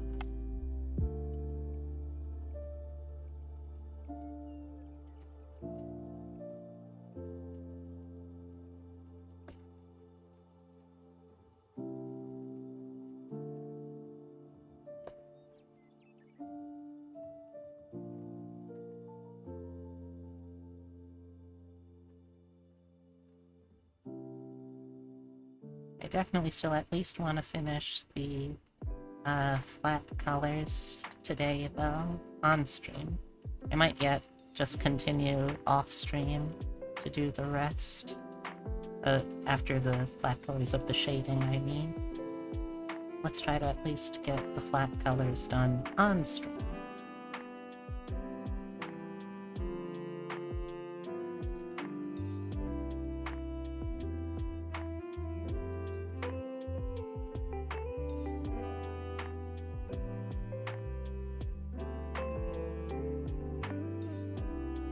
To see the stuff. Oh, you're welcome, Heavy. I'm just glad seeing you get this much happiness out of it yourself.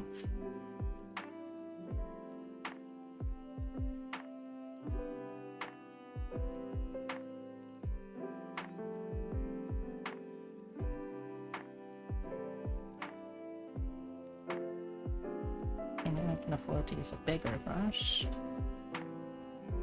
Oh, what layer is that? Huh, weird. Let's erase that real quick. There we go.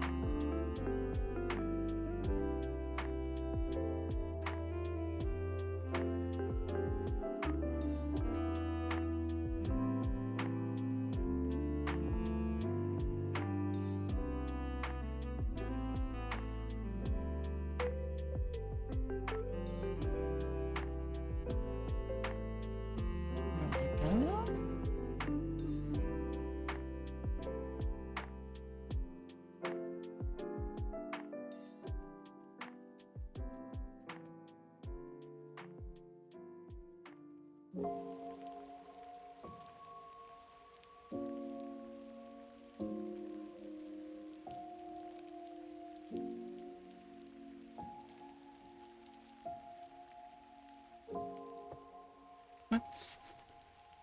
Redo that one, please.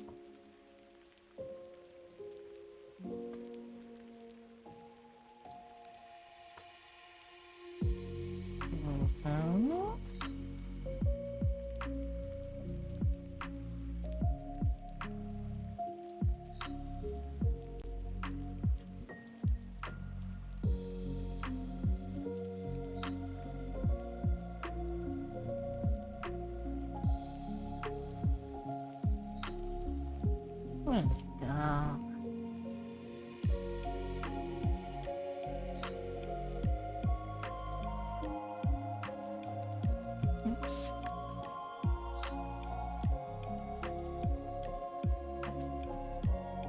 Alright, welcome back.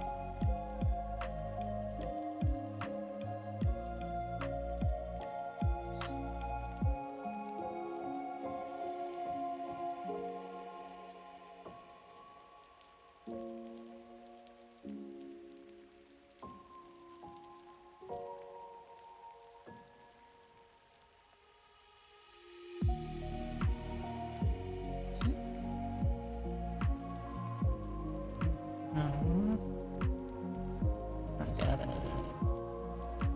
spot touch some of this stuff.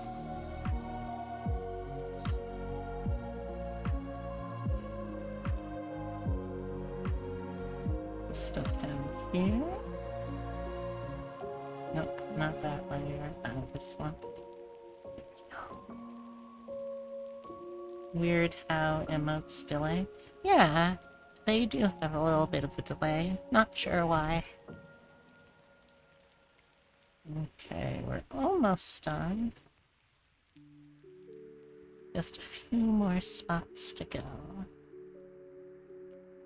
Like up here.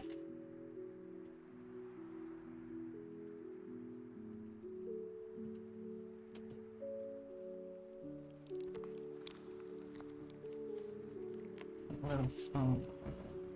Too raw to do it. Oops. Wrong layer. There we go. It's gonna be a very subtle color, but you know, that's okay.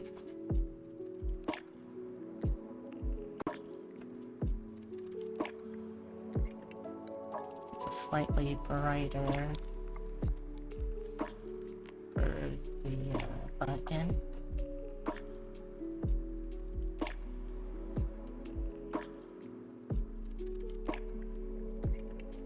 Do a quick save of that.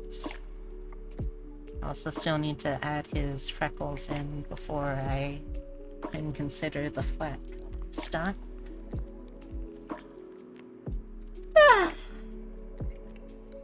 Let's see, what would be a good color for bow tie? I'm thinking something green.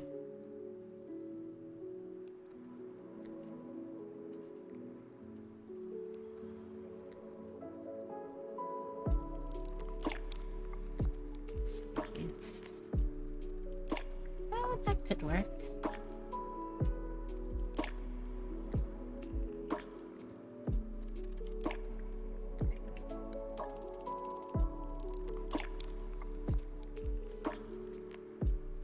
Yeah, I like the look of that.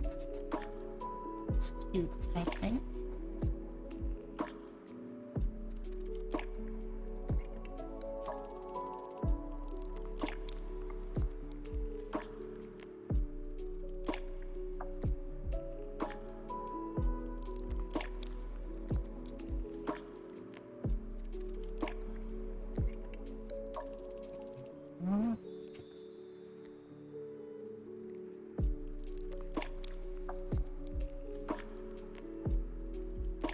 Excellent.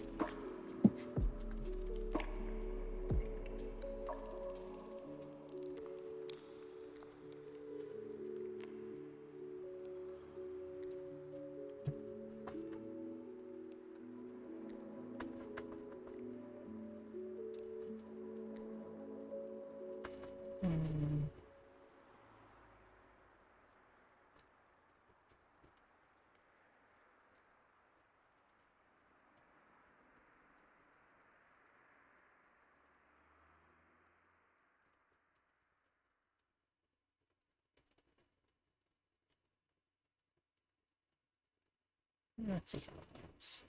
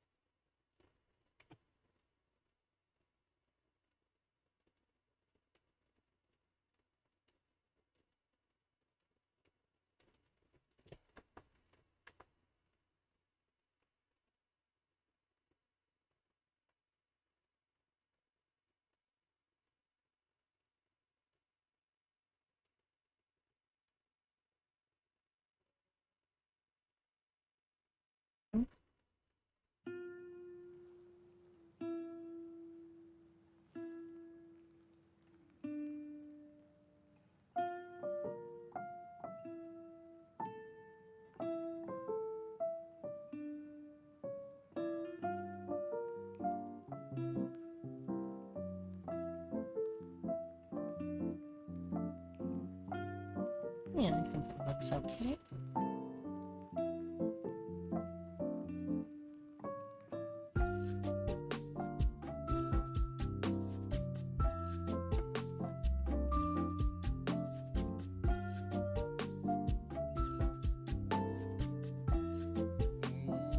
Oh. Hey, how'd you get up there?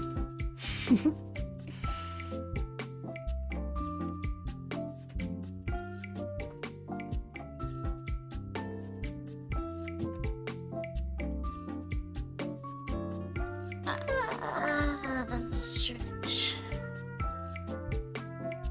Oops. Nope. Come on. Oop. Nope, nope, nope. How you doing, Racy? No, I've seen you here and there throughout the stream, but I hope you're doing well. Let's get one for that color and then one for this color.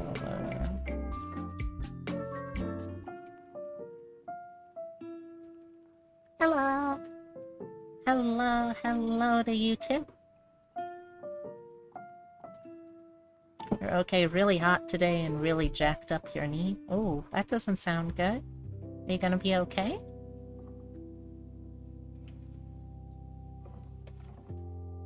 Ah, dang it. No, I want to stay in the Clip Studio window, please.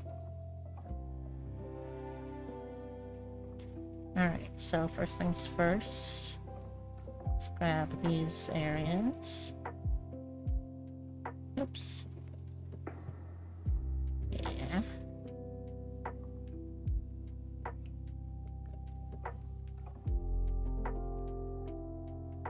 Hope so, getting it looked at on Monday. Oh.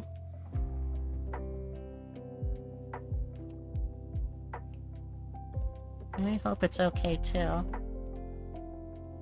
I'm doing well. I can't complain.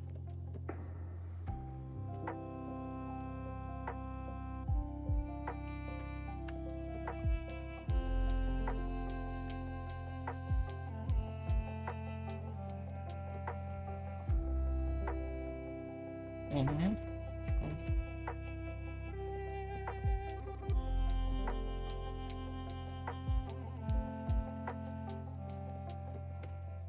There we go. Let's also get his face.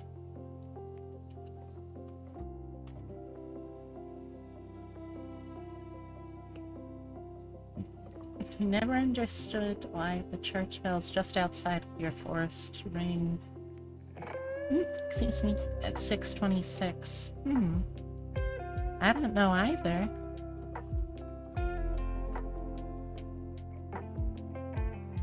Not too much, right?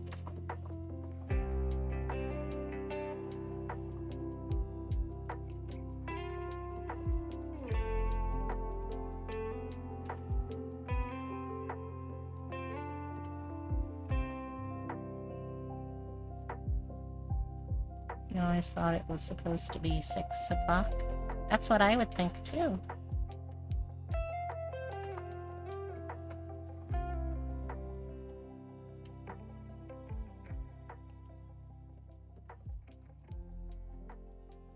Okay.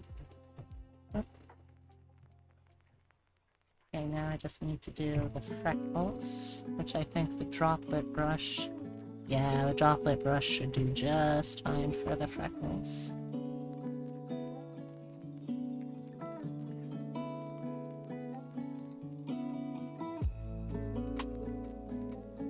Try getting this color, I think. I think that should work.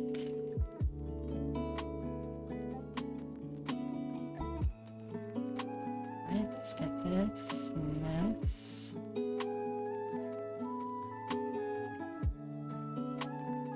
He's a real washy boy. You're learning a lot about your new headset. Tends to cut out if you get too far from Xbox. Makes sense. I imagine it makes sense if it's like an Xbox mic, right?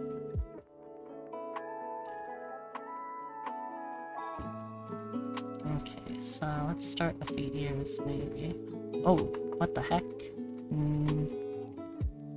Oh, wrong brush. Too big. It's shrinking. Getting closer.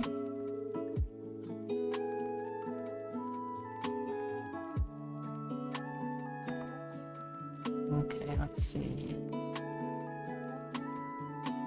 Opacity, let's lower it down.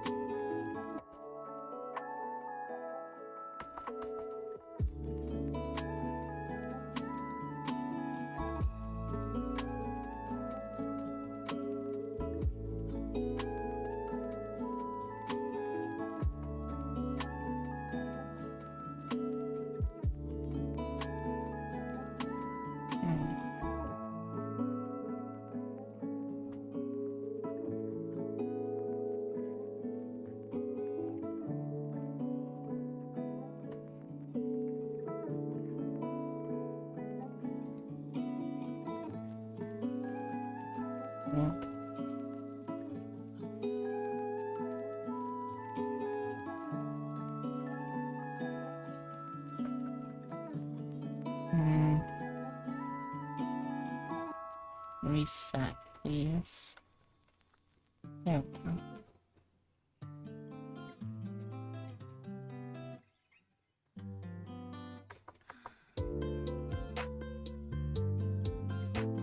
Also try spray.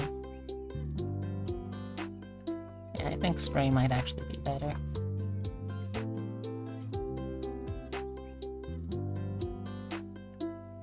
If you're streaming, you're gonna get scuffed. That's true. That's very, very true.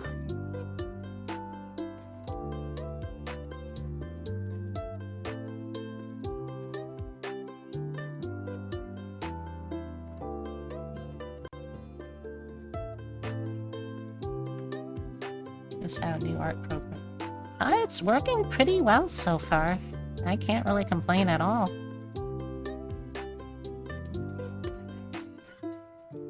Okay, I think we found our brush.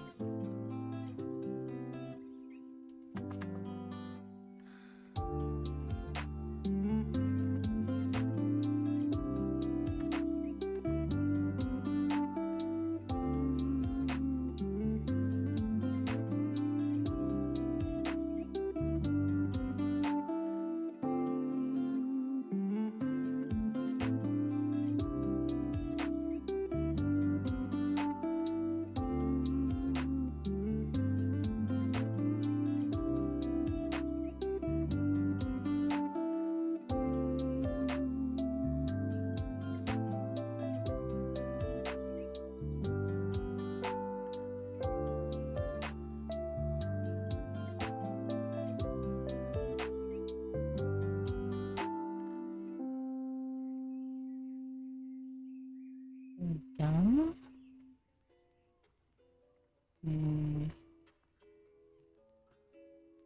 I'll be able to come back for that, I think. Get a little dusting on his knees.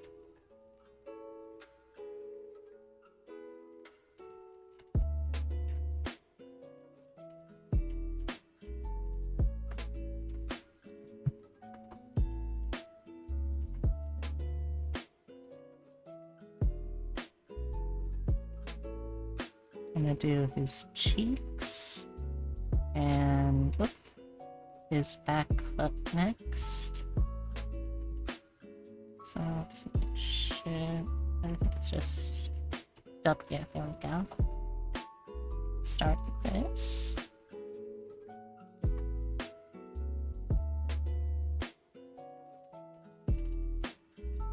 Okay.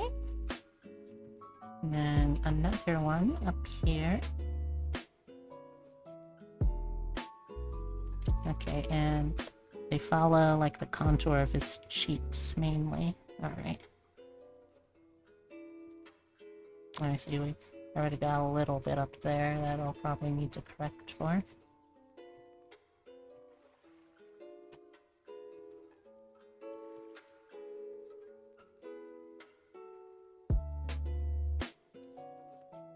correct those first.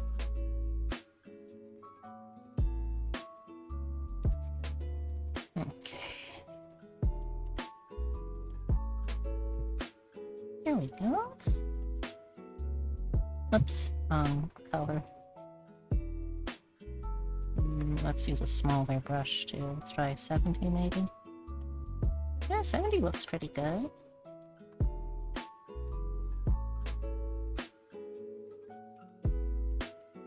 Then let's connect that with like a 40 over the nose.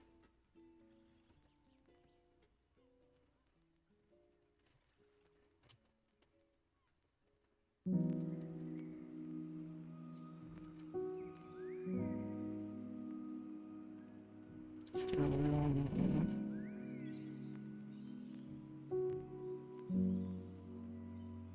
Yeah, I think that's good.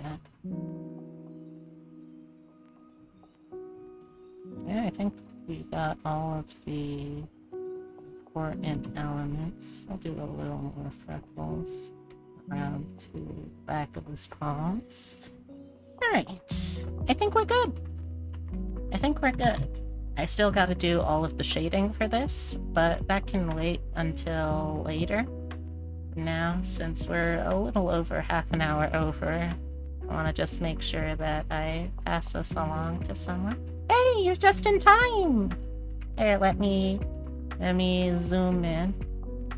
So I'm gonna do the shading for your character model offline, just because I've already gone pretty far over, and I want to make sure I finish that. But yeah, here you are. What you think? Let me zoom in so you can get a better look at the freckles.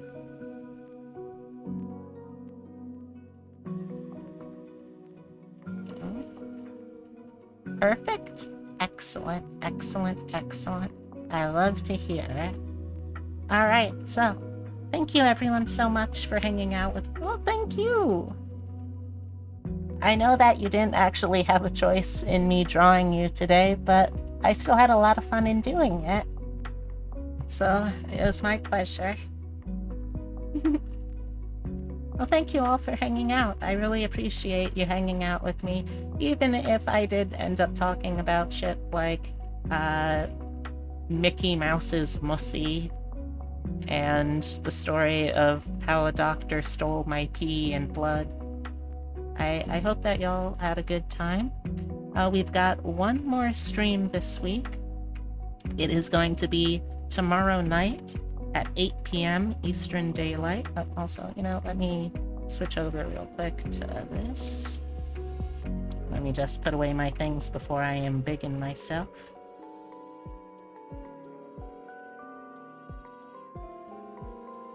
There you go. Embiggen! So, thank you all very much for hanging out with me. I know that you have many, many, many choices when it comes to VTubers, or streamers in general. Oh, let me also disable the background music here. So I'm really happy that people choose me. Thank you. Now, like I was saying, I've got one more stream left this week. That is going to be tomorrow night at 8 p.m. Eastern Daylight. Now, recently, the sequel to this game came out, but I've never played the original, but I know that I appreciate the storytelling, the art style, and the aesthetic of it, so I got some high hopes. And also, I'll have along a very special guest who is going to be sort of walking me through it to make sure that I am able to stay on track and stay successful in my adventures. Basically, what I'm beating around the bush at is I am going to be streaming my very first look at a little game called Psychonauts. I wanted to make sure I actually do Psychonauts before I even consider trying out Psychonauts 2. But yeah, I am pretty terrible at platformers, so it should hopefully be a pretty entertaining time. Let's see... And I'll have my partner And maybe just a construct of my psychic imagination, Epidezer, the Tooth Fairy, also hanging out with me. Let's see. Where should I send us off on our raid to today? Hmm.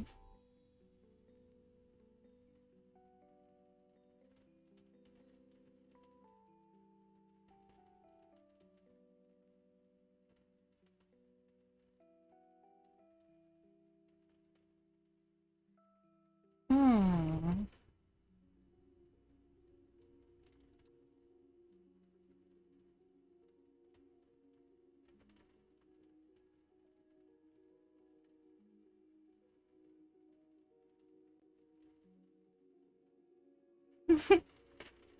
Alright. So I think I'm going to throw us over to... Gosh, this is tough.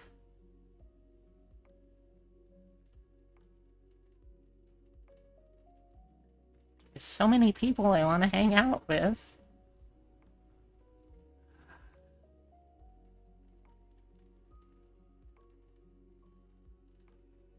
Hmm.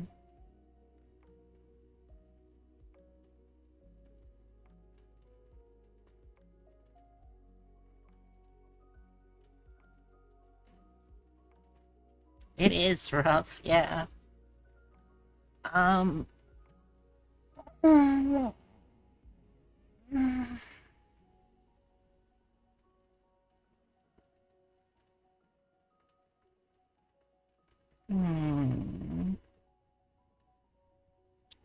Excuse me. Hmm. Alright, chat. What do you think I should... who do you think I should toss it over to today? Because I am just having trouble deciding. Uh, I'm currently between tossing us over to Nia and tossing us over to Hemlock. Do any of y'all have a preference?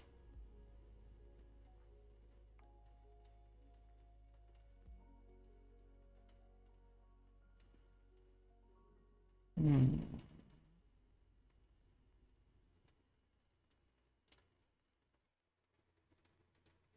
All right.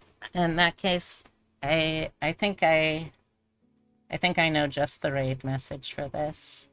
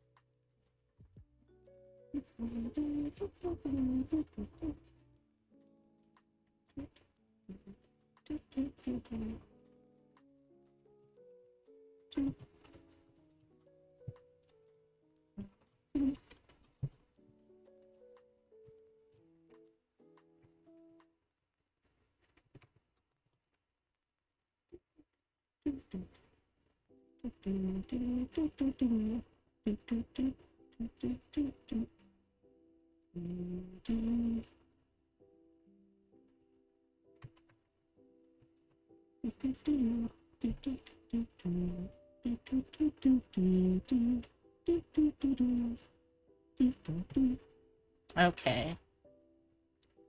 It took me a while of, like, mentally counting this out, but I think... I think I got the right number of doos. So, if you want to use the raid message, this is the one that I'll be using. And it's also basically what she says every single time a raid comes in, so I thought it would be funny for a change. If you want to use that, you're welcome to. If you want to use a version without emotes or with different emotes, or change the message, or not say anything at all, go for it. I'm not the boss of you. I'm often not even the boss of me. But thank you all so much for hanging out with me. I really appreciate it. I got the one more stream this week, tomorrow night, 8 p.m. Eastern Daylight. And I hope to see y'all there. Yeah.